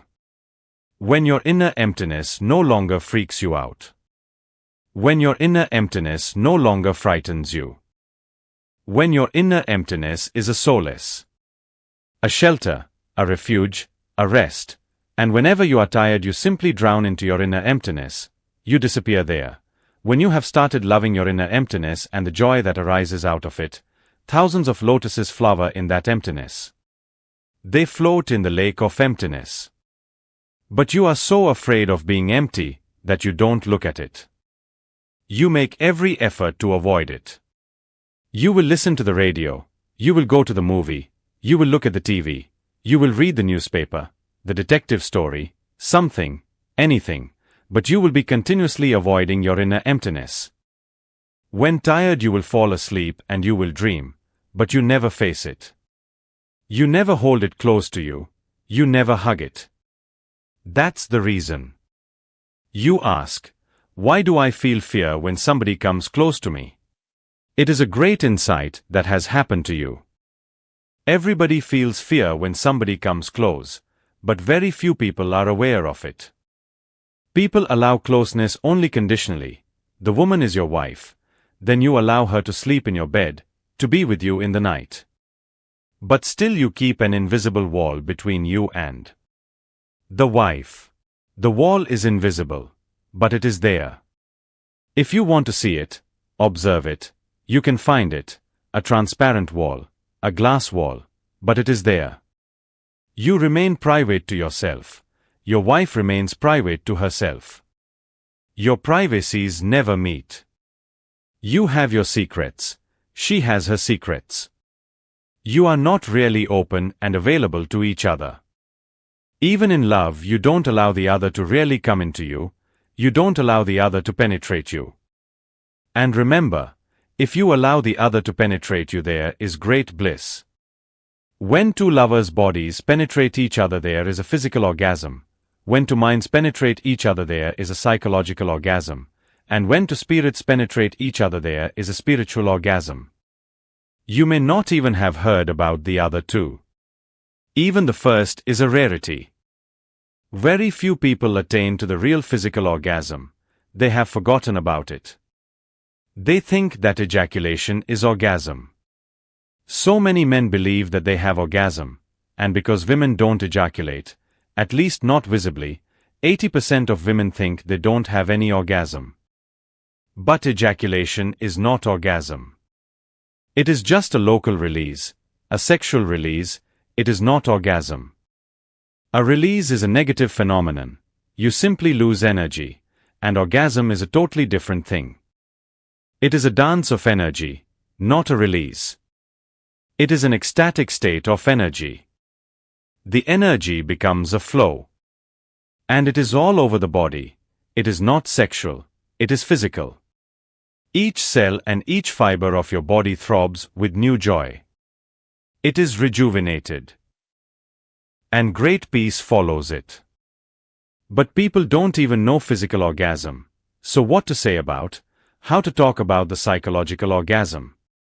When you allow somebody to come very close to you, a friend, a beloved, a son, a father, it does not matter what kind of relationship, when you allow somebody so close that your minds start overlapping, penetrating, then there is something so beyond the physical orgasm that it is a jump. The physical orgasm was beautiful, but nothing compared to the psychological orgasm. Once you have known the psychological orgasm, physical orgasm by and by loses its attraction. It is a very poor substitute. But even the psychological orgasm is nothing compared to the spiritual orgasm. When to spirits, and by spirits, I mean to emptinesses, two zeros, overlap. Remember, two bodies can only touch, they cannot overlap because they are physical. How can two bodies be in the same space? It is impossible. So at the most you can have a close touch. Two bodies can only touch, even in sexual love two bodies only touch. The penetration is very superficial. It is not more than a touch, because two physical objects cannot exist in the same place. If I am sitting here in this chair, then nobody else can sit in the same place. If a stone is lying in a certain place, you cannot put another thing in the same place. The space is occupied. Physical objects occupy space, so too physical objects can only touch, and that is part of the misery of love. If you know only physical love, you will always be miserable because you will only be touching, and the deep desire is to become one. But two physical objects cannot become one. It is not possible. A better communion happens with two psyches. They can come closer. But even then, two thoughts cannot occupy the same space because thoughts are subtle things. They can touch far better. They can become intertwined far better than two things. Things are very solid. Thoughts are very liquid. When two lovers' bodies meet, it is like two stones coming together. When two psyches meet, it is like water and oil coming together. Yes, it is a better meeting, but still there is a subtle division. Two thoughts cannot occupy the same space. When you are thinking one thought, you cannot think another thought at the same time. The first thought will have to go. Only then will you be able to pay attention to another thought. Only one thought can be in your mind at one time and in one space. So even friendship, psychological friendship, misses something, lacks something. It is better than the first, but nothing compared with the third. Spiritual penetration is the only possibility of really being one with someone, because spirit means emptiness. Two emptinesses can be together. And not only two, all the emptiness of the world can be together in one space. They can occupy the same space simultaneously. At the same time, there is no problem, because they are neither concrete like objects nor liquid like water. They are simply empty of themselves. You can bring an infinite number of emptinesses together. When you start feeling your emptiness, joyously, remember, then you will be able to allow people to come close to you. Not only will you be able to allow them, you will be always welcoming, inviting, because whenever somebody can come into you, the only way is if he also allows you to come into him. There is no other way. If you want to come into me, the only way is to allow me to come into you. There is no other way. But as you are, whenever something starts happening, you become afraid. You start escaping. Remember it. When something is very frightening, remember that this is the time not to go anywhere. This is the time to be here. When something frightening is happening, then something is happening. The moment is very pregnant and you have to be here, and you have to go into it. This is a good insight, that you ask why you feel fear whenever somebody comes close. You are becoming a little bit aware of your emptiness. Now let this awareness increase. Let this awareness become a great experience. Go into this emptiness and soon you will be surprised that this emptiness is what meditation is. This emptiness is what I call divinity, godliness. And then you will become a temple, open to every stranger who wants to come in. Afraid of yourself. If I look at my own situation, I see that I'm so afraid of other people that the question of allowing them to come close doesn't even arise. What is this fear of others? If you are afraid of yourself, only then are you afraid of other people. If you love yourself, you love others. If you hate yourself, you hate others. In relationship with others, it is only you, mirrored. The other is nothing but a mirror. So whatsoever happens in relationship, always know that it must have happened before, within you, because the relationship can only magnify what is already within you. It cannot create, it can only show and manifest what is already there. If you love yourself, you love others. If you are afraid of yourself, you are afraid of others. In coming in contact with others, you will start manifesting your being. You have been conditioned, in the East, in the West, everywhere, Christian, Hindu, Mohammedan, Jain, you all have been conditioned to hate yourselves. It has been taught to you that to love yourself is bad. You are supposed to love others, not yourself. This is asking for absurdities, impossibilities. If you don't love yourself, and you are nearest to you, how can you love anybody else? Nobody loves himself, yet he is trying to love others. Then your love is nothing but hatred masked, hidden. I tell you to love yourself first, because if love happens within you, only then can it spread to others. It is just like throwing a stone into a silent lake. The stone falls, ripples arise, and then they go on moving to the farthest bank. They will go on and on and on, but the stone must have fallen within you first. Love has to have happened to you. You must love yourself. That is a basic requirement, which is missing all over the world. That's why the world is in such misery. Everybody is trying to love, but it is impossible to love because the base is not there. The foundation is lacking. Love yourself, and then suddenly you will find yourself reflected everywhere. You are a human being, and all other human beings are just like you. Just forms differ, names differ, but the reality is the same. Go on moving, farther and farther. Then animals are also like you, the form differs a little more. But the being? Then the trees are also like you. Go farther and farther, the ripples spread, then even rocks, because they also exist like you. Existence is the same, similar. This is the only way. Start by loving yourself and let the love spread. Then don't let there be any boundaries. Go on and on to the very infinity. But if you miss the first point, if the stone has not been thrown, then you can go on waiting and watching, but the ripples will never arise. It cannot start anywhere else. It can only start in your heart. Love is a ripple in the heart, a vibration in the heart, a throbbing, a sharing of whatsoever you are, a deep, intense urge to go and reach the other, to share your being and your delight and your song. But when your heart is almost dead, frozen, and you have been taught to condemn yourself, that you are ugly, that you are bad, that this is sin, don't do this, you are guilty, then you cannot accept yourself. How can you accept anybody else? A deep acceptance is needed. Whatsoever and whosoever you are, a deep acceptance is needed, not only acceptance but a delight that you are. There should not be any ought. Drop all shoulds, and the whole world becomes different.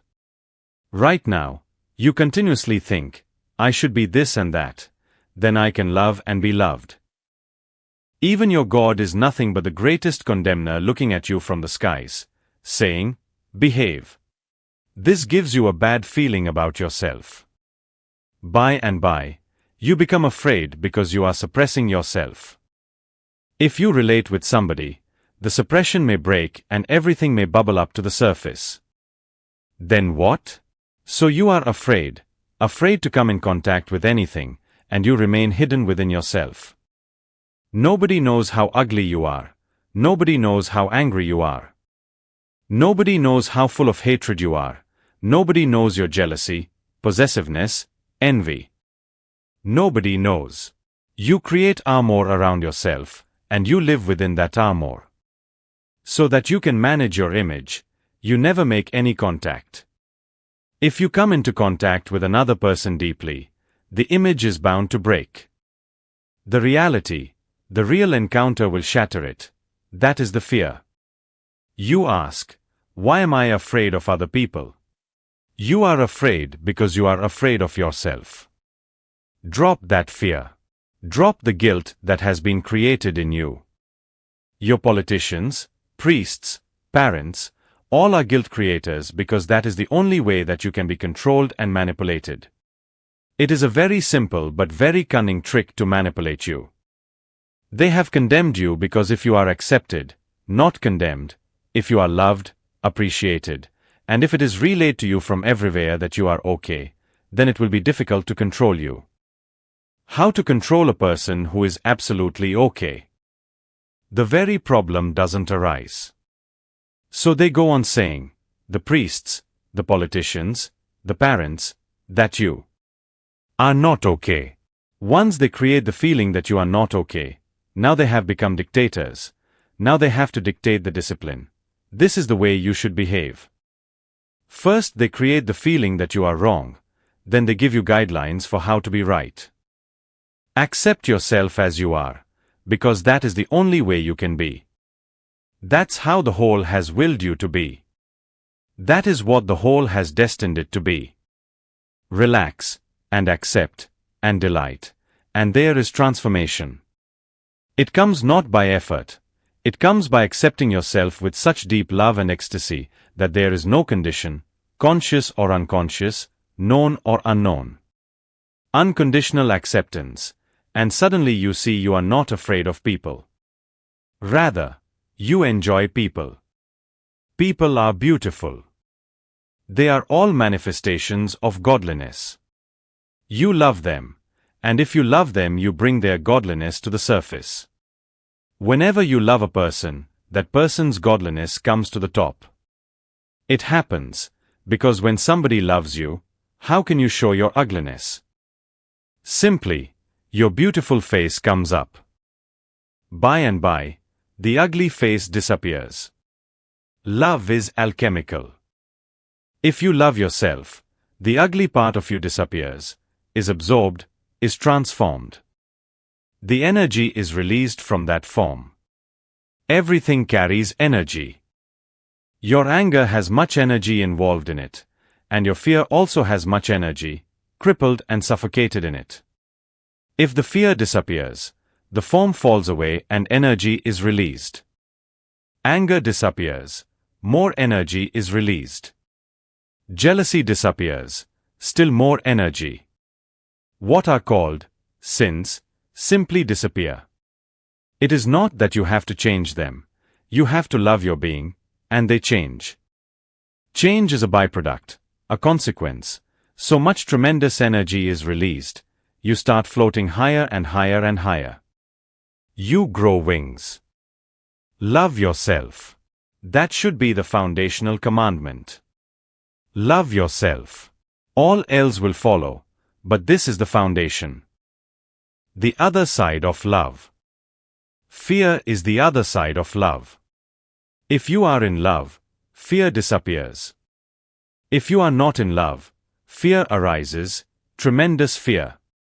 Only lovers are fearless, only in a deep moment of love is there no fear. In a deep moment of love, existence becomes a home. You are not a stranger, you are not an outsider, you are accepted. Even by a single human being you are accepted. Something in the depth opens, a flower lake phenomenon in the innermost being. You are accepted by someone, you are valued, you are not futile. You have a significance, a meaning. If in your life there is no love, then you will become afraid. Then there will be fear everywhere because everywhere there are enemies, no friends, and the whole existence seems to be alien. You seem to be accidental, not rooted, not at home. Even a single human being can give you such deep at-homeness in love. What to say about being in love with the total, with the whole? So fear, in fact, is the absence of love. And if fear is a problem for you, that shows that you are looking at the wrong side.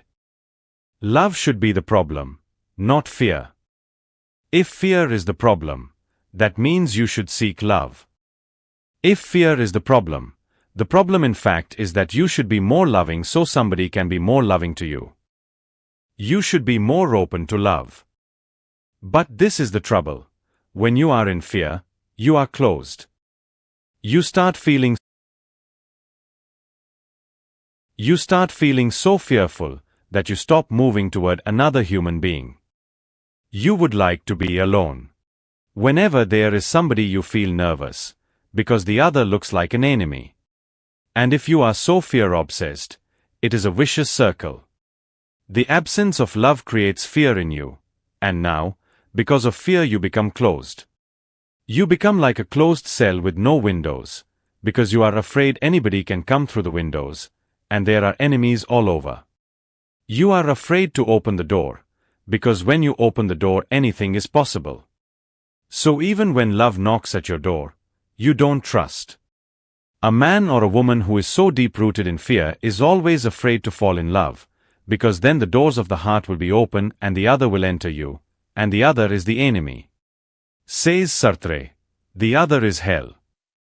Lovers have known another reality, the other is heaven, the very paradise. Sartre must be living in a deep-rooted fear, anguish, anxiety. And Sartre has become very influential. In fact, he should be avoided like a disease, a dangerous disease. But he appeals to people because what he is saying, many feel the same about in their own life. That is his appeal. Depression, sadness, anguish, fear, these are Sartre's themes, the themes of the whole movement of existentialism, and people feel that these are their problems. When I talk about love, of course you feel that it is not your problem, fear is your problem. But I would like to tell you that love is your problem, not fear. It is just like this. The house is dark and I talk about light, and you say, you go on talking about light. It will be better if you talk about darkness, because darkness is our problem. The house is filled with darkness. Light is not our problem. But do you understand what you are saying?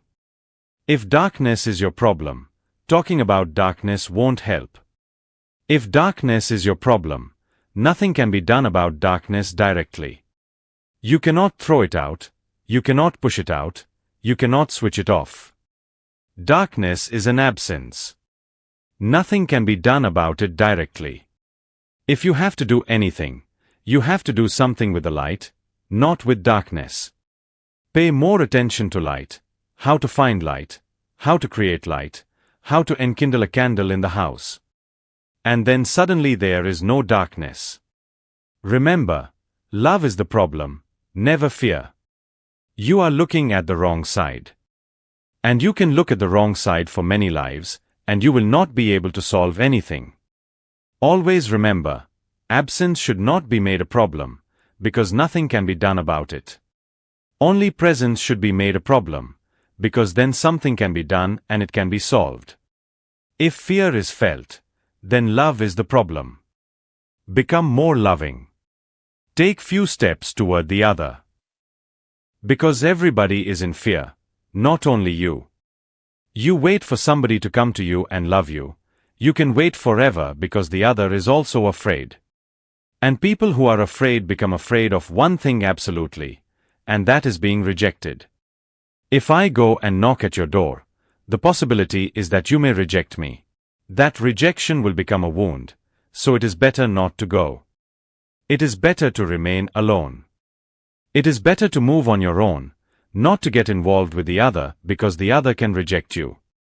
The moment you approach and take initiative toward love, the first fear comes, whether the other will accept you or reject you.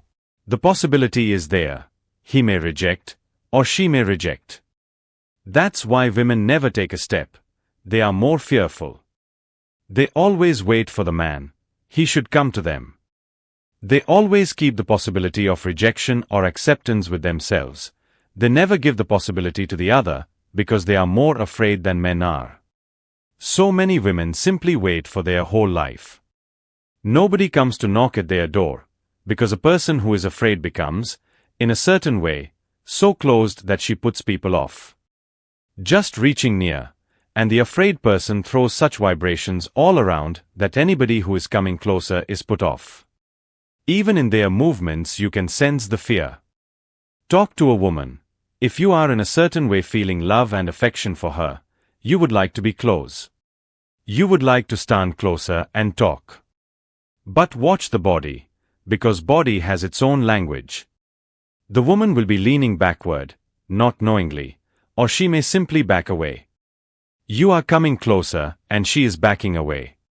Or if there is no possibility to retreat, there is a wall, then she will lean against the wall. By not leaning forward, she is telling you, go away. She is saying, don't come near me. People sitting, people walking, watch. There are people who simply put off anybody who comes close, they become afraid. And fear is energy, just like love, a negative energy. A man who is feeling love bubbles up with a positive energy. When you come closer, it is as if a magnet is attracting you. You would like to be with this person. If fear is your problem, then think about your personality. Watch it. You must have closed your doors to love. That's all. Open those doors. Of course, there is the possibility of being rejected. But why be afraid? The other can only say no if 50% possibility of no is there. But just because of the 50% possibility of no, you choose a 100% life of no love? The possibility is there. But why worry? There are so many people. If one says no, don't be hurt. Don't take it as a wound. Simply take it. It didn't happen. Simply take it. The other person didn't feel like moving with you. You didn't suit each other. You are different types. He has or she has not said no to you. Really, it is not personal. You didn't fit, so move ahead. And it is good that the person has said no, because if you don't fit with a person and they say yes, then you will be in real trouble. You don't realize, the other has saved you a whole life of trouble. Thank him or her and move ahead, because everybody cannot suit everybody. Every individual is so unique that in fact it is very difficult to find the right person to fit with you. In a better world, sometime in the future, people will be able to move around more, so they can go and find the right woman or the right man for themselves. Don't be afraid of making errors, because if you are afraid of making errors you will not move at all, and you will miss the whole of life. It is better to err than not to do anything. It is better to be rejected than simply remaining with yourself, afraid and not taking any initiative, because the rejection reveals the possibility of acceptance. It is the other side of acceptance. If somebody rejects, somebody else will accept. One has to go on moving and finding the right person. When right persons meet, something clicks. They are made for each other. They fit together. Not that there will not be conflicts, not that there will not be moments of anger and fight, no. If love is alive, there will be conflict also. Sometimes there will be moments of anger also. That simply shows that love is an alive phenomenon. Sometimes sadness. Because wherever happiness exists, sadness is bound to be there. Only in a marriage is there no sadness, because there is no happiness either. One simply tolerates the other. It is an arrangement. It is a managed phenomenon. When you really move into life, then anger is also there, but when you love a person you accept the anger. When you love a person you accept his or her sadness also. Sometimes you go apart just to come closer again. In fact, there is a deep mechanism behind it. Lovers fight in order to fall in love again and again, so they can have small honeymoons again and again and again. Don't be afraid of love. There is only one thing one should be afraid of, and that is fear. Be afraid of fear and never be afraid of anything else, because fear cripples. It is poisonous. It is suicidal. Move, jump out of it. Do whatever you like, but don't get settled with the fear, because that is a negative situation. To me, love is not a great problem because I look farther ahead than you. If you miss love you will miss meditation, and that is the real problem for me. To you it may not yet be a problem, because if fear is the problem, then to you, even love is not yet a problem. How can you think about meditation? But I see the whole sequence of life and how it moves. If love is missed you can never be in meditation, because being in meditation is cosmic love. You cannot bypass love. Many people have tried, and they are dead in the monasteries. All over the world many people have tried. Because of the fear, they have tried to avoid love completely, and they have been trying to find a shortcut directly from their fear to meditativeness. That is what the monks have been doing all over the centuries, Christian and Hindu and Buddhist. All monks have been doing that. They have been trying to bypass love completely. Their prayer will be false.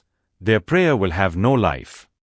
Their prayer will not be heard anywhere, and the cosmos is not going to answer their prayer. They are trying to deceive the whole cosmos. No, one has to pass through love.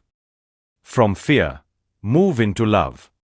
From love you will move into prayerfulness, meditativeness, and from meditativeness arises fearlessness. Without love fear, with love fearlessness, and the final fearlessness is in meditation, because then even death is not a fear at all, then there is no death. You are so deeply in tune with existence, how can fear exist? So please don't get obsessed with fear. Just jump out of it and take a move toward love.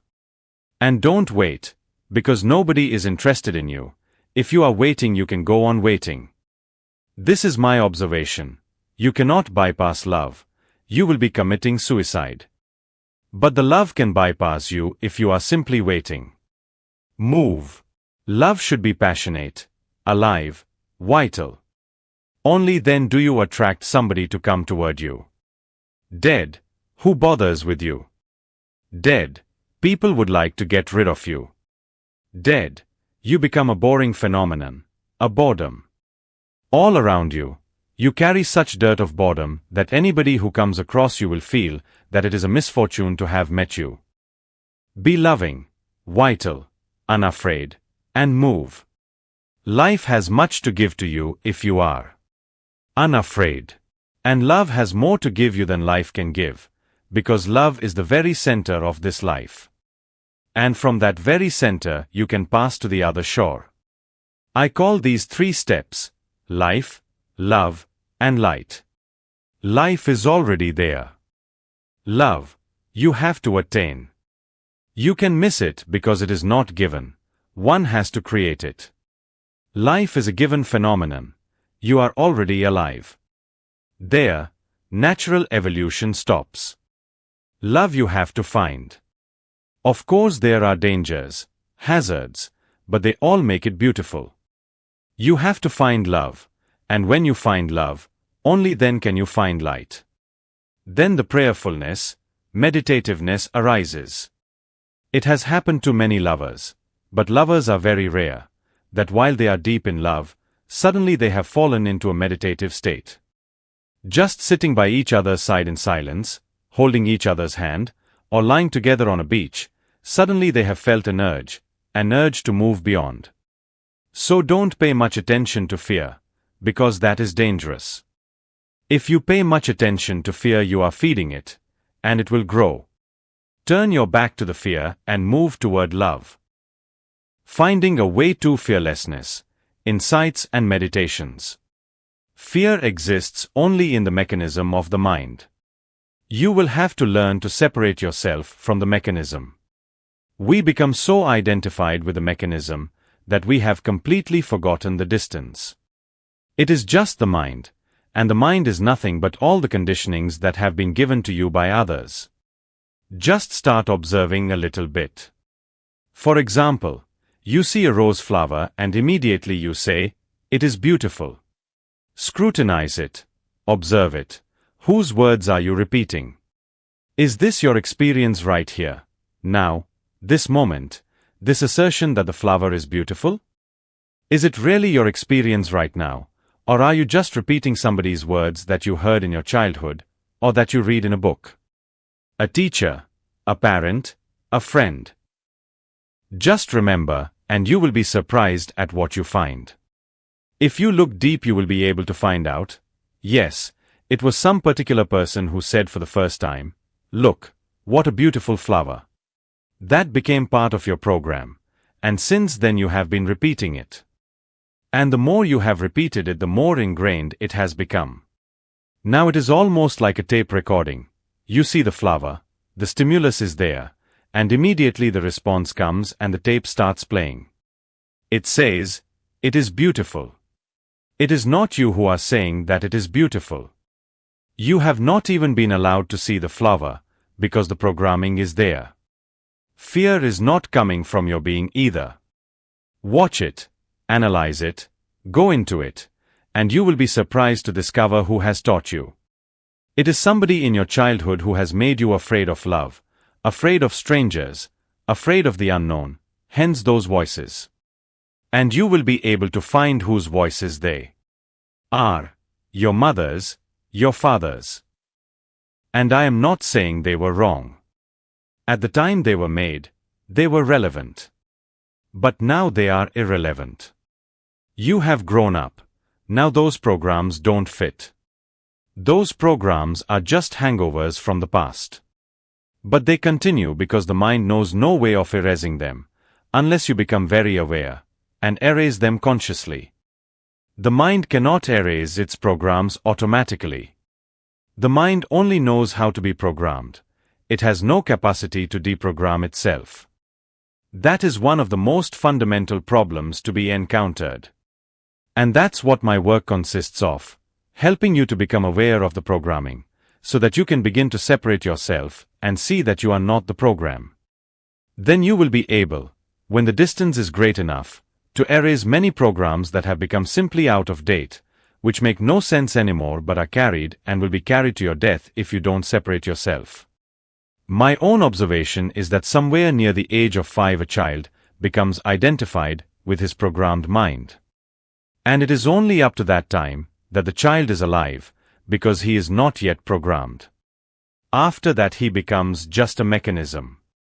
Around the age of 5 all real learning stops.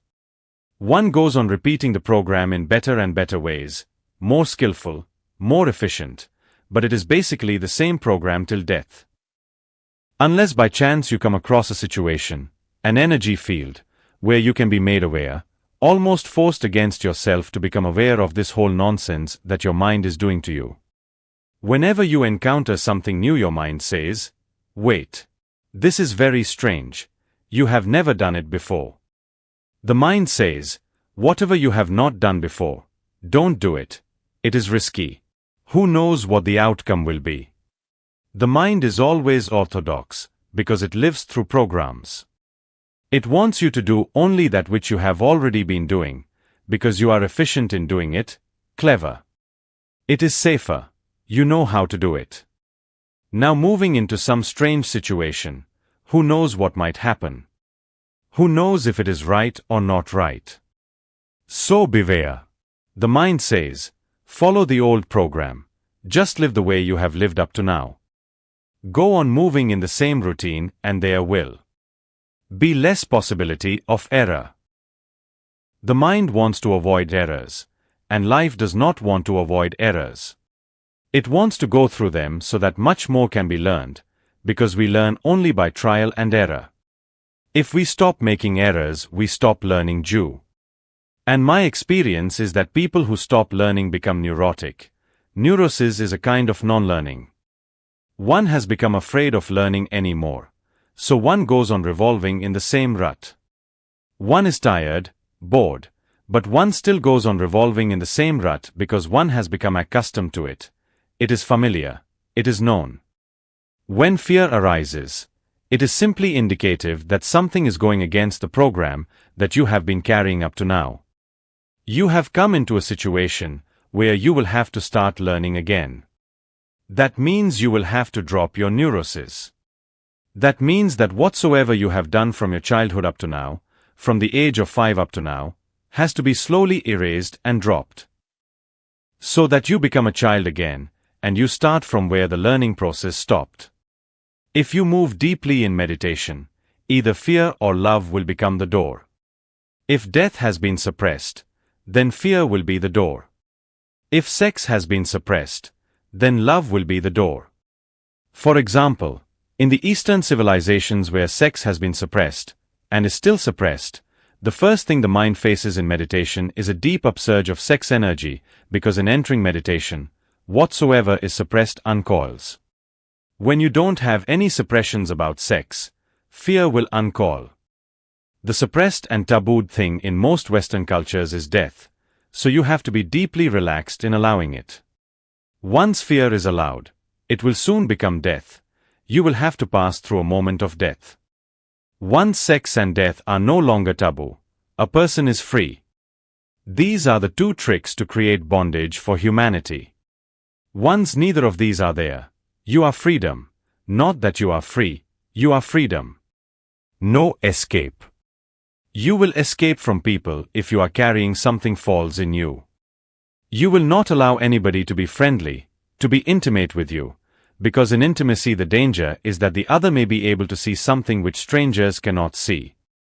You will keep people at a distance. You will run and rush away from people. You will have only formal relationships, but you will not really relate, because to really relate means to expose yourself. Hence your so-called saints escaped into the monasteries. It was out of fear. If they were in the marketplace they would be caught. It would be discovered that they are cheating, that they are deceiving, that they are hypocrites. In the monasteries, they can maintain their hypocrisy, and nobody will ever be able to detect it. And moreover, there are other hypocrites there. They can all maintain their conspiracy together more easily than each single hypocrite can maintain his alone. Monasteries came into existence for escapists. But you can live even in the world in a monastic way. Keeping people always at a distance, never allowing anybody access to your inner being, never opening up, never allowing anybody to have a peek into you to see who you are, never looking into people's eyes, avoiding people's eyes, looking sideways. And always in a hurry, so that everybody knows you are so occupied, you don't have any time to say hello, to hold somebody's hand, to sit with somebody informally. You are so busy, you are always on the go. You will not even allow intimacy with those who are close to you, husbands, wives, children. With them also you will have a formal relationship, an institutional relationship. Self-conscious or self-aware. We have two terms that are very different, but appear very similar. One is self-consciousness, the other is self-awareness. The meaning is the same as far as language is concerned, but existentially there is a great difference. Self-consciousness is a disease. The emphasis is on the self. You become self-conscious only when you are nervous, afraid. If you suddenly have to go for an interview you become self-conscious, or if you are suddenly asked to deliver a lecture standing on a podium you become self-conscious. Facing so many people who are all focusing on you creates great trembling inside. It is said that the mind starts functioning the moment you are born till one day you stand on a podium to speak, then it stops. Then suddenly you don't know what is what. Suddenly all thoughts disappear. Those are the only moments you know of no thought. But you miss them because you are so afraid and trembling and perspiring. That is self-consciousness. In self-consciousness, the consciousness is not important, ego is important, that's why you are trembling. You want to have a certain image, now you are afraid whether you will be able to manage it. Facing so many people you are afraid that if something goes wrong you will be exposed. That you are not so intelligent, that you are not the person that you pretend to be, that you are standing almost naked before eyes that are looking at you like X-rays. You become very concerned about the ego, how to protect your ego. That is a kind of disease. Self-awareness is totally different. It has nothing to do with the ego. You have two selves. One is the false, the ego, which is only a belief. If you look deeply into it, you will not find it anywhere. The other is your real self, your original face, your essential nature. To be aware of it is to be aware of the tremendous mystery that life is. And the only door goes through you. You cannot approach that mystery from anywhere else, because the closest thing to that mystery is your own being, your own heart. You have to enter from there. Once you have known the mystery of life through your own being, you will know it everywhere. Once you have known it within you will know it without you. But the first work has to be done in your inner world. You have to become a lab, a great experiment. You are the experiment, you are the instrument of the experiment, the lab, everything, because inside you there is nobody else, nothing else. You are all. The experimenter and the experimented upon and the experiment. Once you start moving into the subjectivity of your inner world, of your interiority, you slowly become acquainted with the miraculous. And to be acquainted with the miraculous is to know that which is worth knowing, Otherwise you just go on accumulating knowledge, which is worthless, which is simply junk. Afraid to be silent. People are continuously talking. Yaketi yaketi yaketi. And the reason why they are talking is that they are afraid to be silent, they are afraid to see the truth, they are afraid to see their utter emptiness, they are afraid to expose themselves, they are afraid to look deep into the other. Continuous talking keeps them on the surface, occupied, engaged. Holding the hand of your woman or man, why not sit silently? Why not close your eyes and feel? Feel the presence of the other. Enter into the presence of the other. Let the other's presence enter into you. Vibrate together, sway together.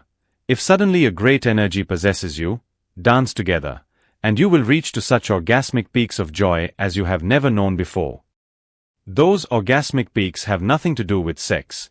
In fact, they have much to do with silence. And if you can also manage to become meditative in your sex life, if you can be silent while making love, in a kind of dance, you will be surprised. You have a built-in process to take you to the furthest shore. People make love in such an ugly way that if children sometimes see their parents making love, they think they are wrestling, fighting, that daddy is going to kill mum.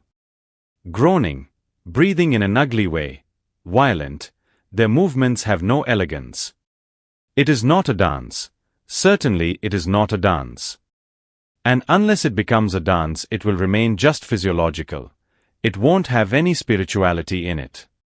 But it is impossible. Unless your whole life is saturated with those moments that come when the mind ceases, your love life cannot move into silence.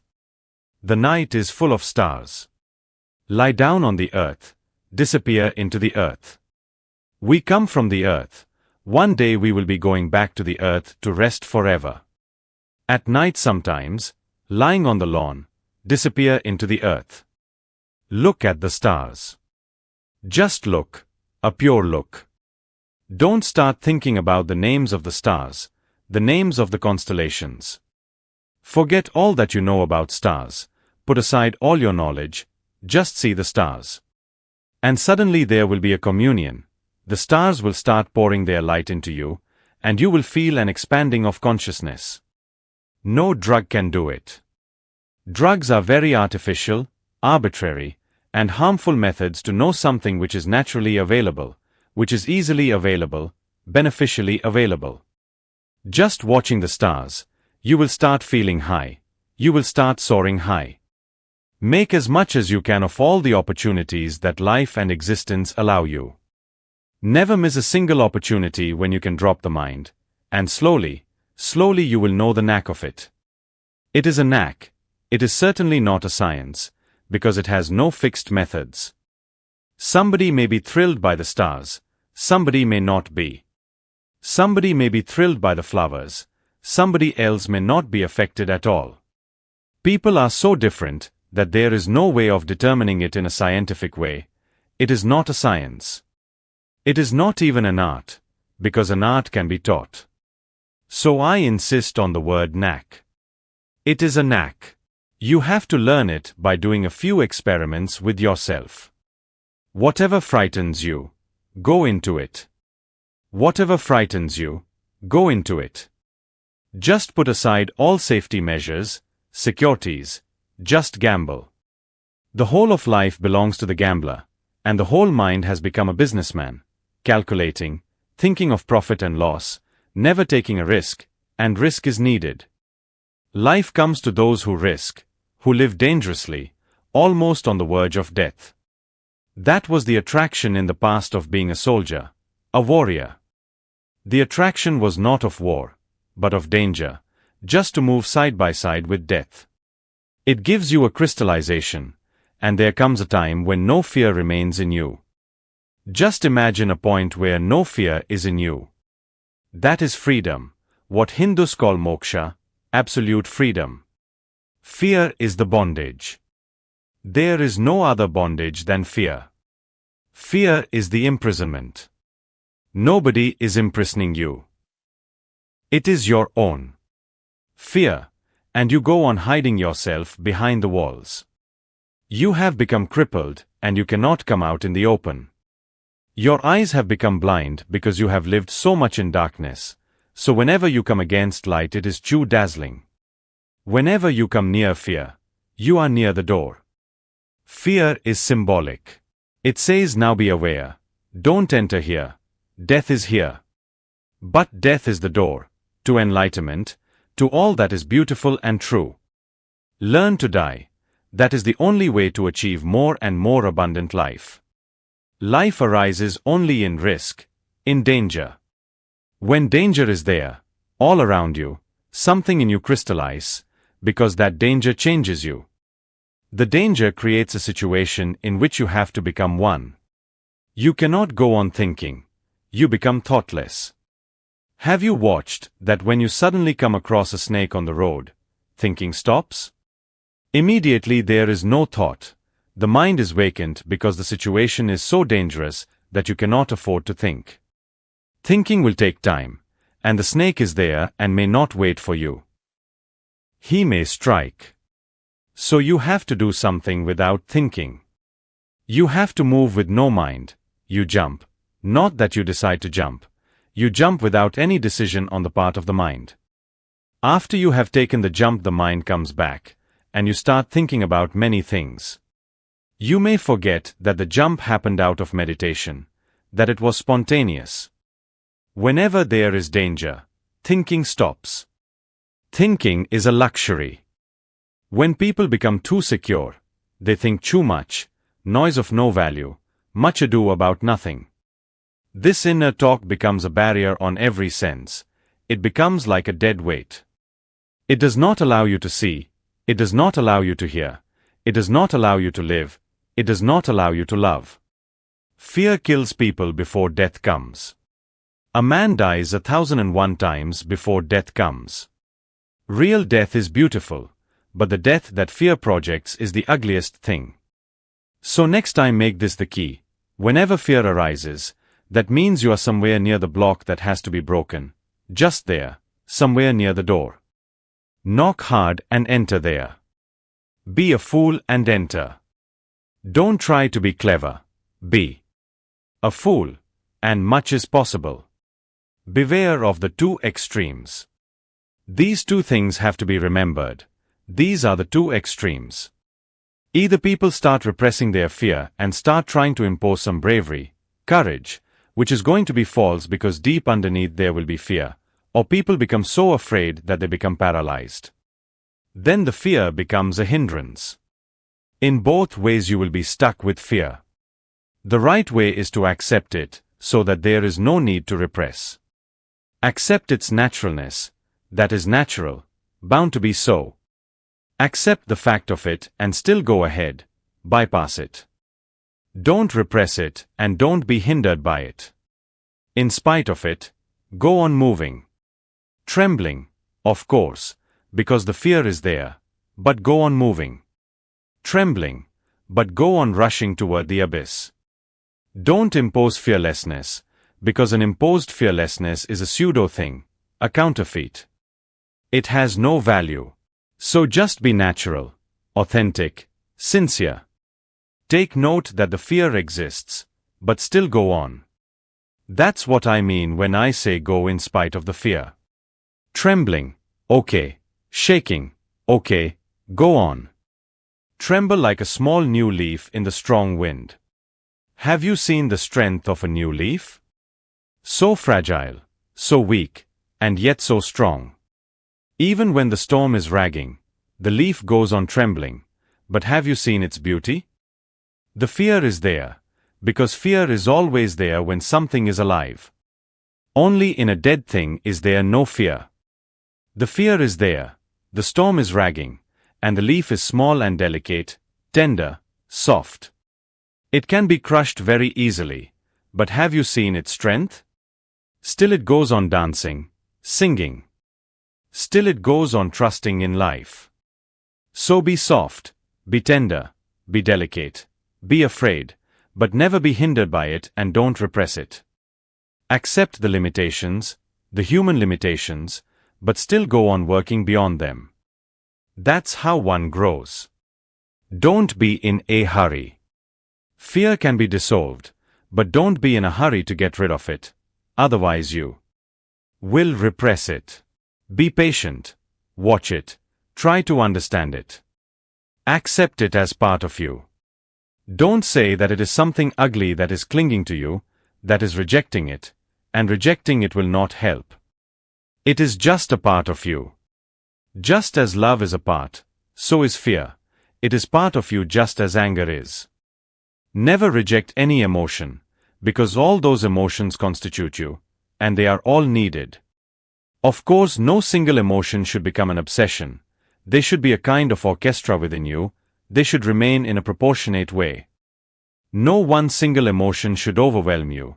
That's all that has to be remembered. But no emotion should be rejected in toto. Fear has its own place. It is needed. Without it you will lose something, but it should not become a phobia. One has to keep balance. There are people who are so full of fear that fear spreads all over their being. That is pathological.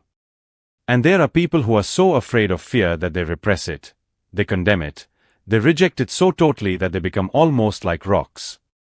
That too is pathological. Fear has its own place in the inner economy. It has something to contribute of immense importance.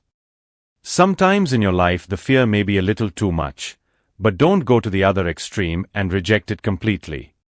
It has to be brought into a normal harmony with other emotions. It has to remain there.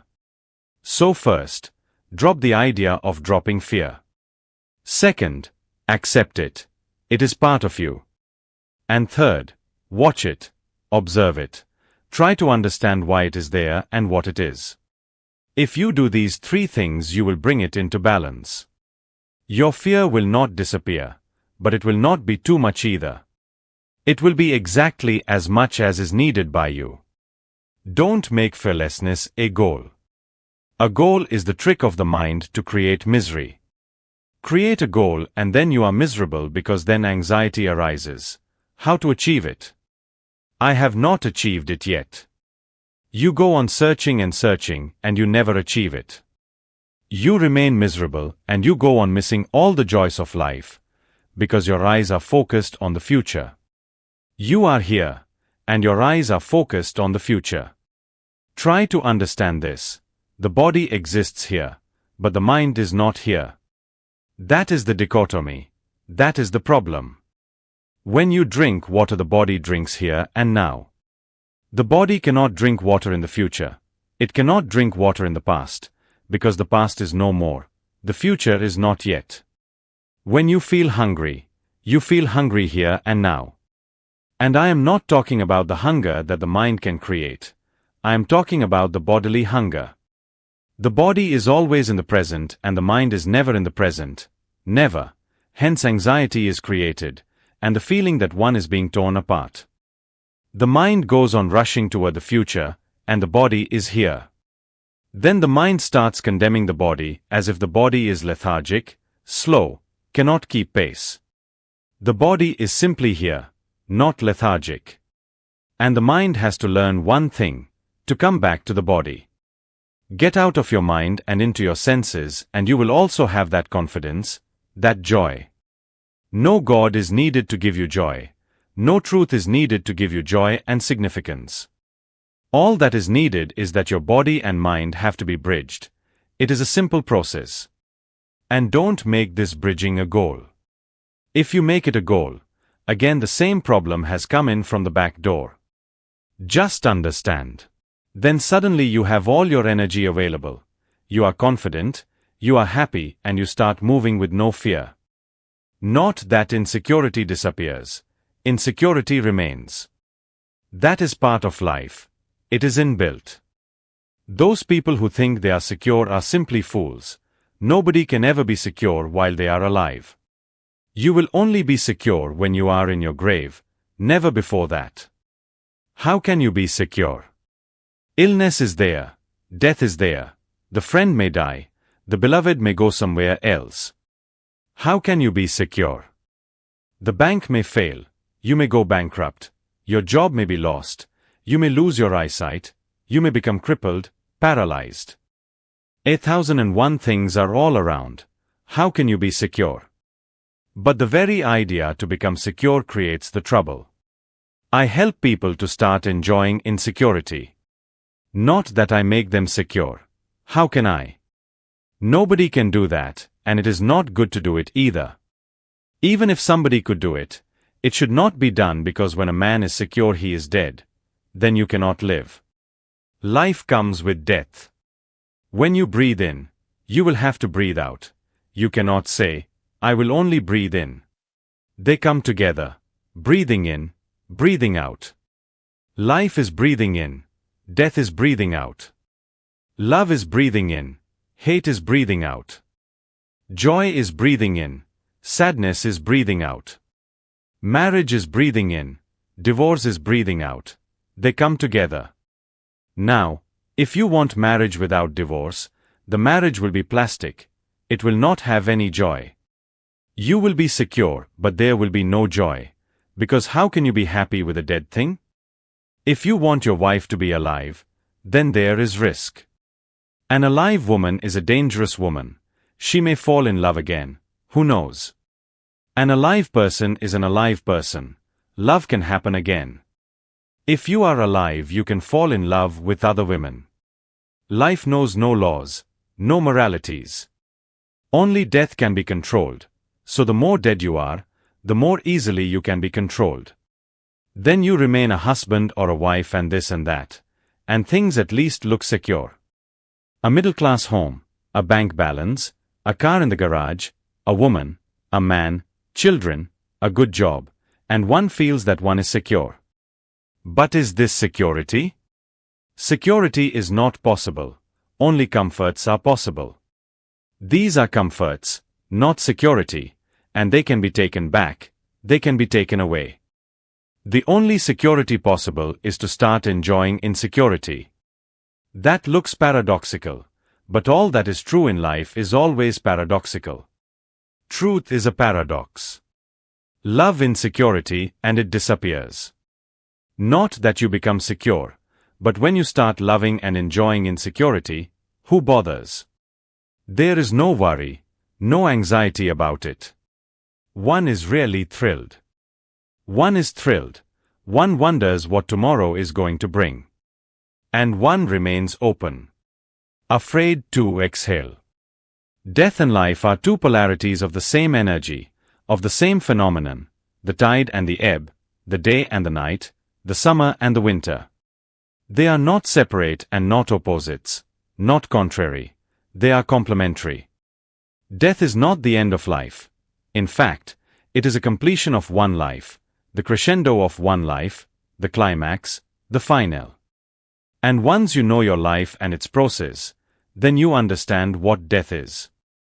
Death is an organic, integral part of life, and it is very friendly to life. Without it, life cannot exist. Life exists because of death. Death gives the background. Death is, in fact, a process of renewal. And death happens each moment. The moment you breathe in and the moment you breathe out, both happen. Breathing in, life happens. Breathing out, death happens. That's why when a child is born, the first thing he does is breathe in. Then life starts. And when an old man is dying, the last thing he does is breathe out. Then life departs. Breathing out is death. Breathing in is life. They are like two wheels of a bullock cart. You live by breathing in as much as you live by breathing out.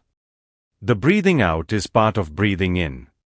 You cannot breathe in if you stop breathing out. You cannot live if you stop dying. One who has understood what his life is allows death to happen. He welcomes it. He dies each moment, and each moment he is resurrected. His cross and his resurrection are continually happening as a process. He dies to the past each moment, and he is born again and again into the future. If you look into life, you will be able to know what death is. If you understand what death is, only then are you able to understand what life is. They are organic. Ordinarily, out of fear, we have created a division. We think that life is good and death is bad. We think that life has to be desired and death is to be avoided. We think somehow we have to protect ourselves against death. This absurd idea creates endless miseries in our lives, because a person who protects himself against death becomes incapable of living. He is the person who is afraid of exhaling, then he cannot inhale and he is stuck. Then he simply drags. His life is no longer a flow, his life is no longer a river. If you really want to live, you have to be ready to die. Who is afraid of death in you? Is life afraid of death? It is not possible. How can life be afraid of its own integral process? Something else is afraid in you. The ego is afraid in you. Life and death are not opposites. Ego and death are opposites. Life and death are not opposites. Ego and life are opposites. Ego is against both life and death. The ego is afraid to live and the ego is afraid to die. It is afraid to live because each effort, each step toward life, brings death closer. If you live, you are coming closer to dying. The ego is afraid to die, hence it is afraid to live also. The ego simply drags. There are many people who are neither alive nor dead. This is worse than anything. A man who is fully alive is full of death also. That is the meaning of Jesus on the cross. Jesus carrying his own cross has not really been understood. And he says to his disciples, "You will have to carry your own cross." The meaning of Jesus carrying his own cross is very simple. Nothing but this: everybody has to carry his death continuously, everybody has to die each moment, everybody has to be on the cross, because that is the only way to live fully, totally. Whenever you come to a total moment of aliveness, suddenly you will see death there also. In love it happens. In love, life comes to a climax, hence people are afraid of love.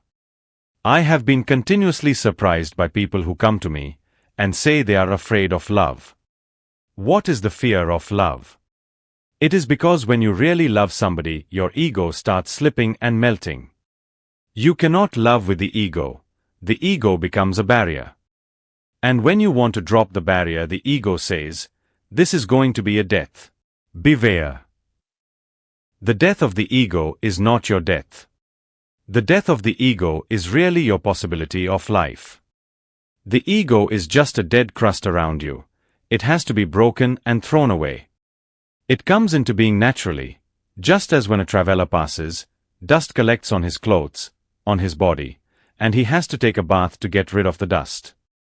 As we move in time, dust of experiences, of knowledge, of lived life, of past, collects. That dust becomes our ego. Accumulated, it becomes a crust around you which has to be broken and thrown away. One has to take a bath continuously, every day, in fact every moment, so that this crust never becomes a prison. If fear is there, accept it. If there is fear and you start doing something about it, then a new fear has entered, fear of the fear. It has become more complex. So if fear is there, accept it. Don't do anything about it because doing will not help. Anything that you do out of fear will create more fear. Anything that you do out of confusion will add more confusion. Don't do anything.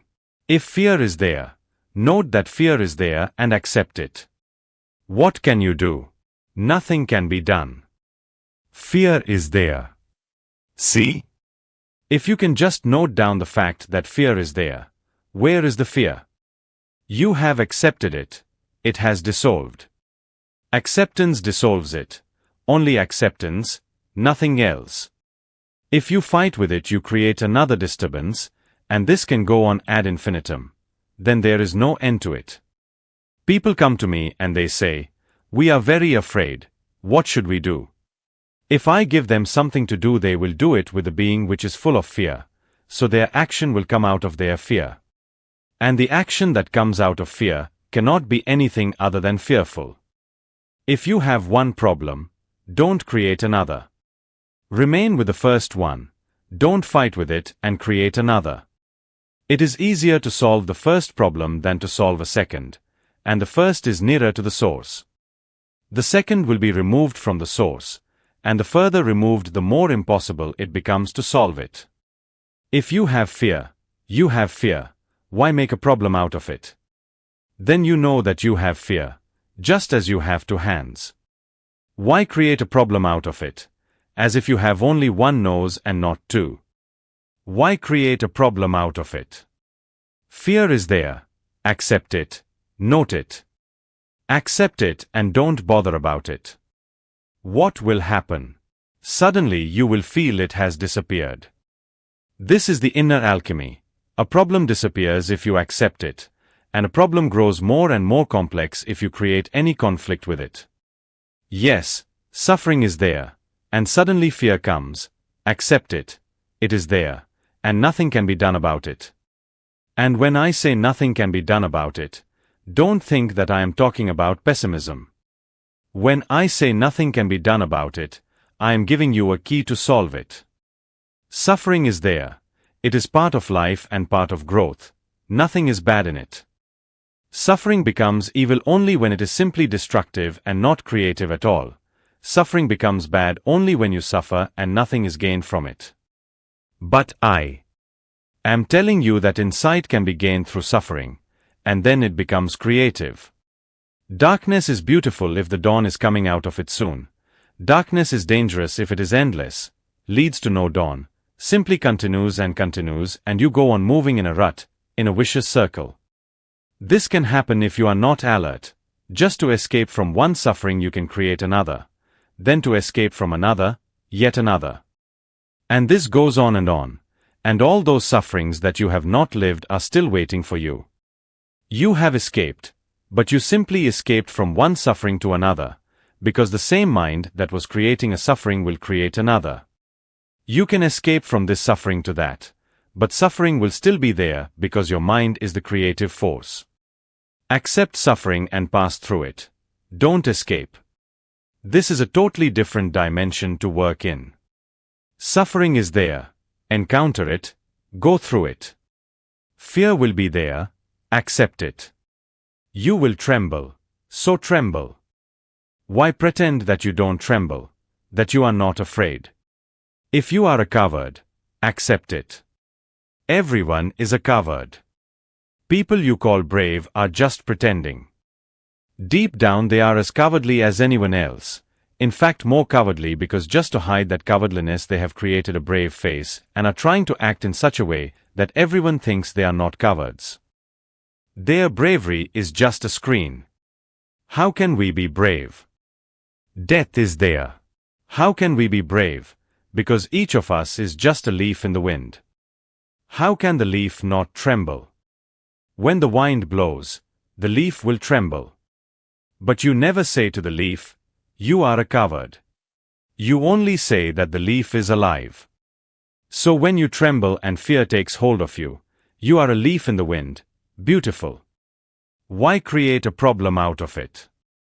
But society has made a problem out of everything. If a child is afraid in the dark, we say, "Don't be afraid, be brave." Why? The child is innocent. Naturally he feels fear in the dark. You force him, "Be brave," so he also forces himself. Then he becomes tense. Then he endures the darkness, but now he is tense. Now his whole being is ready to tremble and he suppresses it. This suppressed trembling will follow him his whole life. It would have been all right to tremble in the darkness. Nothing is wrong in it. It would have been good to cry and run to his mother and father. Nothing is wrong in it. The child would have come out of the darkness more experienced, more knowing. He would have realized, if he passed through the darkness trembling and crying and weeping, that there was nothing to fear. Suppressed, you never experience the thing in its totality. You never gain anything out of it. Wisdom comes through suffering, and wisdom comes through acceptance. Whatsoever the case, be at ease with it. Don't take any notice of the society and its condemnation. Nobody has the right to judge you, and nobody can pretend to be a judge.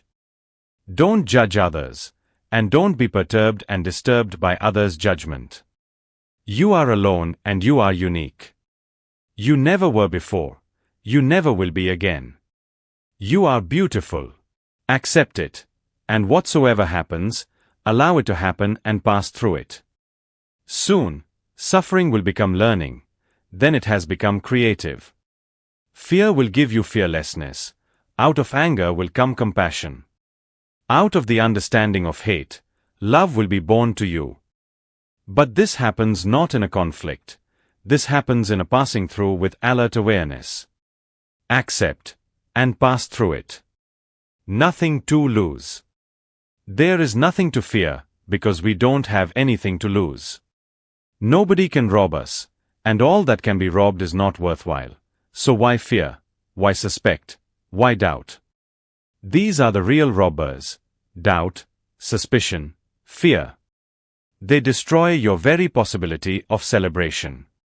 So while on earth, celebrate the earth.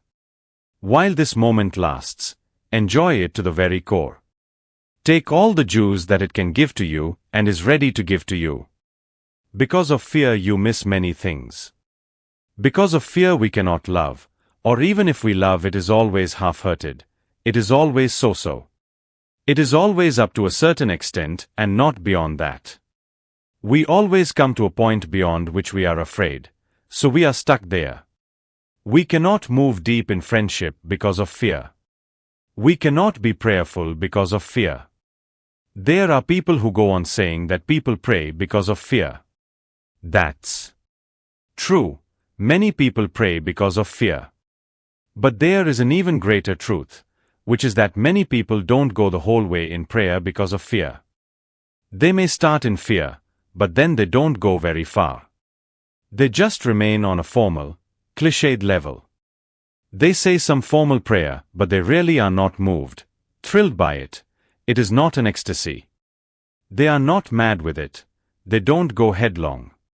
They move very cautiously, and all caution is based in fear. Be conscious, but never be cautious. The distinction is very subtle. Consciousness is not rooted in fear. Caution is rooted in fear. One is cautious so that one may never go wrong, but then one cannot go very far.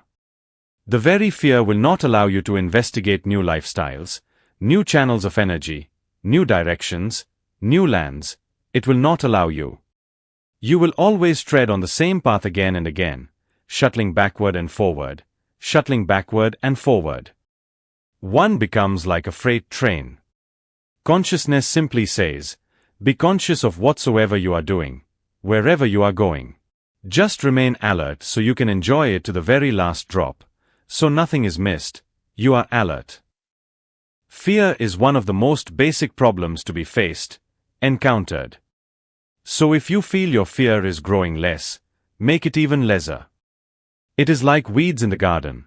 One has to go on continually pulling them up and throwing them away, otherwise they tend to overrun the whole garden.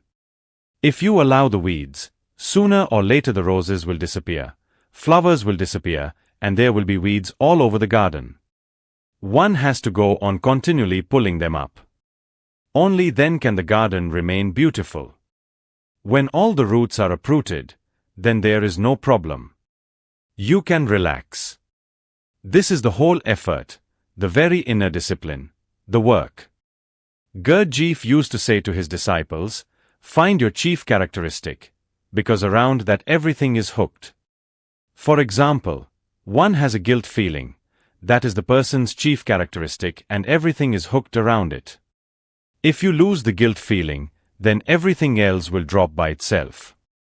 And for another type of person, if he drops his fear, there is nothing else to drop. Everything else will drop automatically, because everything else is just an outgrowth of the fear. Wherever you see that there is fear, drop it. And sometimes if it is needed, then go into the fear. In life there is nothing which is bad, nothing which has to be feared, nothing whatsoever. It is just that we have certain ideas implanted in the mind, in certain fragile moments, and they go on projecting. A small child is left in the crib. He is hungry and he cries out, Looks around and he cannot see anything. It is dark and nobody is coming. Now the aloneness, the hunger, nobody responding to his call and cry, and the fear, all become associated. They become associated so deeply that whenever he is in the dark, even after 50 years, he will start feeling a certain fear. That 50-year-old association is still alive.